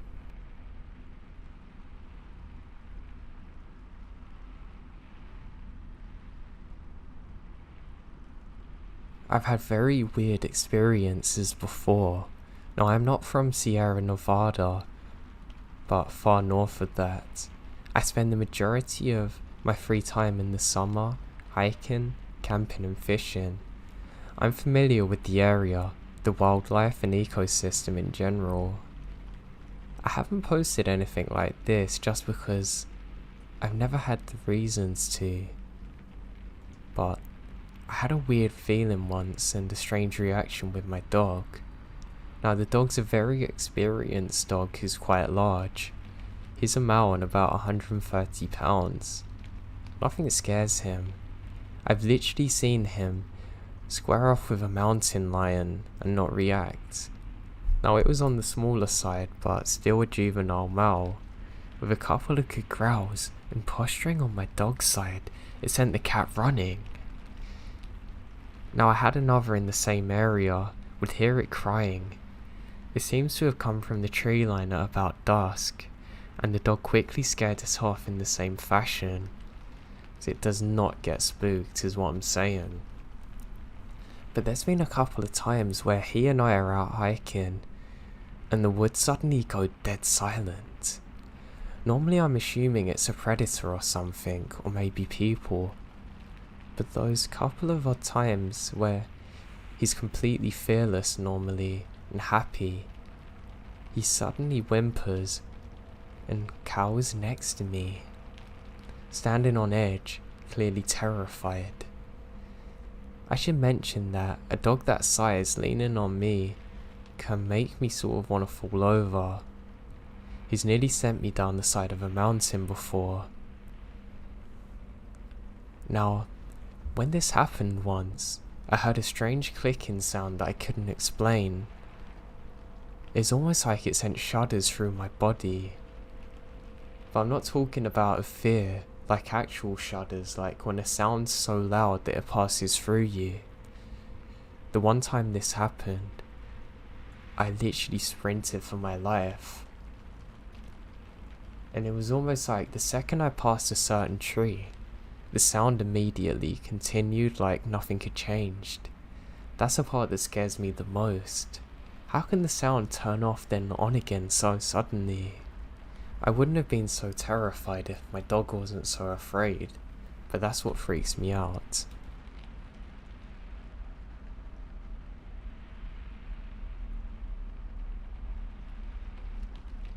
It was our second year in our new home in the suburbs, specifically in the Philippines, Cagayan de Oro City.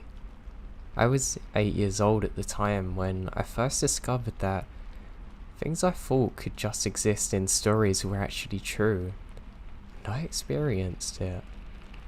It was a Sunday afternoon, and when we are told to get our butts moving because we're going to go to the mall, I'm really excited and happy that after a long weekend, I got to spend a day at the mall playing at the arcade, so normally I would get excited and active.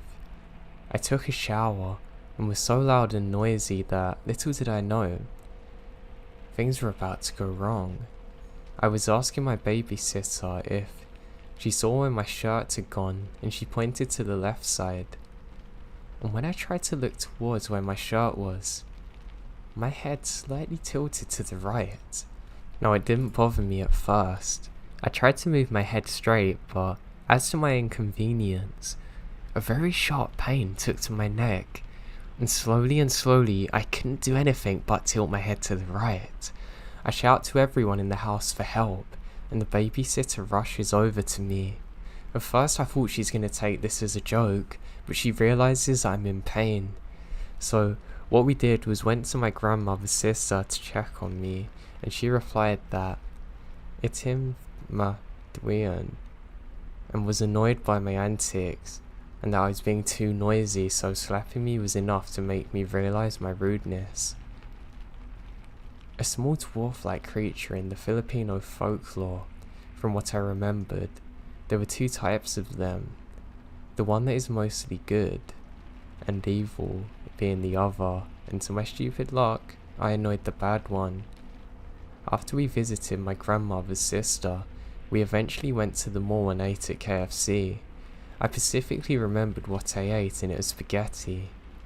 After that we went home. A few days later, I could tilt my head a little bit more to the other side and look like a normal person. My mum heard what was happening to me and told my babysitter to offer a black native chicken as a peace offering. Then a day later, things go back to normal. After the encounter, We let our house be blessed by a Magamet, which is a witch doctor that specialized on dealing with things instead of hurting them. And nothing bad or paranormal happened since then.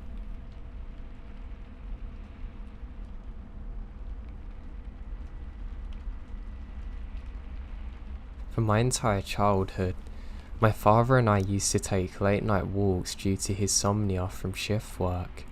Our neighbourhood is considered to be very safe, and ultimately was an urban neighbourhood besides one of the roads towards the back of the neighbourhood being lined with a thick forest for about 1.25 miles deep, which made a circle back on itself. All of these walks are very dear memories of mine, except for one, and it ended being the last one. Along the road with the tree line, there was a slight tree light to illuminate a small plot of land that somebody owned but was very overgrown and ill-kept.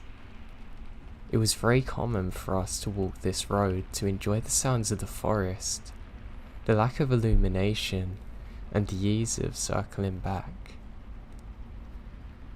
One ordinary night as we were walking and making conversation, my father abruptly stops, pulls me closer, puts a hand over my mouth, crouches with me, points towards a single illuminated plot roughly 100 yards away. At first, I don't see anything. I think he's pulling my leg, but as I began to look into the forest, I see a very small humanoid figure, roughly 3 feet in height, scrawny with long limbs. It almost materialized out of the bush line and cautiously takes in its surroundings before signaling towards the bush. After a few seconds, 2 other small humanoid figures materialize as well. After a brief moment of what looked to be a discussion, all 3 make a dash for the tree line. Once this happened, my father picked me up, threw me on his shoulder, and we make a break for home, which is about 1/2 mile away. Now my dad is 6'5", 220 pounds, but I'm only 120. He literally never showed a sign of slowing down. That's how scared he was. And after that night, we never took late night walks again. Instead, installed 4 bright motion detection lights on our porch. The few times I brought it up, he says he doesn't want to talk about it. Those figures still give me chills, and the image of those 3 huddling together is very vivid 15 years on.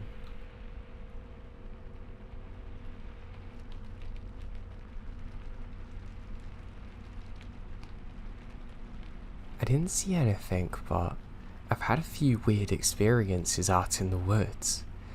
I live near the eastern Sierra Nevada mountains. I hike up there pretty much from May to October. A few years ago, I decided to hike this pretty strenuous trail that leads to a huge rock slide. I park and notice that I'm the only person there. I have 2 dogs, get them out and start to go up the trail. About 1 mile in, I come to this clearing that has a huge teepee-like structure in it. The trees are woven together. I put down my walking stick and start taking pictures. There's a weird tall sapling that seems to be bent almost backwards that's woven in. I move up the trail after the pictures, and as soon as I walk past the tree structure, I immediately felt like I'm being watched, and the woods went silent. It was so weird. No bugs, no birds, no small animal sounds, dead silent. I hike by myself all the time and don't get scared or creeped out easily. I've seen bears and I'm pretty sure there's cougars up there. I keep going up and the feelings are getting worse now, being way more intense, and my dogs are acting weird. These are experienced trail dogs that don't really get weird like that. They always stay super close to me, not making a lot of noise. I realise that I've left my walking stick down by a tree structure. Oh well. I don't want to go back down there to get it. I got 1/4 mile or so past the tree line now, and the feeling of being watched is unbearable. I'm thinking, okay, rationally, it's probably a big cat, so I head back down. The rational part of my brain is slowing down now. My fight response? Nah. I go full speed down at a 30 or 40 degree slope. I get down the tree structure and meadow and I look down where my walking stick is. It's gone. Like it's nowhere to be seen. It was pretty distinct too because it's made of aspen. I picked it up somewhere else and there's no aspen in this forest. I'm terrified. I kept running. I felt like it's being chased but I never saw anything. Never heard anything either. Yeah, it could have been a big cat, but why did it only start after I passed the tree structure? And how did my stick go missing? I was nearly to the parking lot before the feeling of being watched finally left me. And I will never go back up there, not even in a group. I still get chills when I think about this.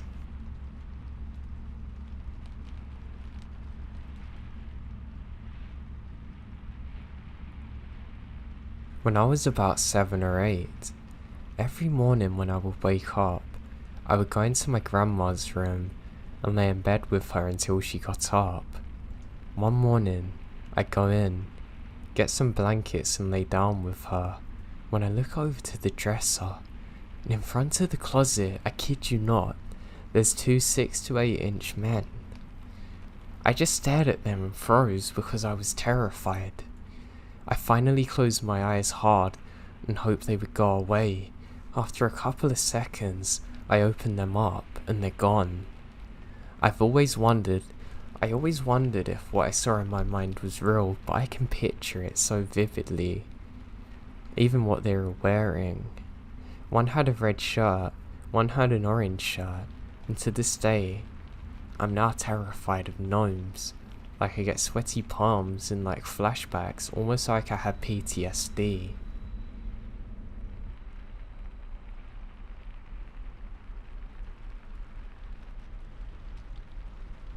I work for a small technical consulting firm. We have about 10 employees and 2 owners. Most of us are usually on site with clients full time. In some cases though, we have in-house work jobs that require us to go and work from the home office. My last gig ended and I had to go to the home office.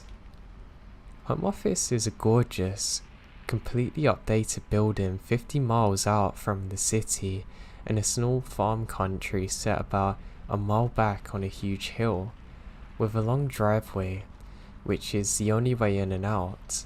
The building is mostly glass and parking is right behind the building, so I can literally turn around and see where my car is from where I sit. The office overlooks a driveway, so you can see anyone driving up, and mostly delivery guys. At first, it was really peaceful being out here. I'm an early bird, so it was a pleasant drive out in farm country. I didn't have to lock my car doors like I did when I worked downtown. I could gaze out my window at gorgeous green fields, but honestly, it got lonely, which is why when UPS would show up with a package, I'd jump up to meet the delivery guy. Point being, I'm hyper aware of who's there. Some days, I would be the only person in the office. Some days there are 3 or 4 other co-workers in between assignments or working on short in-house work. One morning, it was just me and the other co-worker here. This particular co-worker and I would walk down the long driveway and back once a day to get some steps in. We did this particular morning and came back into the building. A few minutes later, he looks over at me and says, "Look at our cars." Now we had only just walked past our cars a few minutes prior. Now all of our doors to our vehicles were open. All 4 doors on each of our vehicles. I hadn't heard a thing. No one had come up to us. The nearest farm was 12 miles away, and my co-worker certainly hadn't done it. He was sitting 10 feet away from me the entire time. Someone had walked through miles upon miles of cornfields just to mess with our cars? And leave, not even take anything. Heck, my co-worker even had his iPad on the front seat. We looked around, closed the doors, locking them, and went back inside the building. I have this horrible feeling when I'm alone in there now. It just doesn't make sense to me. I've never experienced anything like this.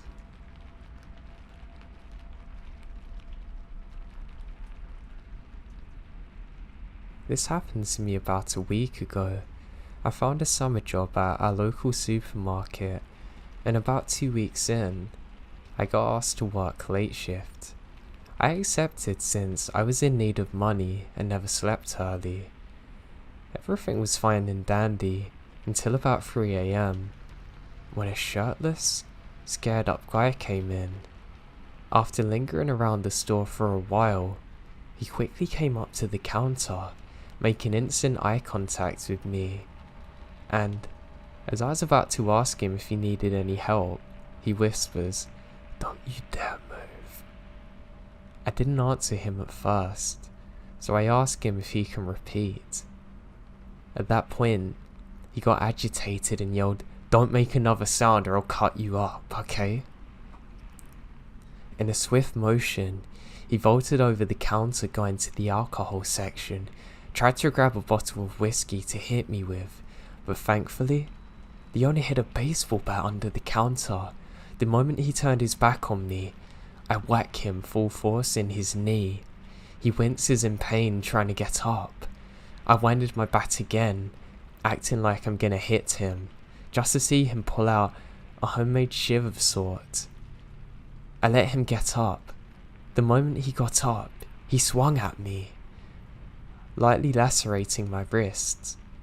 I pushed him back with my baseball bat and he ran for the door and got out. The other day, I called the police showing them the security footage, but they haven't contacted me since. I think it's safe to say that I won't be working the late shift again for a long time. I'm just really glad that guy didn't cut an artery or something. If I wasn't so aware and didn't have the baseball bat, I know the situation could have ended in a far worse fashion.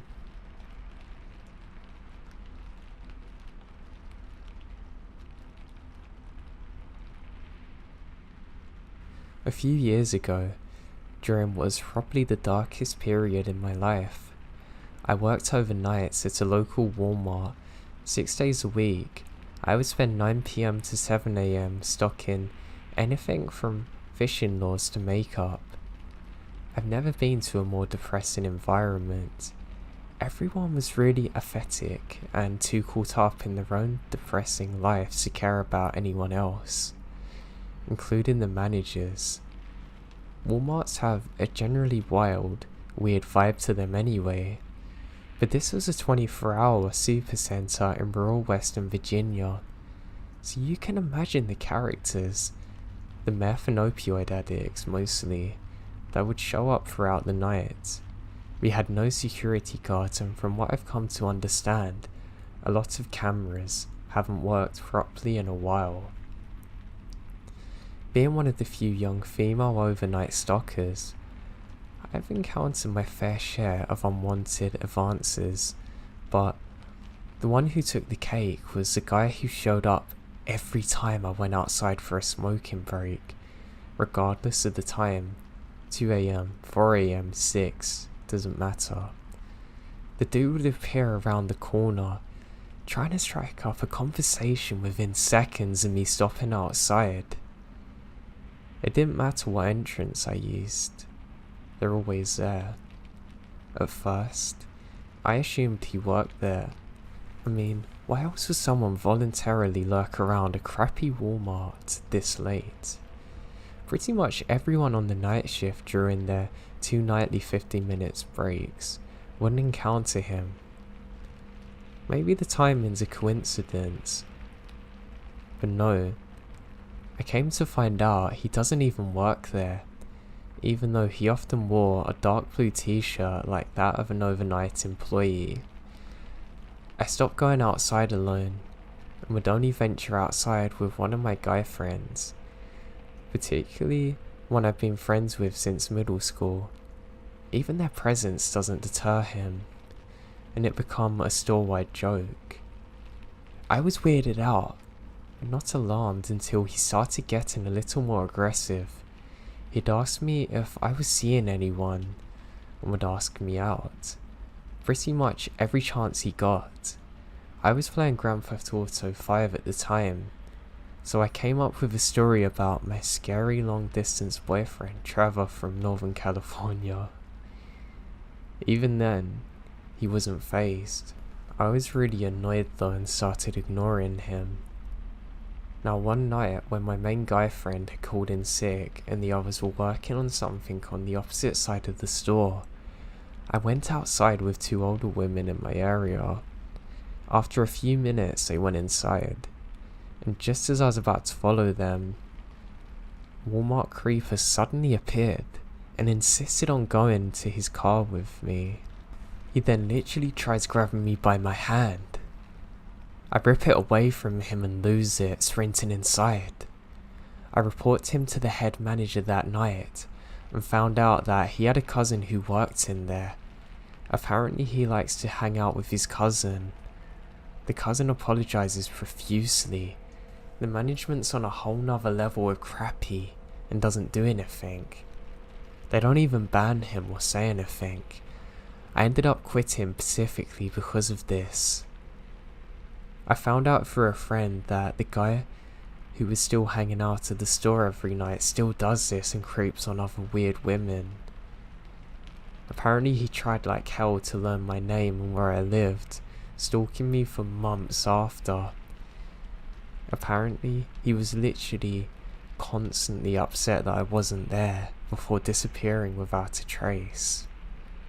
I can't help but think about how crappy the cameras were, and why oh why couldn't they have just had better security and taken me more seriously.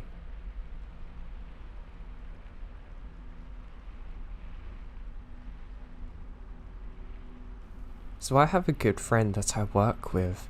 I've known her for 15 years, and for the sake of this story, we'll call her M. We work at a restaurant/theatre together, and often after our shift, we go to a local bar to have a drink and a talk. The bar has your usual crowd of guys looking to hit on pretty girls, though, and we often have to tell people to leave us alone. Em's not the best though. She can't always do that well. She often gets sucked into having conversations with weirdos if no one is around to rescue her polite awkwardness. This happened to be the case a few nights ago. An older man approaches us and it seems harmless at first. She was alone reading and he was a professor that was drawn to people that seemed to be more intellectual. He claimed to be a regular guy at the bar and just wanted to get out and talk to feel less lonely. She pitied him and decides to be friendly. As the night progressed and he became more intoxicated, he starts saying stranger things, complimenting M, saying things that make her feel weirded out. He mentioned something along the lines of, I have a lot of money in my bank, and insinuated that it had been obtained illegally. Maybe he secretly sold drugs or something.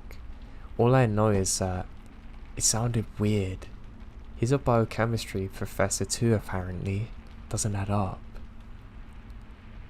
M decided to head out, and she'd hoped that she wouldn't see him at the bar again for a while, but M saw him very shortly thereafter.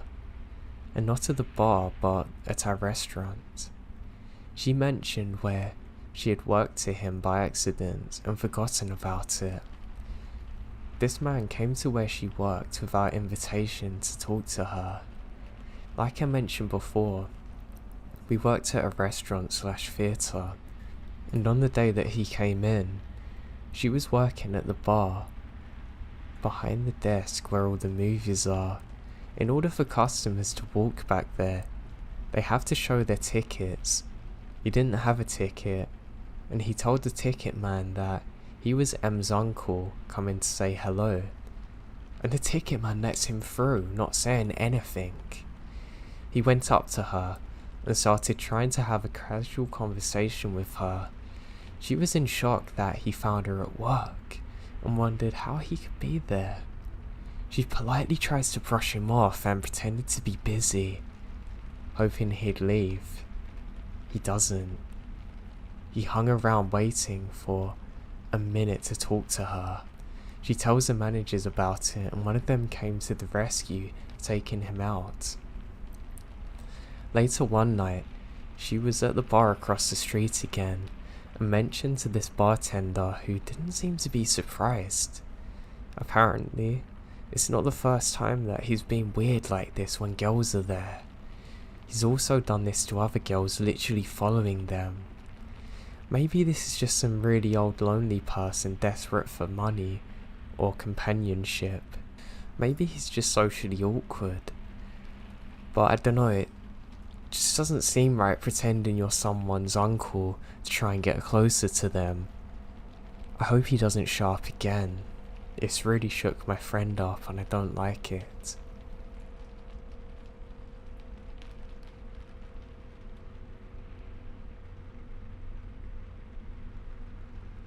I work as a cashier at a grocery store, and nothing about this night would have stuck out to me if it wasn't for this event. I had till 7 PM to close shift, and the store closed at 12 AM.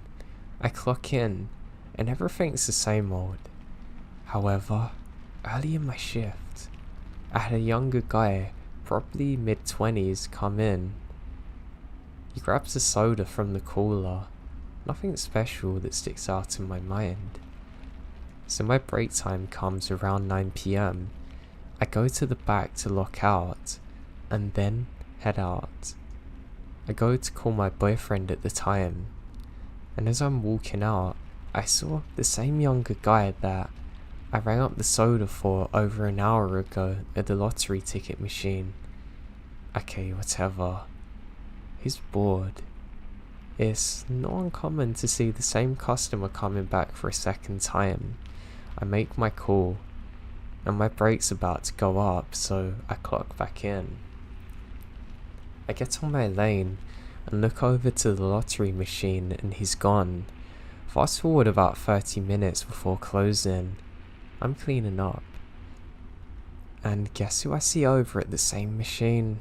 Yep, shady soda guy. We make brief eye contact and he walks out the store. Over the next 15 minutes, I get so busy cleaning and making sure that the store is ready for the day shift that I forget all about the soda guy. Time to clock out, so I do so. I usually wait and walk out with the office checker and the security guard, but on this particular shift, I don't know the security guard and don't care too much for the office checker on duty, so I walk out without waiting. As I get out, I head to my minivan. As per company policy, I had to park at the end of the lot so customers can get closer to the store. As I make it halfway to my van, I see a weird blacked out car taking up 2 spaces in front of my van. And there's another in the distance. I start walking up faster with my key in hand. As I get closer to the car, I see 4 people in the car, then 2 doors open, and somebody steps out, wearing all black, the soda guy. By the grace of God, or whatever you believe in, before they fully got out the car, the security officer checker come walking out of the store, and they quickly get back in their car, literally speeding off. I don't even see a license plate. The security guard stopped and looked at me like he didn't know what was going on. I was freaking out, so rushed the rest of the way home, crying my eyes out. My brain, even after all these years, doesn't know how to process this. Was I overreacting? Was I about to be abducted? I still don't like thinking about it because it makes me tear up.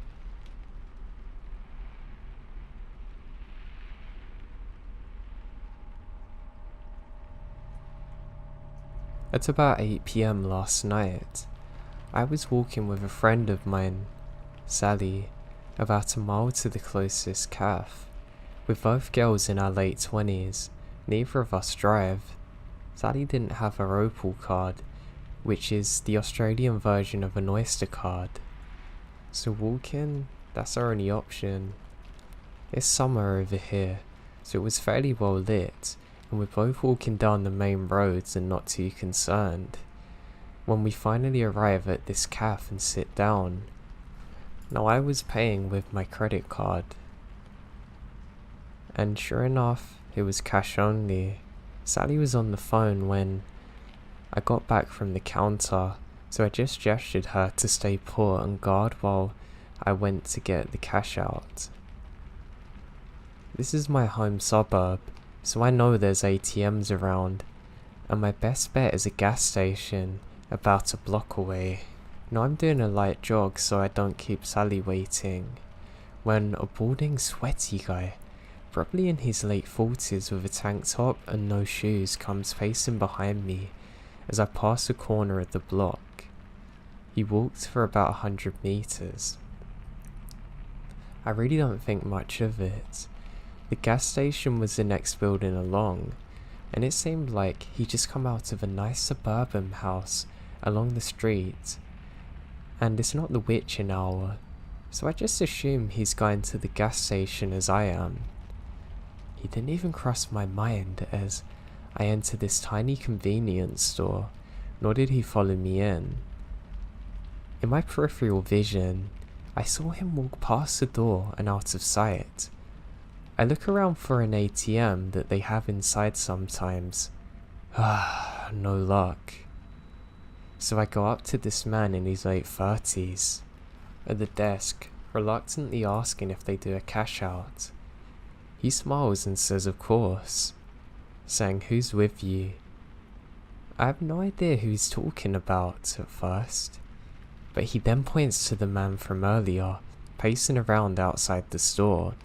Keep in mind, he didn't look at all menacing. He wasn't going back and forth just outside the door.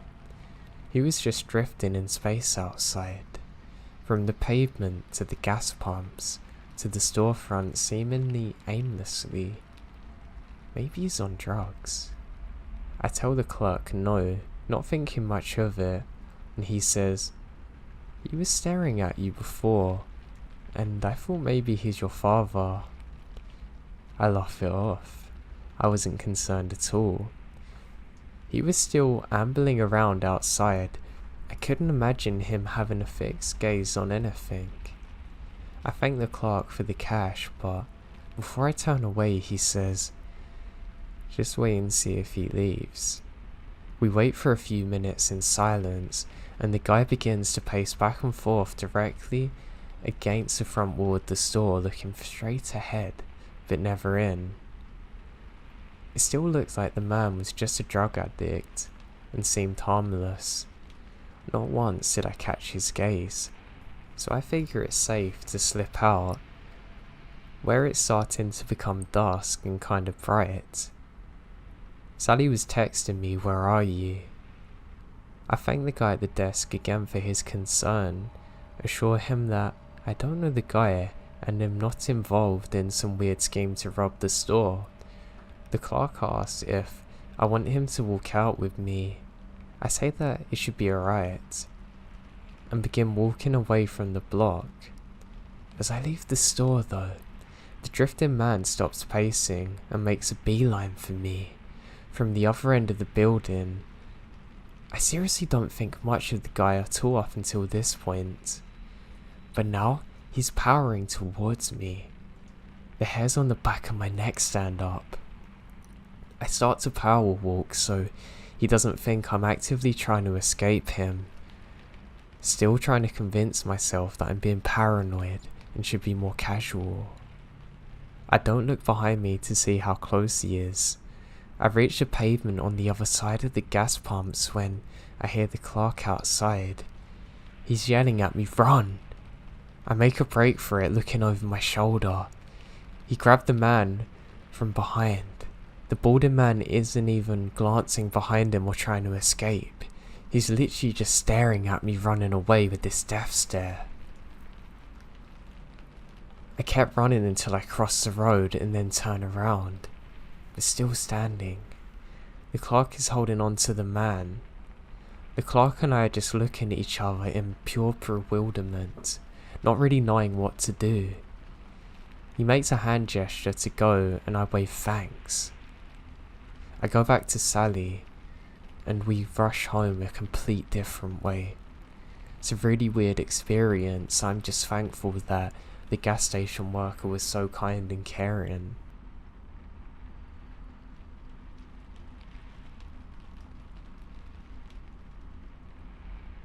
When I was younger, I worked at a gas station as an attendant. I was really hoping to do a good job to impress my supervisors, but I had a few things go wrong what made him lose faith in me.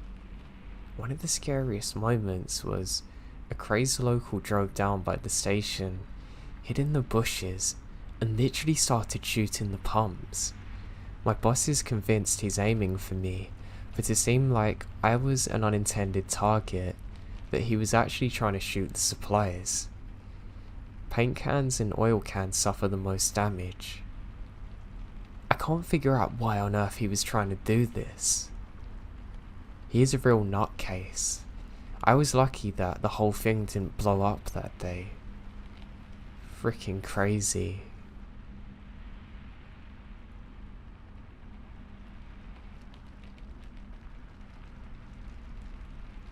This happened about 6 months ago, and it's really been bugging me since. This will be long, but I must set the scene. So my family has a cabin we've had since the 60s, and I've been going there my entire life throughout the years. It's nestled in a little town of less than 2,000, surrounded in vast forest and farmland.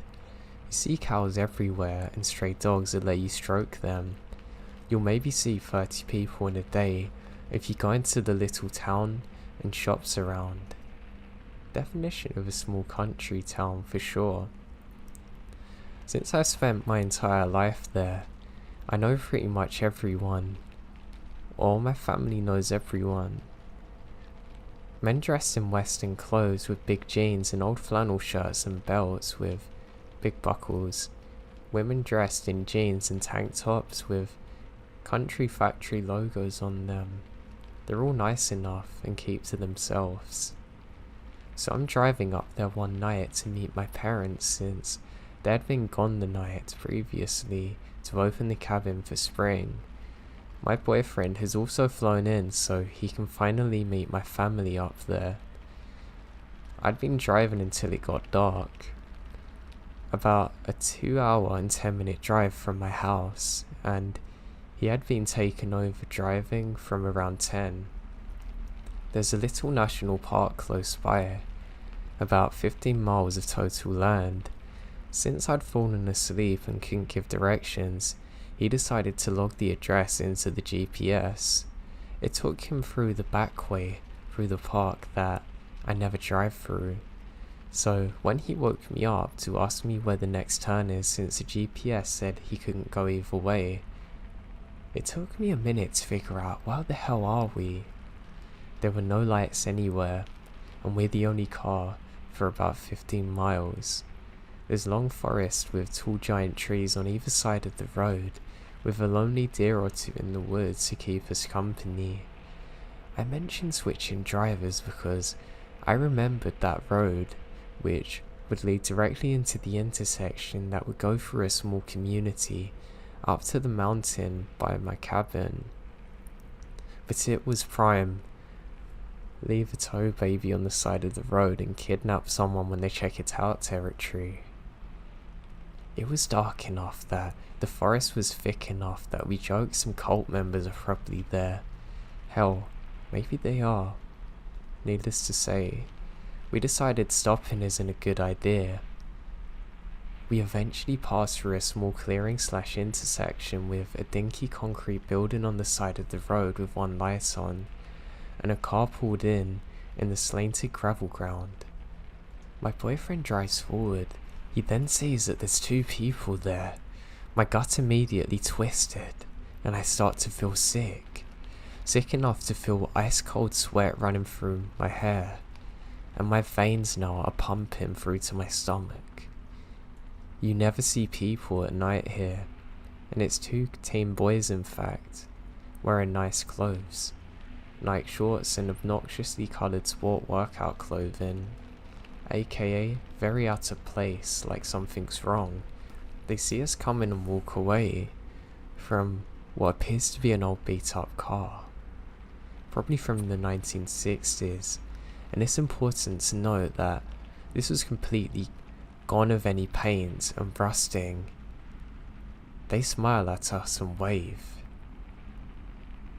I don't have a clue who these people are, and I'm starting to hear noises around us. I knew a gas station was right up the road from us. They could have just walked from there, but there's no lights up the road and no reason to be here. The building around us is abandoned, but there's a light on the wall. I'm starting to think these are in on it. They walk out onto the road, almost blocking my boyfriend from going forward, who had to slow down continuously not to hit them. Suddenly the light goes out in the building. They constantly wave their arms and smile at us, saying something that we can't hear. We think about stopping but decide it's stupid to. My boyfriend quickly drove around them, slamming on the gas, trying to calm me down since the whole scene scares the life out of me. Images of getting out of the car and something stranger or worse happening flew through my head. I look behind us and they're suddenly angry, staring at us, not moving an inch, and the light flickers on in the background in the building. Who are those kids? Why were they wearing city clothes? They looked too young to be driving. I know it wasn't their car. And who was in the building? We finally made it out and found the intersection we wanted that led to the familiar gas station, and he didn't hesitate when I said I need to drive next. About 10 or so minutes later we get to the cabin and explain what happened, and my parents are terrified. God knows what would have happened if we had stopped and actually got out. I don't like to think of it.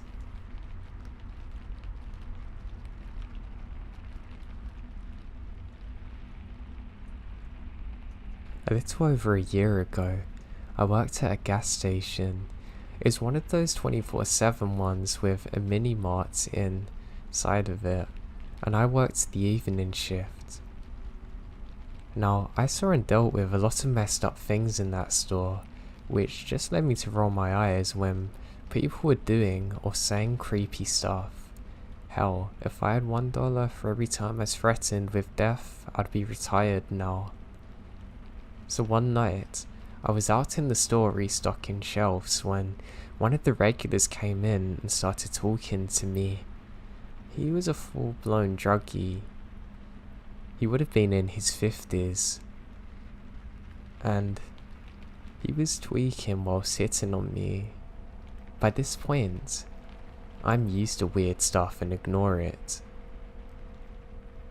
He said some messed up things to me though, something about what he wanted to do with me. I zoned in and out of what he was saying. It wasn't uncommon for him to ramble about weird acts and other gross things. I tell him that I have to get back behind the counter because my co-worker needs me to make coffee for a customer. He was a bit irritated but said that he would talk to me later and left the shop. After making coffee, I had to restock drinks. but the day team hadn't emptied the trolleys of boxes. So I took out the boxes to the big bin. The bin is located on another side of the store, but there's no cameras, so people inside the store can't see you there. That used to make me nervous, but I had been there longer than some of the people who had come through, and was used to the environment. As I was throwing the boxes in the bin, the tweaking guy from before comes up to me, grabs my arm. I tried to play it off like he's goofing around and laugh and say something like, "Hey, I know you like me, but you can't do that. My husband's gonna get mad." Sounds like I wasn't trying much, but with people like him, it was best to remain friendly. The last time someone was more firm, he got knocked out by a right hook, and I was a lucky girl who got to witness it and call the police. He then gets angry and says, "I told you I was gonna have my way with you." Now, I've stopped smiling and I'm scared. He shoves me against the bin and goes to unbuckle his belt when glass smashed. One of my favourite customers was across the road at a pub and saw him go straight for me, knowing his reputation, knowing something bad was happening. And when he saw what was going on, he smashes a bottle over his head. Cops were called and I don't see him again. As for the guy who saved me, I'd given him free coffee for a month. I refused outright to take out the boxes now. I'm just glad I got off okay and was saved that day.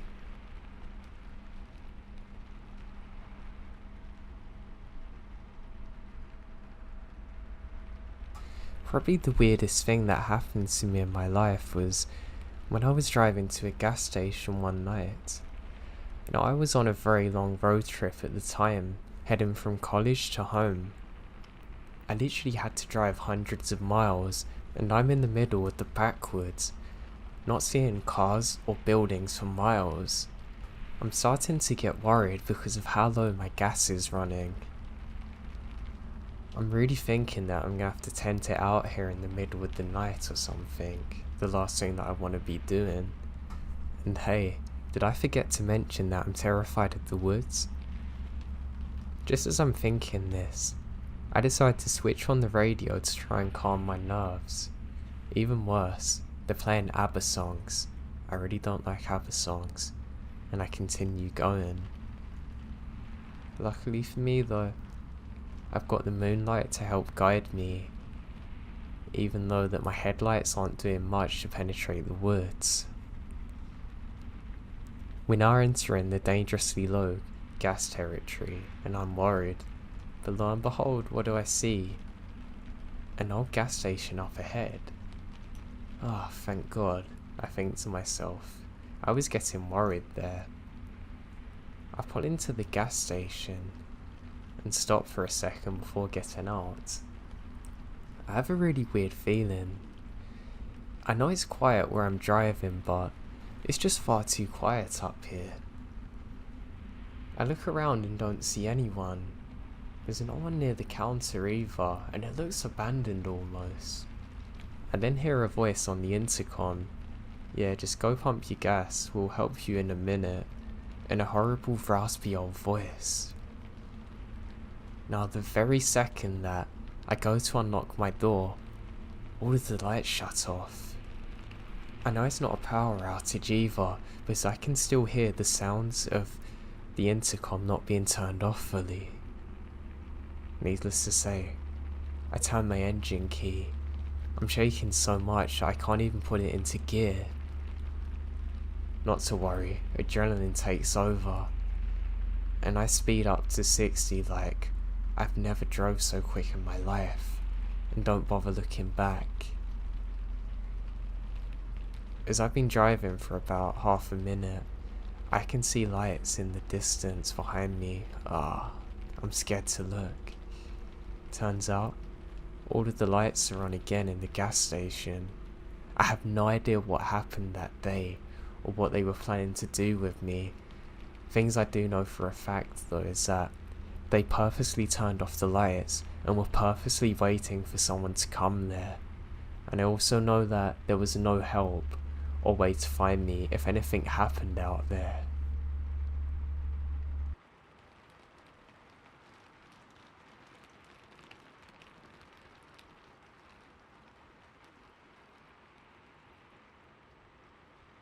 There's an abandoned house next to mine. The previous owner moved to California 25 years prior and never sold it.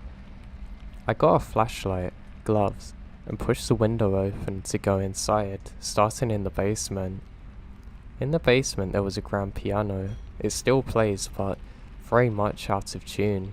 There's some old World War II stuff, what seems to be a signed Elvis poster, and other really cool stuff in there nobody should leave. There's basically a whole story in the basement, including a broken wedding picture frame and instruments everywhere. On the main floor was an unmade bed, moulded food in the fridge, half-empty beers and whatnot. The light's actually still on, never been turned off. Then I walked upstairs when I heard crying from one of the side rooms. I know for a fact there's literally nobody in there. That's when I freaked out and have never been back since.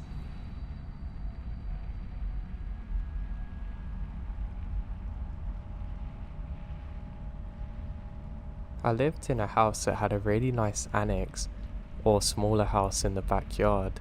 My grandparents usually lived there, but they had unfortunately passed away in recent years. Now one day I was home alone when I realised somebody's left the light on in there. I'm a bit annoyed because I don't want to go out in the cold and snow. Also, it's wasting electricity. So I get my coat on and head out. It's about a 500-meter walk, so it's quite a long way down there. I don't mind though. I feel a little bit relaxed, and to be honest it was quite pleasant in the snow. I can see footsteps that lead up to the back of the house, so I think that my brother's probably gone down there.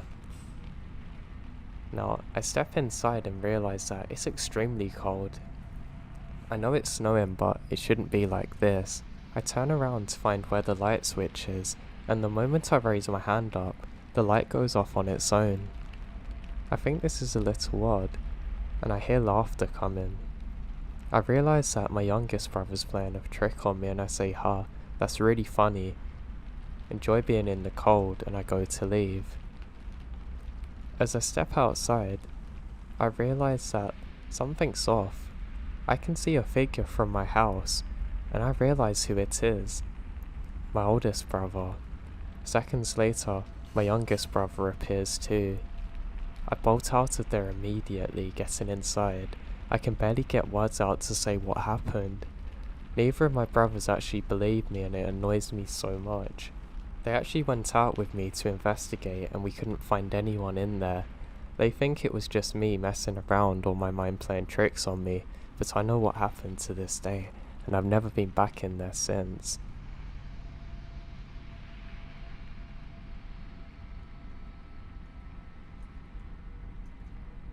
My oldest brother, who unfortunately passed away, was almost a human killing machine. He could spot game other people couldn't see. Now one day, I was out hunting with him and he used my shoulder as a rest to kill a crow. I couldn't see this thing until it exploded. Now one day, we were out fox hunting. Foxes are very intelligent, and in the winter, sometimes you come across them sleeping on top of hills because the sunlight keeps them warm. So we're walking along and my brother stops and says, "Stop down," in a whisper. About 300 yards away is a fox curled up on a hill, so he lies down and prepares to take the shot. Just as he flipped the safety off, a second before pulling the trigger, the fox basically does a 180 on the snow, still as a ball. Turned out that the fox was actually a hat. Some idiot was wearing a fox hat and decided to drive on a snowmobile on someone else's property where we hunt. He was so lucky that my brother didn't take the shot.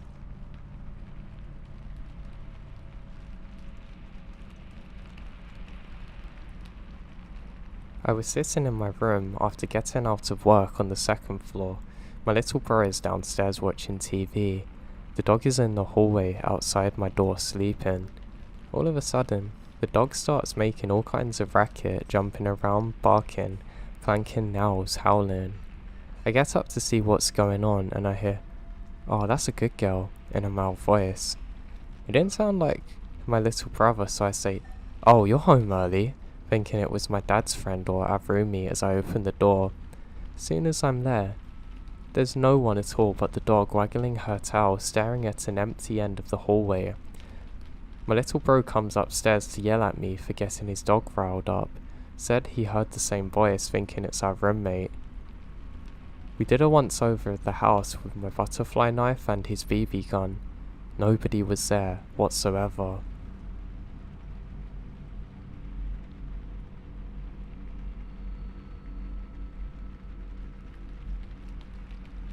I was about 7 years old. My brother was about 10. It was well past our bedtime when our mum woke up off the couch to put us to bed. Our dad worked from a construction area out of town, so it was usually just a couple of us at home. I mean the three of us. Up the stairs and to the immediate right was our parents' bedroom. Going left, it will put you in the middle of a hallway. Taking another left down that hallway led to my brother's room. The opposite end, which is my room, is across the hallway from our upstairs bathroom. At either end of the hallway are windowed doors which we always keep locked and rarely ever use. The door on my left actually led to the balcony overlooking our front yard, and the door on my brother's end opened up to the back porch. Now my mum and brother actually both have a habit of waking up in the middle of the night to use the bathroom. I only ever become aware of this due to the fact that I was such a light sleeper, and it just couldn't help flushing with the door open. This night, however, my brother stopped on his way to his room and came back towards the bathroom. I'm gonna try and pee before I go to bed. The past few nights I've been too afraid to walk to the bathroom alone. I keep seeing a man wearing stripes at the end of the hallway. I don't know if my mum wrote it off as my brother telling ghost stories trying to scare me, or if she was already half asleep and didn't catch it, but she didn't react at all to my brother's confusion. I, on the other hand, am absolutely terrified by this. The fear of seeing a ghost-like figure at the end of the hallway through the window absolutely terrifies me. Now, years later, when I was about 18, my mum and I were having a conversation in her car about a dog that we had for a very short amount of time. We were sharing stories about Max's tendency towards destroying my shoes and other unruly behaviours when my mum blurred out, "Do you remember that time I opened the front door for the cops and Max ran inside to the kitchen and started tearing open that big bag of dog food we had?" This really caught me by surprise because in all the years I lived in that house, we never once called the cops. Gun-owning family in a quiet rural neighbourhood, etc. I said to her, "What is she talking about?" and she looked equally surprised, as if she just revealed something by accident. "Oh, that's right. I never told you because you were too young at the time. One night I woke up hearing noises outside my window, and when I looked outside, I saw a man staring into my bedroom." She went on to describe how turning on the lights caused him to take off running, and how she actually had to run and grab my dad's pistol before calling the police. I can't remember at all. I mean, I gave them details when they showed up. It's a tall white male, wearing a striped shirt and jeans and short dark hair, something like that. They said it matched the description of a man they were looking for in the area. It turns out that he had escaped from jail for murder. Now, it sounds so obvious hearing those two things together, but it wasn't until a few years ago, in my mid-20s, that I pieced together what my brother had unknowingly warned us about. A murderer who spent multiple nights staying in our home trying to avoid the police.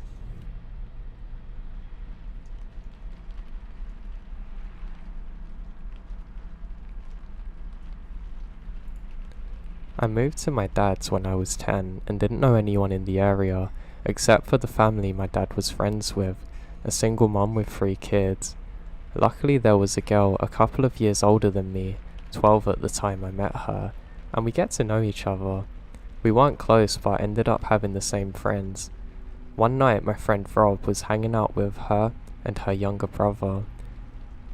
They happened to be in the house alone because of my friend's mum being at work, which is where this gets terrifying and sad. Her mother had been helping this one lady through her work and got to know her fairly well. She found out that her sister was in a mental institution recently and was let out. The night Rob is hanging out with my friend, they get a knock on the door. They don't really think much of it, thinking it's just their mum, and answered it without thinking. Rob wasn't supposed to be there, and he took off through the window down the road to his house. He never thought about it really, but it wasn't her mum. It was the sister of the lady her mum was helping, and she figured out from talking on later where her family lived and her mum's working schedule. She came in, and this is where I don't know the details, and I'm glad I don't. My friend's younger brother got away to the neighbours to call the police. The lady had brutally murdered my friend a week before Christmas, hid her body, and they had to look through the presents, and I don't know where they found it, but they did. I wasn't even allowed to go to the funeral.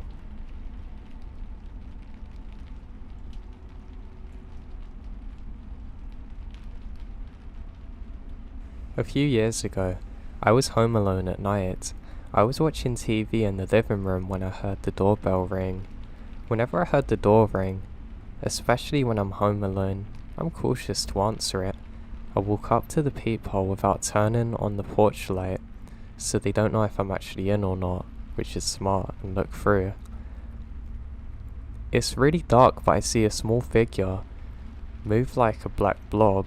It's a definite shape, and it had to be around 3 or 4 feet tall, doing a circle dance, dipping down and oscillating its arms forward. Think of a person moving their arms like wings gracefully. It's dark outside, but this figure was more opaque, so I could see what's going on. After a few seconds, I stopped looking through the peephole because I'm so scared. I regained some courage and looked through again, but this thing is gone. To this day, I don't know what that is, and I still get freaked out by it.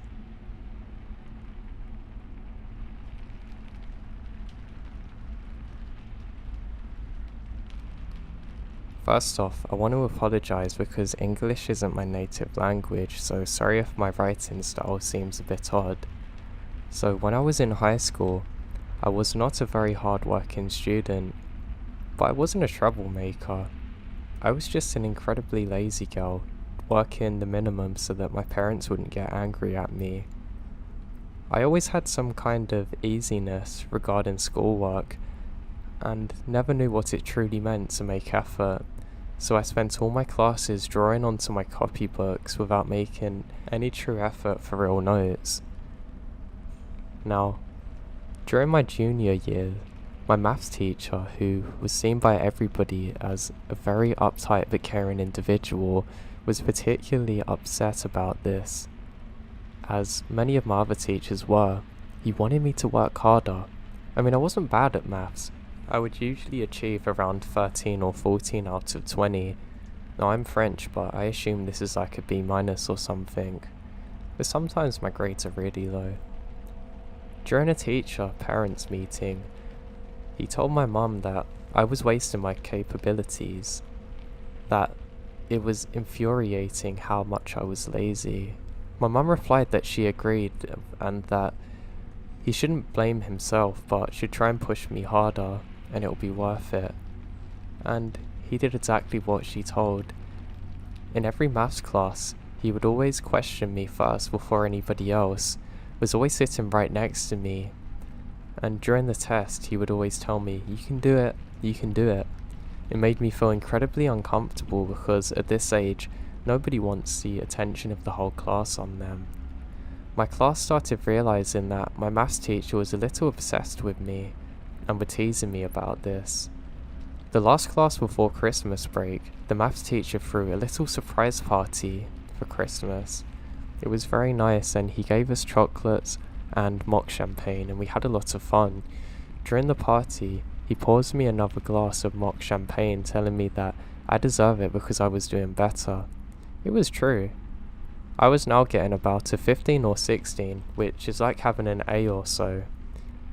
I accept it, but didn't really drink too much. I have diabetes and already had far too much chocolate. But during the next class, I was feeling bad.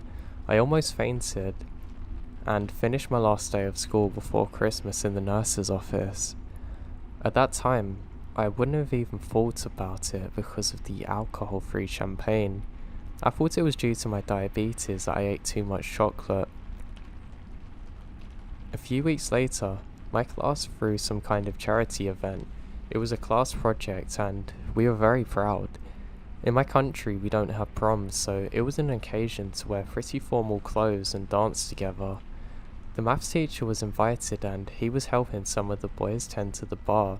He served me an alcohol-free cocktail, but before I drank it, a classmate of mine, Flora, poured some vodka in, even though it was forbidden to bring alcohol into the event. I was mad because with my diabetes I couldn't drink alcohol, so I told her that I can't have it and just threw the cocktail. At the same time I thought about it. She didn't really worry about me and I didn't like it.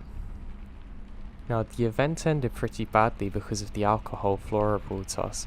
Some of the guys were very drunk and started breaking things. Flora passed out because of all the alcohol she had.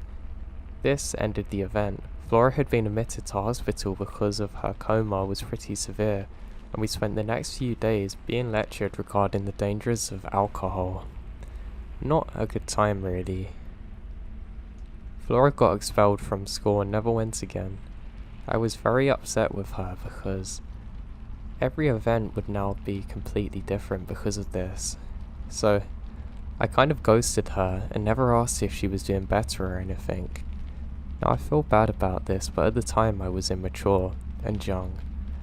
But because of that, I will never know if she was ill because of the alcohol poisoning or because of my cocktail.